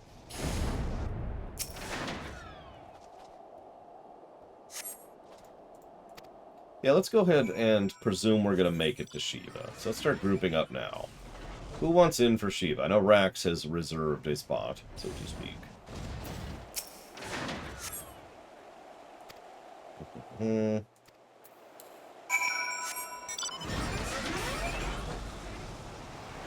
might have too many people. Hang on, so we've got Rax, Zira.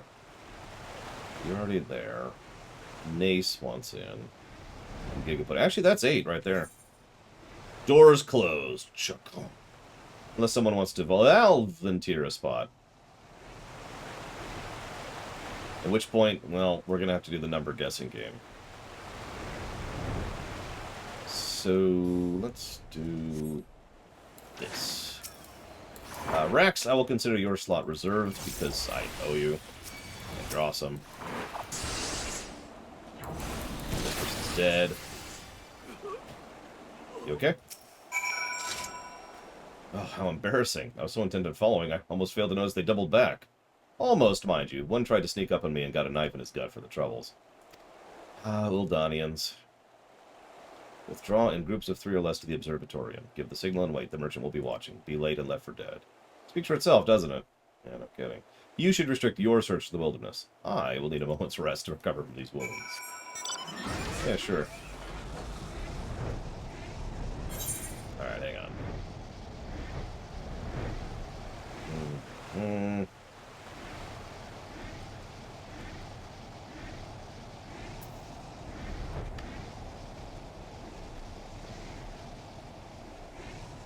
Everyone who isn't Rax, who would like to join for Shiva, pick a number between 1 and 100, please. And just say it in guild or in chat or whatever.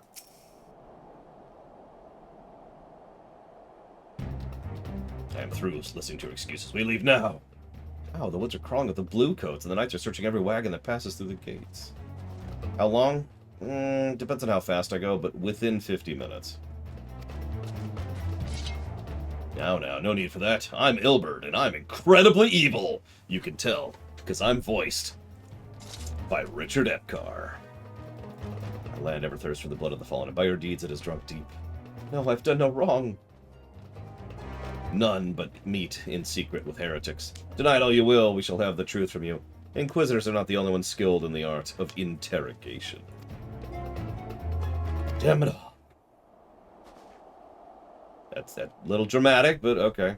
So Alex says 50. Cashel says 62. Fancy meeting you here. I presume your work with the Third brought you hither. What a tangled web, lest you can wonder we came not for heretics, but a merchant who's been conspiring them. He came to our attention during the course of our investigation into the Ivy. It beggars belief, but it seems our Garlean spy has been providing assistance to Iceheart. Were it not for the efforts of Lady Yuguri and her shinobi, we might never have discovered this connection. No, but the other gentleman I mentioned, who's the other villain actor, Michael McConaughey, they've actually done that before with him. We long to strike back against the Empire. We will kill everyone. And join the Crystal Braves. Yeah, there's a thought. Make your Crystal Braves out of the Domans. And not random people who are being funded from the Syndicate. Just a thought. Okay, Serona, whoever that is 40. Lindley is 33. Iga is 84. Zira is 17. Nice is 52. 9, that's what I thought. Okay. So what you're saying is we need to murder every Doman who can't hold a sword properly. It'll be like a tryouts kind of a thing. Alright, you have to fight the Warrior of Light in combat. If you live, you get to join. If you don't, well, you're dead. Captain Ilbert seemed confident the merchant's resolve would swiftly crumble. You're just letting Ilbert interrogate a guy on his own. Okay.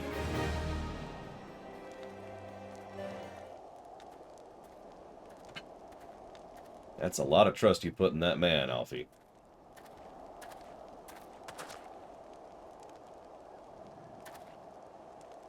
Captain Ilbert, your report, if you will. Aye, Commander. Firstly, with regard to the heretic, I regret to say the man could tell us naught that we did not already know of Shiva. We have since handed him over to the Ishgardians. The Holy See will pursue the matter independently. Our inquiries concerning the Ivy, however, have proven more fruitful. We have ascertained the channel by which the heretics acquire their information. You recall the Flame we identified as being in the Ivy's employ. From him, we were able to trace a trail of conspirators, each taking us closer to his matter. Alas, the trail came to an abrupt end. Fearing the investigation had been compromised, we took the necessary step of detaining all suspected of conspiracy. There are 5 on our list, including a flame stationed at Revenant's Toll. The man's primary duty was keeping an inventory of donations from abroad, the particulars of which he would share with benefactors, assuming the needs did not go unfulfilled. By virtue of his role, he was privy to the details of shipments and settlements. Needless to say, they include those from House Fortem. He knew the precise route, and he sold that information to a merchant. With little encouragement, he confessed to knowingly and willingly abetting the heretics. But what of Ivy? I dare say our relentless pursuit has forced him to commit a grave error. In a desperate bid to cover his tracks, the Ivy resorted to exercising certain administrative powers available only to high-ranking members of the Flames. If you consider that our investigation is known to but a few, the field of suspects is greatly narrowed. It's one amongst Robon's innermost circle. It is the most plausible explanation. The infiltration likely occurred before the company's founding, and the groundwork for the act being laid beforehand. To do that for so many years, I too was surprised. Both Limsa, Laminsa, and Gridania had long-standing armed forces that lent themselves to the formation of the Maelstrom and the Order of the Twin Adder. For all intents and purposes, it was the same people, loyal ones mind, under the same leadership, only the banner was different. Not so with the Flames. Uldah's military was made up of disparate orders, most of which are glorified mercenary companies that answer only to their paymasters. Hardly an ideal environment in which to establish something as high-minded as a grand company. The difficulties Robon faced when founding the Flames are well known. Even after he convinced his fellow syndicate members to share the cost, there remained the matter of finding bodies to fill the ranks.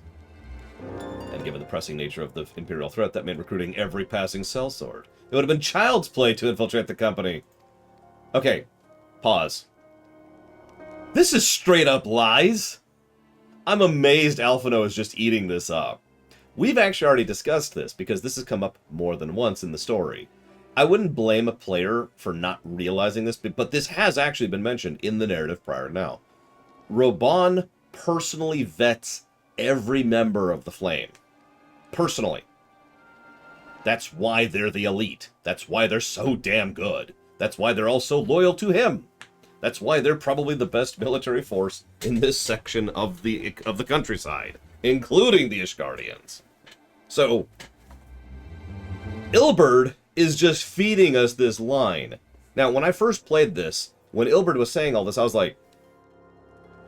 And I remember frowning, and what automatically happened in my head was, oh, they retconned it. Because so much fiction does that, right? I mean, I watched Star Trek, for God's sakes. So I just sort of assumed that they either forgot or decided to retcon it, and it was just a continuity gaffe. Nope.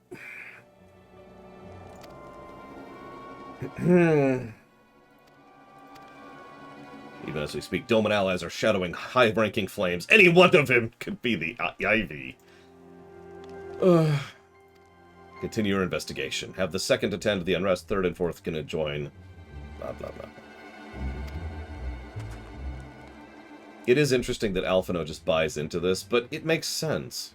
As weird as that may sound, Alphino is really getting into his role of being in charge. He enjoys it. That's not presumption. He likes this. He really wants to help everyone. He really wants to take action, and he wants people to see himself as knowing what he's doing, having the confidence that he doesn't quite have. More to the point, and this is a critical element as well, Alphino is a foreigner. Now, I don't mean that as an unkindness, but if I were to jump into football right now, I can understand the basics of what's happening, but American football. But I don't know enough about the specifics and the plays and the strategies to really follow through with it, to really follow along. So if you tried to lie to me about a football match in a way that was intelligent enough that it sounded realistic, I just wouldn't catch that. I lack the understanding to catch that, right? Same thing. It's not a matter of Alphino being stupid here. He quite literally lacks the understanding, knowledge, and experience. He is low level.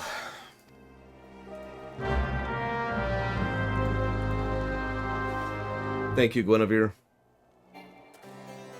Always. I'll put that towards dealer's choice. He definitely has ego. But, as weird as it may sound, the ego is more of a magnifier than it is a root cause here.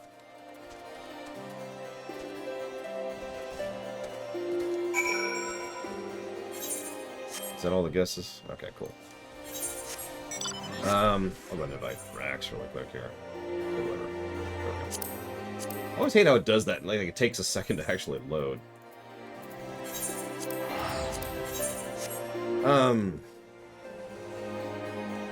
Alphino absolutely has an ego. He himself will admit to this later.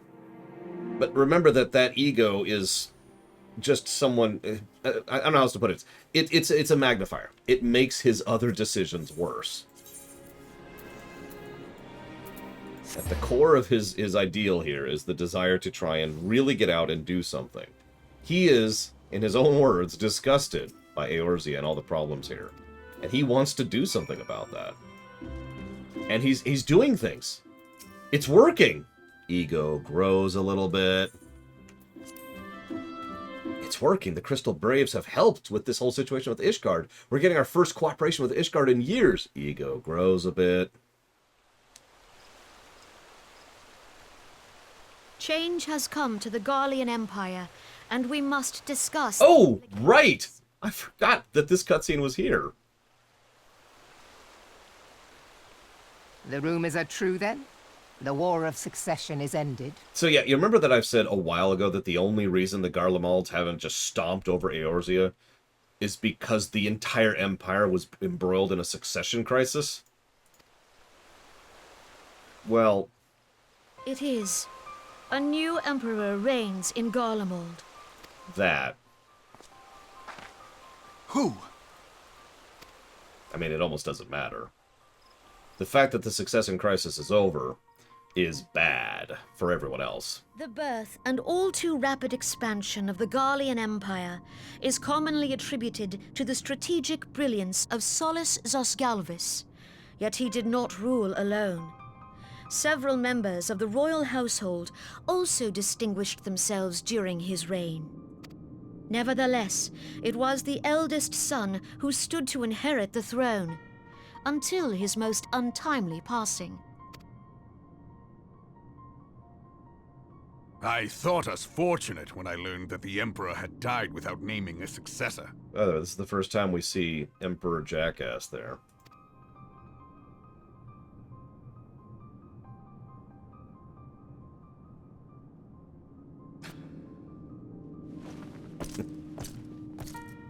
Would that the Garlean Empire had died with him. You want to talk about over-designed armor, by the way.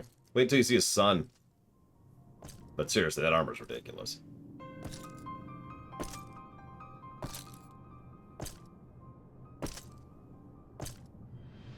'Twas the grandson and his uncle who had the strongest claims, was it not?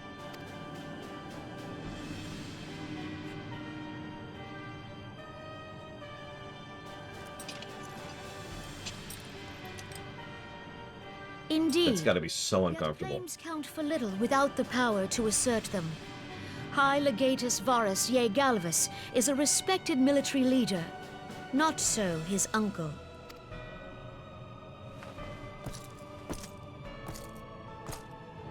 So young Varus has torn the crown from his uncle's grasp and taken his place at the head of the Empire.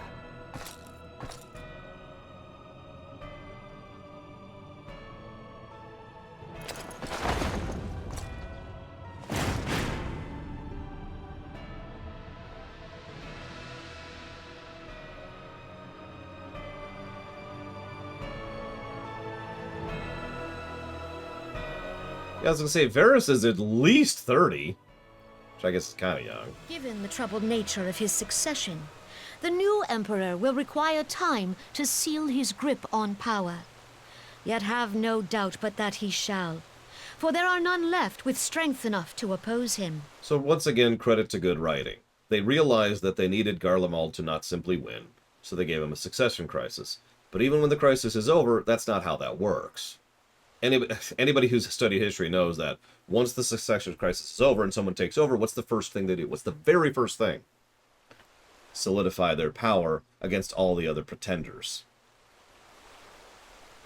And there are many. And so, even though Garlemald has resolved its core issue, we still have a little bit of leeway time before they can come and crush us like a bug.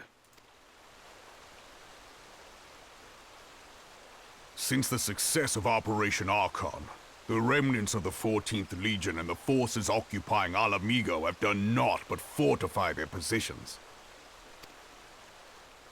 But you can be sure they'll be ready to march on us again, if their Emperor gives the word. When, not if. They say this Varus was so set upon Eorzean annexation that he spoke out against the Meteor Project. Plainly, the new Emperor's intentions are of great concern to us all.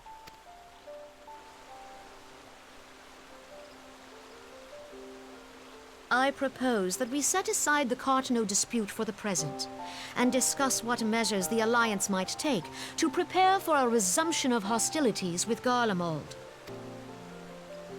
Moreover, I move that we re-examine the question of how our former allies in Ishgard might be persuaded to retake their place at our side. Could Eorzea but stand as one, 'twould deal a grave blow to our enemies' ambitions.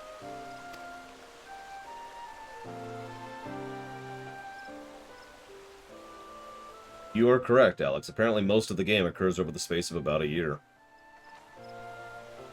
Which kind of startled me when I first heard that, but when I started thinking about it, it actually tracks. This is a very eventful year, and it is. Well, I suppose we should be grateful that they have finally acknowledged the inevitability of Imperial attack. Who knows? They may even do something about it. This also makes sense with regards to how Varus eventually does act and why and when. If only the leaders of Ishgard would follow their example and stop hiding behind their gates, praying for the coming storm to pass them by. But that is a discussion for another time. At present, I am more concerned by the fact that the Alliance's mooted preparations will be made known to the Garleans many moons before their coming. So long as the ivy eludes our grasp, no secret is safe.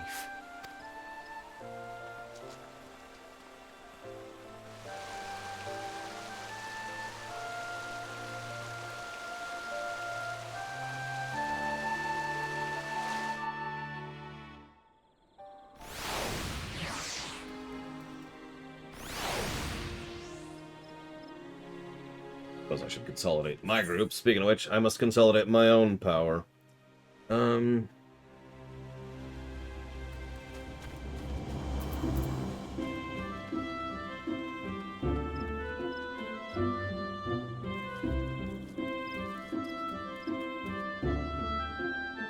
Looks like I have to kick one person out, and that person is Giga Pudding. Sorry, Giga Pudding.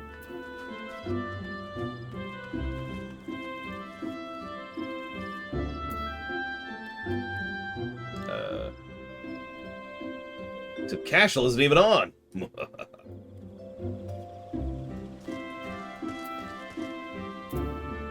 Charles already in.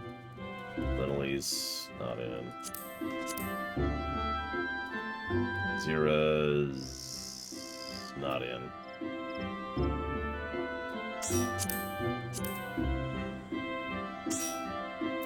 And Nace is not in.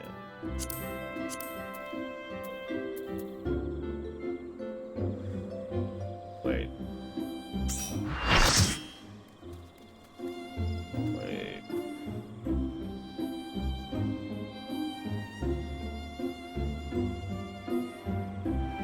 I thought so.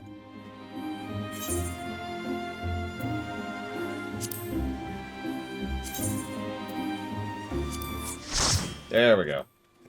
Yeah, Bragwin didn't guess the number. Took my notes correctly. But we still don't have a Cashel. So, Giga Pudding, you may get in yet. We'll see what happens before we get there. I can do whatever, as usual. I admit I don't actually know tanking Shiva. In fact, I don't know the Shiva fight at all.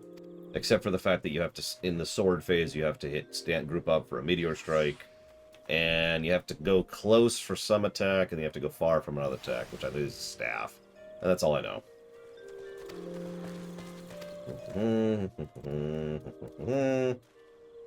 We must continue to search the ivy. I know it, Cashel. You just want to participate that little. I don't blame you. Yep, time to do Shiva Unreal. I mean, we kind of are doing Shiva Unreal, so I shouldn't joke about that.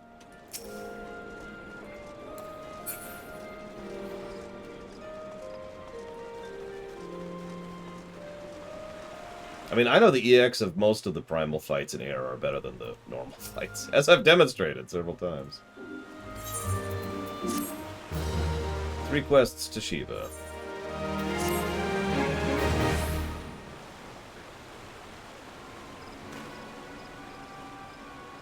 Listen well. The spy is none other than Flame Marshal Ellen Royale, Roban's second in command.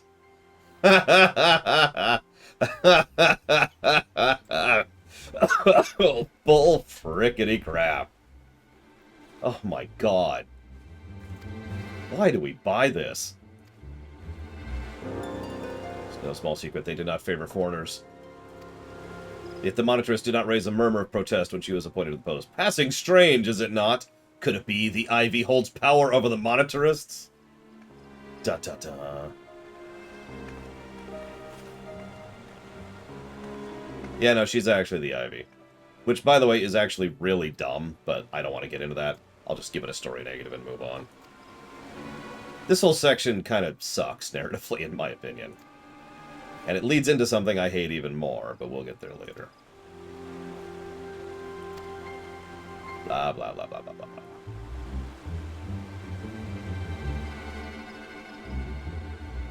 I know, Alex. I'm well aware of how this is a narrative cheat. That is the purpose of this in the narrative. It is there to cheat the player, the viewer, the reader, the watcher. I don't like narrative cheating. For the record, narrative cheating is when things happen in a way that arguably shouldn't. Either because of bad writing or because of... Essentially, narrative cheating is a form of because plot, where things line up in a way that, honestly, they shouldn't, in order to convince you of something else, so when the twist hits, you're not looking for it. It is a very bad way to construct a plot twist.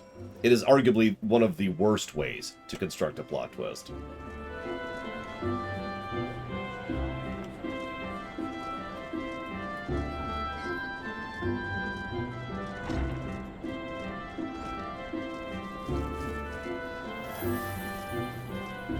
It's okay. They actually do something else, which is also narrative cheating, by the way.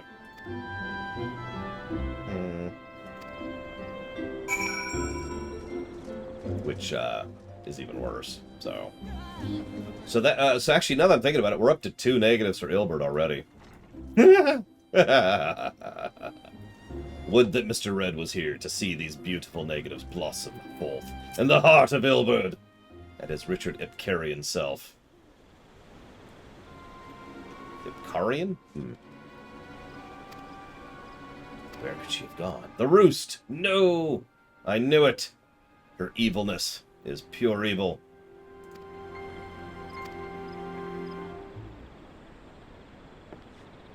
Wait, you are Shinobi of Doma. The woman you seek has left Gridania. She was blah, blah, blah. Meanwhile, the Domans continue to be better at their jobs than we are.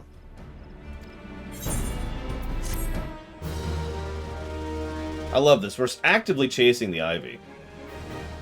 In 2 quests, we'll be fighting Shiva. Just think about that for a second. Okay, we must go to the East Shroud. We will find her. We will find her. And we will kill her. You know what? This is still probably faster. That's them, Rax!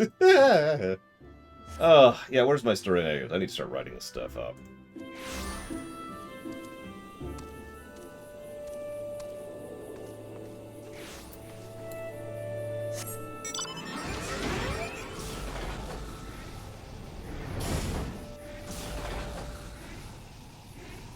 No, I agree, Cardboard Golem. This is... How do I say this as kindly as I possibly can? This is the kind of writing I would expect from most other MMOs. Most other games, for that matter. It's the kind of writing you just kind of get used to. You know? Because it's not good.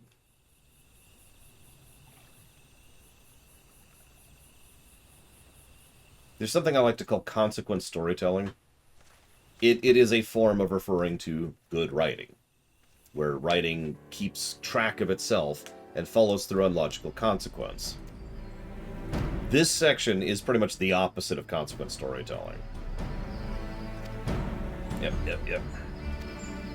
We've installed communication things that prevent people from communicating with the Garlemald. So she's coming here, so she can communicate with Garlemald. Blah, blah, blah, blah, blah, blah. I do too, Alex. The Shiva stuff is neat, and we're honestly probably going to give a positive to Shiva herself on the gameplay axis, if nothing else. I don't think anybody really likes Iceheart, though, so we could probably give several negatives to her, and I don't think anyone would raise a complaint or try to kill me with sticks.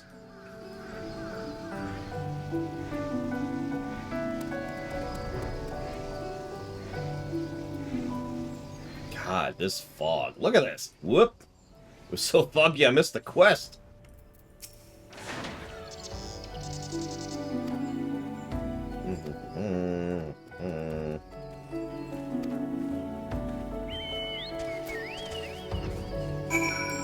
Listen, Omega Legion. I can withstand. I have been building up a resistance to stabbing. But no, I do agree. Like, I don't just dislike Ilberd. That is part of it, I'm not gonna lie. But the problem here is that everything surrounding him is just straight up bad writing.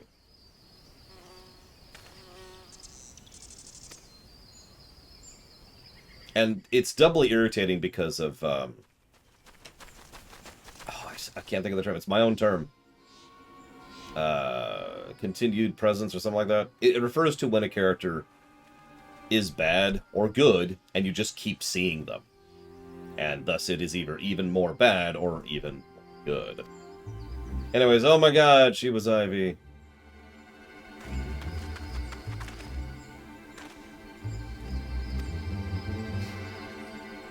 God, this is so stupid.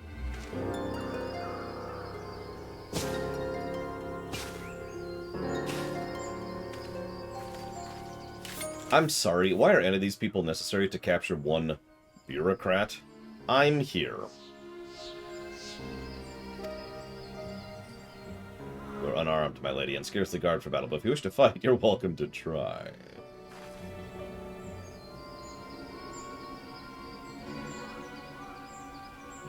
What's the meaning of this, Captain? Would you arrest me for strolling in the woods? When I last looked, there was no crime, and neither was conversing with strangers.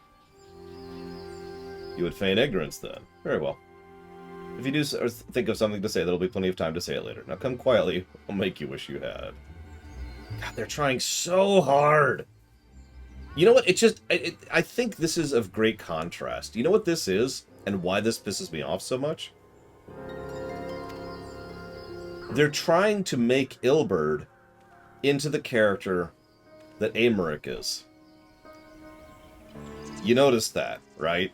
They're trying to make him be that type of character. Like, oh, we just met Aymeric, and now we meet Ilberd, and he's totally just as good and awesome and competent and smart. He's totally all those things.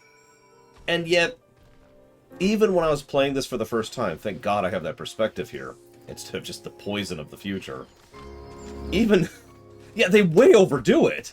Even with the perspective of the time, I'm like, they're trying way too hard to make us like this character.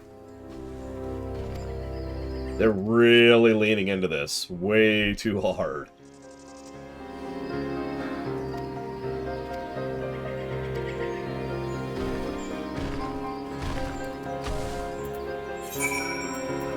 Where's this? Okay, we're going back.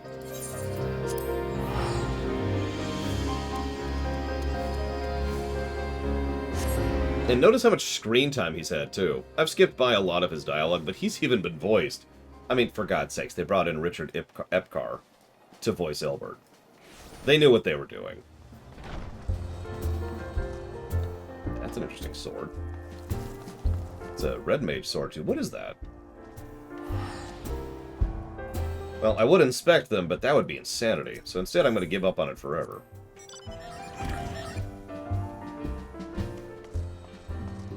I love how many of the guild recruitment messages always insist you have to be 18 plus to join.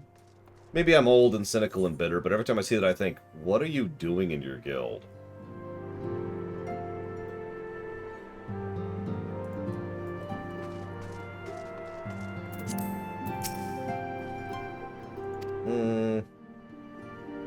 That's Ravana's? But it's blue. Blue, blue. Anyway, so. Let's go kill Iceheart, shall we? Blah, blah.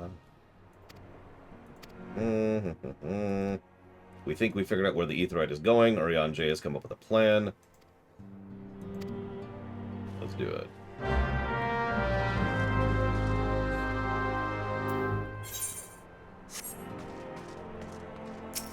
Aha! It all makes sense, Alex. You were secretly lying to me the entire time. I don't think I ended up using that on any of my weapons. I can't even look. I can't even look at my transmog because I'm not in a capital city. Can I look at it here? Nope. Okay, whatever.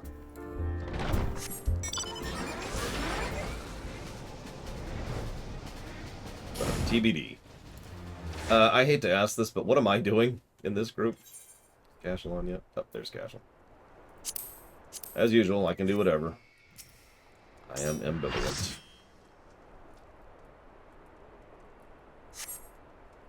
Yeah, exactly, Wenlock. Healing it is. I'll probably bring Sage in that case. Sage is probably the best healer at 50 in my current estimation. You missed it, Rax. We actually judged all the classes on 1 to 50. Dragoon got 3 negatives, of course.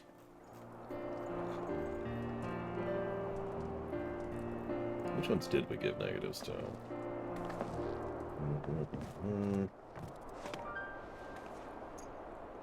We gave negatives to White Mage, Dragoon, Paladin, and Black Mage and Black Mage. Who's this woman? Minfilia, am I right? None other. I bid you welcome to Revenant's Toll, and thank you for traveling so far on such short notice. As if I could ever say no to Urianger. Moonbreeder is an accomplished Sharlayan scholar and an authority on Aetheryte technologies. She has played an invaluable role in our search for a means to capture Ascian souls. Charmed, I'm sure.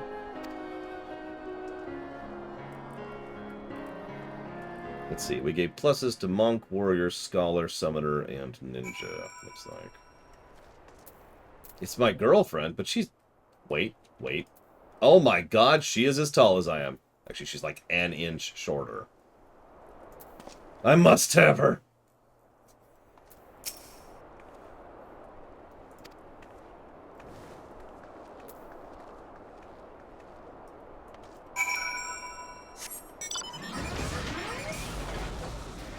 Height is the only thing.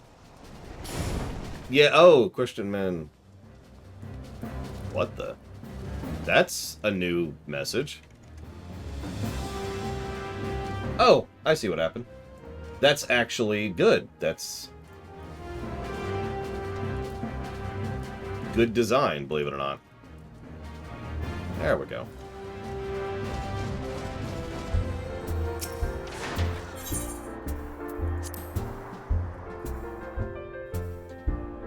Why would no quest in this game get gameplay positives?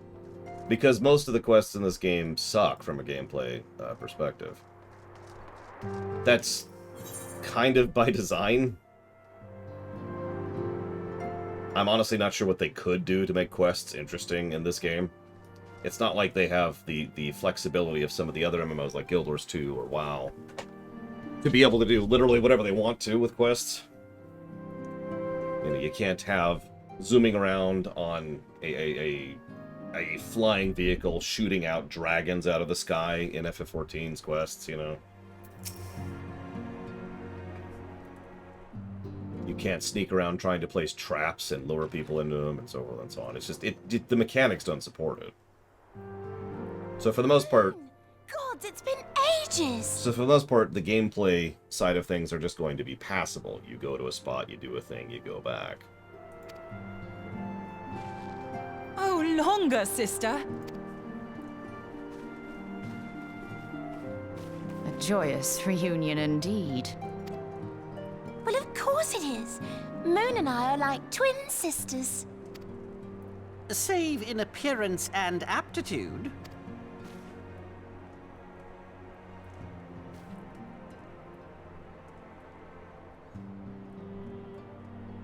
So in short, no. If I could have your attention. It's not just the nature of MMOs. There are MMOs I would give pluses to gameplay for quests. We have with us an esteemed guest who has come from Shalian to assist us. Even STO would qualify. There's this one particular quest in the Delta Quadrant, which is actually really cool. And of course, there's some stuff with the wormhole, and I'm not going to spoil it all. I bid Moonbreeder join us here that she might share with us her extensive knowledge of Aetherites. Also, as many of you are already aware, she has been overseeing our research into white auracite, a sample of which she has been good enough to bring with her.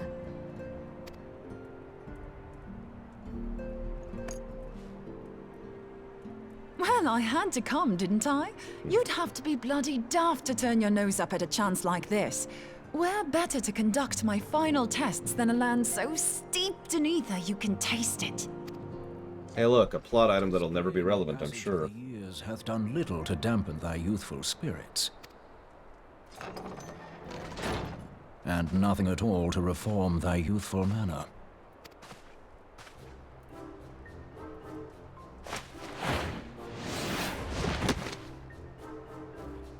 Oriange, where in the hells have you been hiding? Unhand me.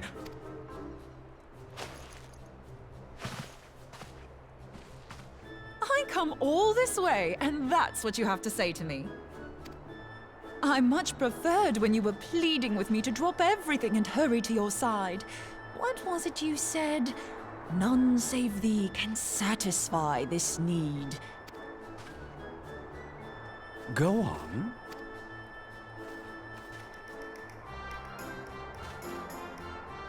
Thine artless attempts to misrepresent mine all too innocent motives do thee little credit. Mine intent, as well thou knowest, was but to impress upon thee the gravity of the circumstance. Lest thou doubt, a deiform entity shall shortly be summoned, save if thou and no other grantest my compeers thine aid. You still haven't found it, then? Your missing Aetherite? We have not. No.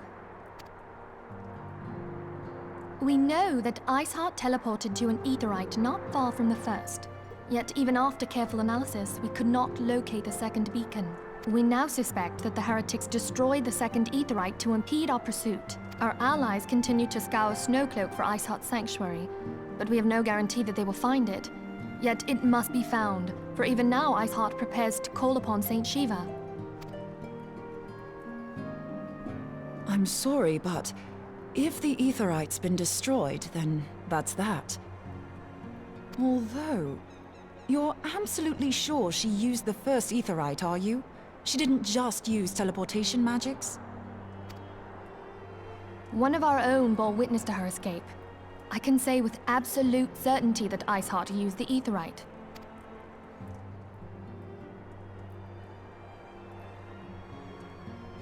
In that case, there might be a way, so long as the ethereal current is still flowing. Truly? How? We use the current to recreate the beacon. As you know, Aetherites are a bit like lighthouses. We use them to reconstitute our physical forms when crossing the ethereal sea. Without them, we'd lose all sense of direction and our essence would dissipate. However, we don't rely solely on these beacons. There are currents of ether which flow between them, currents which help guide us to our destination. Now, these currents will gradually dwindle away to nothing if an Aetherite is destroyed. But if even a sluggish flow remains, we could theoretically use it to direct a surge of concentrated ether towards the void left by the beacon, and thereby fill it up again. Like opening the floodgates to fill a dry riverbed. Though, correct me if I'm wrong, but would we not need a veritable reservoir of ether? In concert, we might manage to channel a sufficient volume, yet that is not my chief concern. To direct the flow of so great a volume of ether with the requisite precision would be a nigh impossible task in itself. I barely succeeded in facilitating travel to an unattuned beacon. That which you describe sounds considerably more difficult.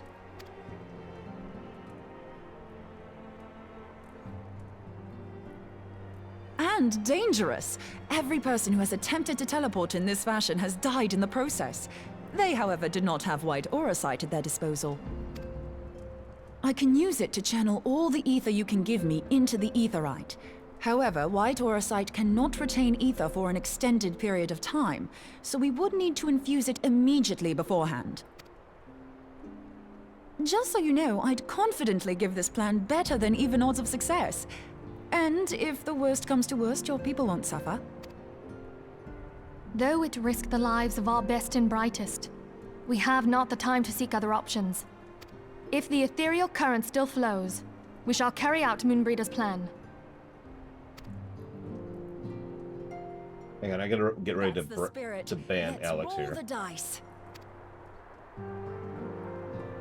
I like dying. I do it all the time. I learned from the best. Camera pans to Rex.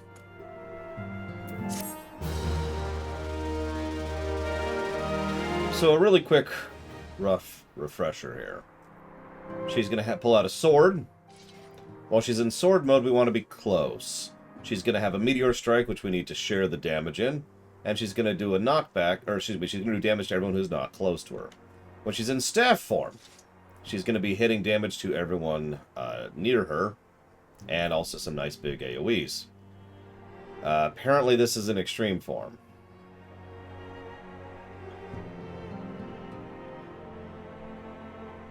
Sure.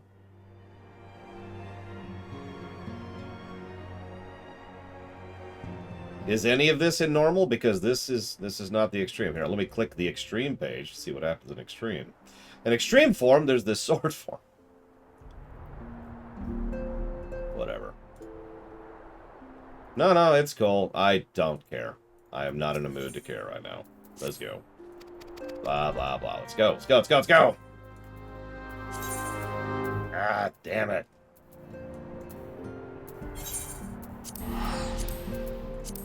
Sword be close. Staff be far. Arrow, she's going to do a line knockback. There you go. There's the super summary. That's all I wanted to say.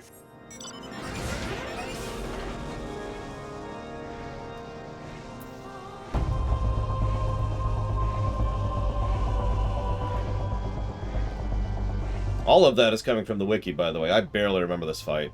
In fact, I'm pretty sure I've never gotten this fight on any roulette. So this might quite literally be the second time I've ever done this fight. Not counting extreme.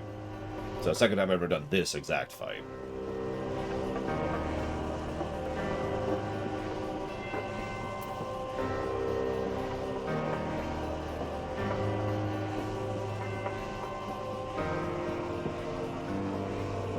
Well, whatever. Continuing to go by the wiki, Ice Brand is the we need to share damage one. Glacier Bash is the do not get hit by one.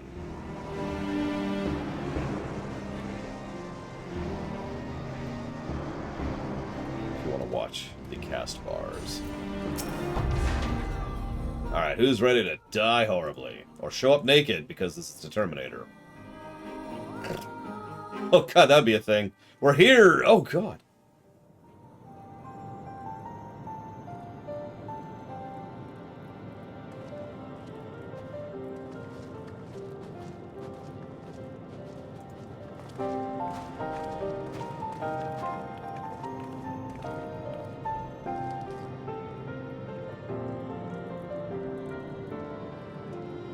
She probably would.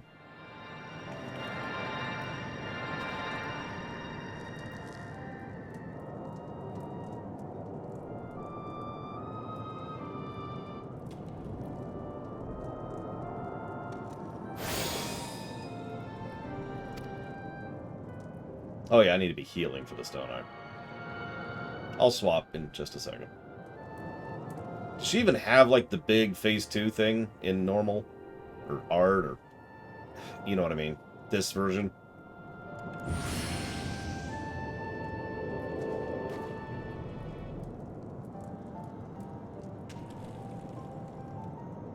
Sorry, it's always quietly irritated me that they call some of the versions of these hard, when it's actually the first, and in some cases, only version of a place.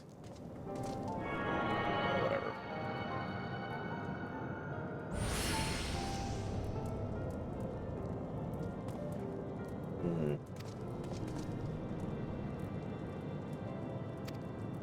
Yep, we must stop her before she summons Shiva. It is imperative that we stop her before she summons Shiva. Okay? Everyone, you got that? We can't let her summon Shiva. Let me switch to Sage. I keep forgetting I can move this stuff over here. Make sure I'm geared up, which I am. Perfect.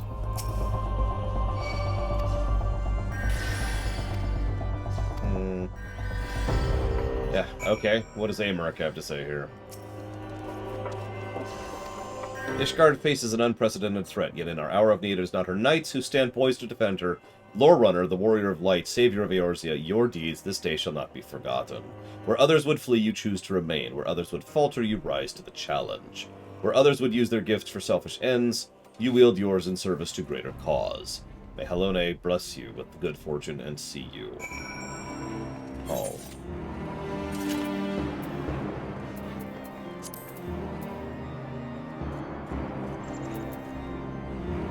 No, not extreme, not extreme. What the hell's that? Oh, right, okay. Double checking. I'm pretty sure this is it.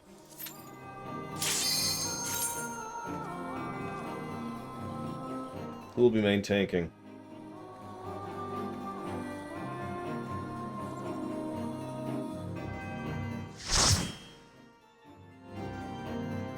Okay.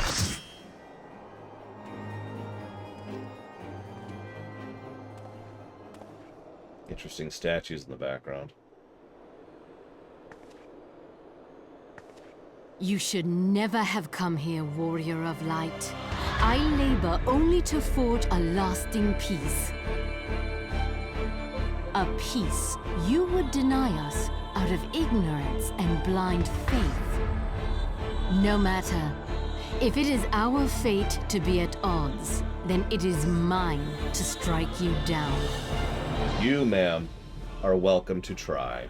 We whom gods and men have forsaken shall be the instruments of our own deliverance. Partake of my flesh. Fill this vessel with your light. Walk amongst your brothers and sisters once more.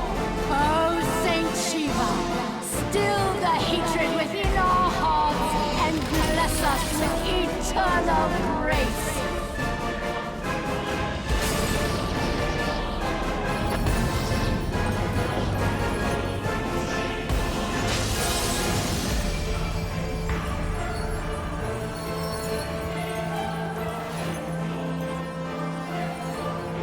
I like FF8 sheet of Shiva better.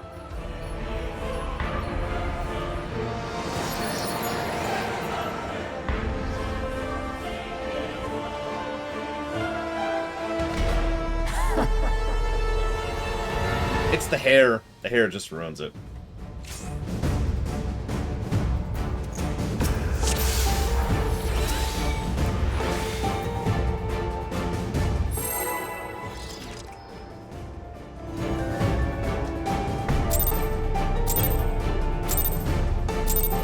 "15 Shiva was cool. I'll actually give you that. I tend to forget she exists.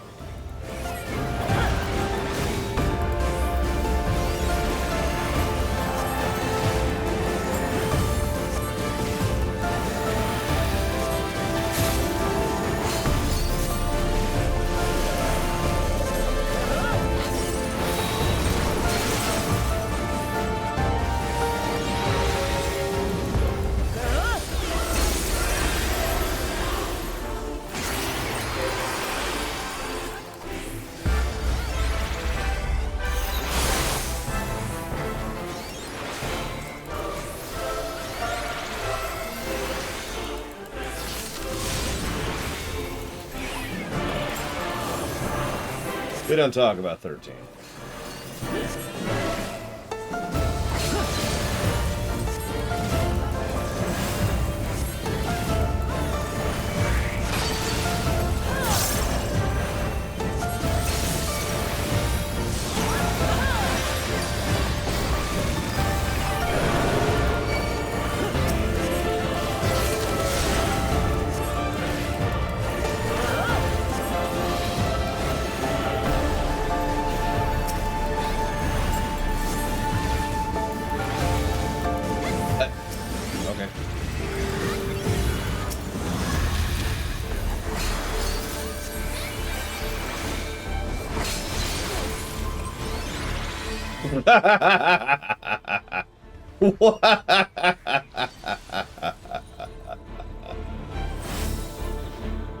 Yep.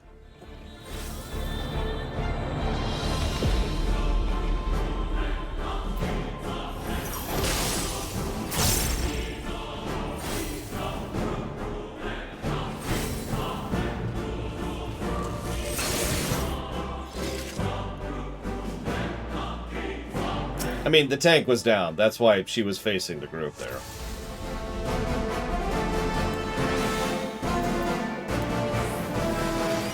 Because, yeah, her cleave is mean. I have actually tanked this one before.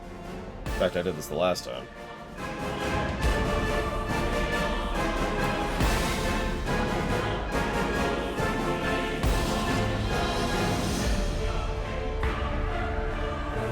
Why is there a snowman over there? Here, look at my buffs. It's right to the right of my buffs. See it? Here, up here, up here.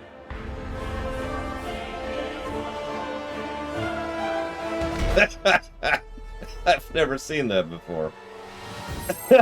It's just a snowman over there.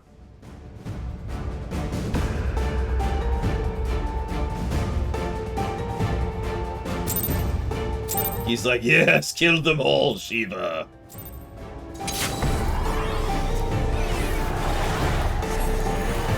Just a snowman hanging out.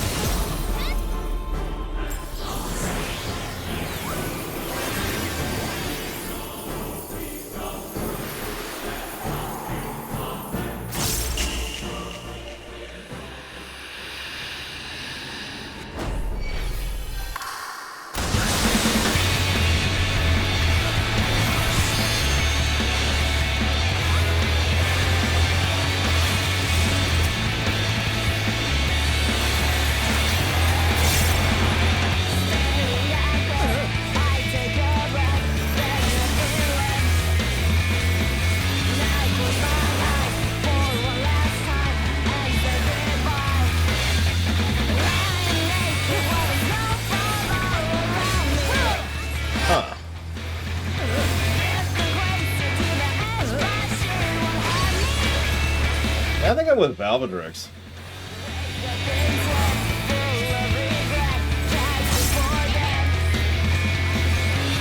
No, Leviathan did it too, Bragman. Actually, so did Good King Mugglemog. So all the trials post 2.0.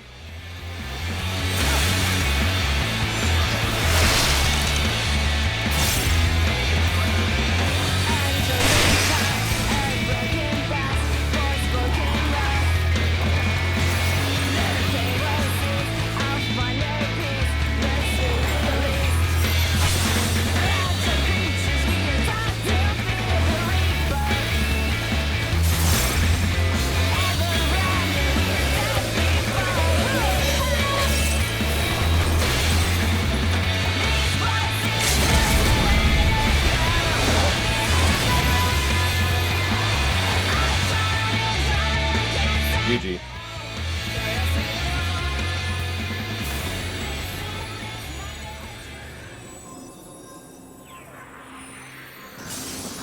Yes, Titan has entirely too many songs. And frankly, doesn't really qualify for what Bregman's talking about. If anything, Titan is the prototype of what Bregman's talking about.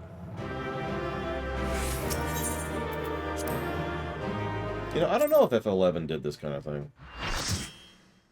I gave up on FF11 pretty quick. Screw that game.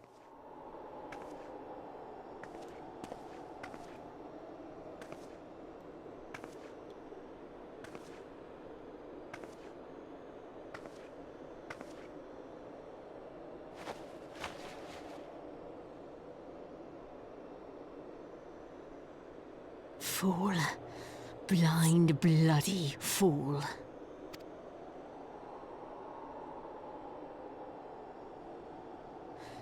You, of all people, should understand the suffering war begets. That no sacrifice is too great if it brings an end to the violence.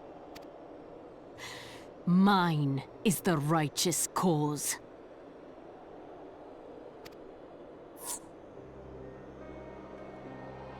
You fight in a war you do not understand. A pawn of liars and schemers. And they are no less ignorant than you, following the creed of their fathers without question, never thinking to ask why. Trapped in a delusion of their own creation, and blind to the truth.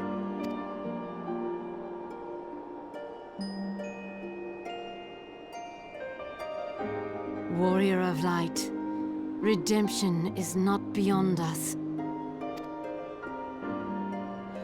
We who walk before may lead those who walk after. Seek the Keeper of the Lake. See with eyes unclouded.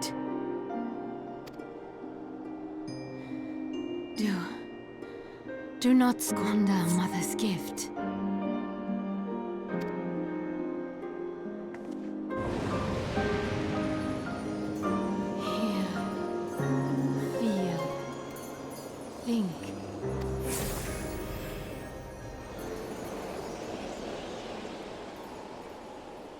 And in 8 quests, we will do the Keeper of the Lake. But that will absolutely be Tuesday because we're already 10 minutes over when I was supposed to cut off for the night.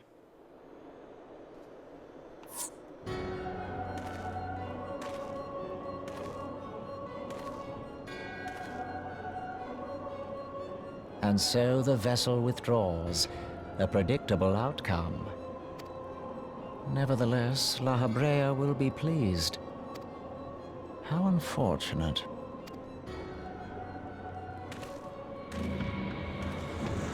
As I say, no, that's not Brialis. Sorry, that's not Brialis, is what I meant to say. But yes, no, tomorrow we will have a lore week, followed by our usual. There will, of course, be no streams Monday. Well, actually, I very much might stream Monday. Because I will not be visiting family Monday. That's already set in stone. What in God's name are you wearing? So, yeah, you know what? Honestly, I think I'm just going to cut off right here. We can turn this in later. So, I do hope you have enjoyed, everyone, and I will see some of you tomorrow. And I'll see the rest of you either Monday or Tuesday.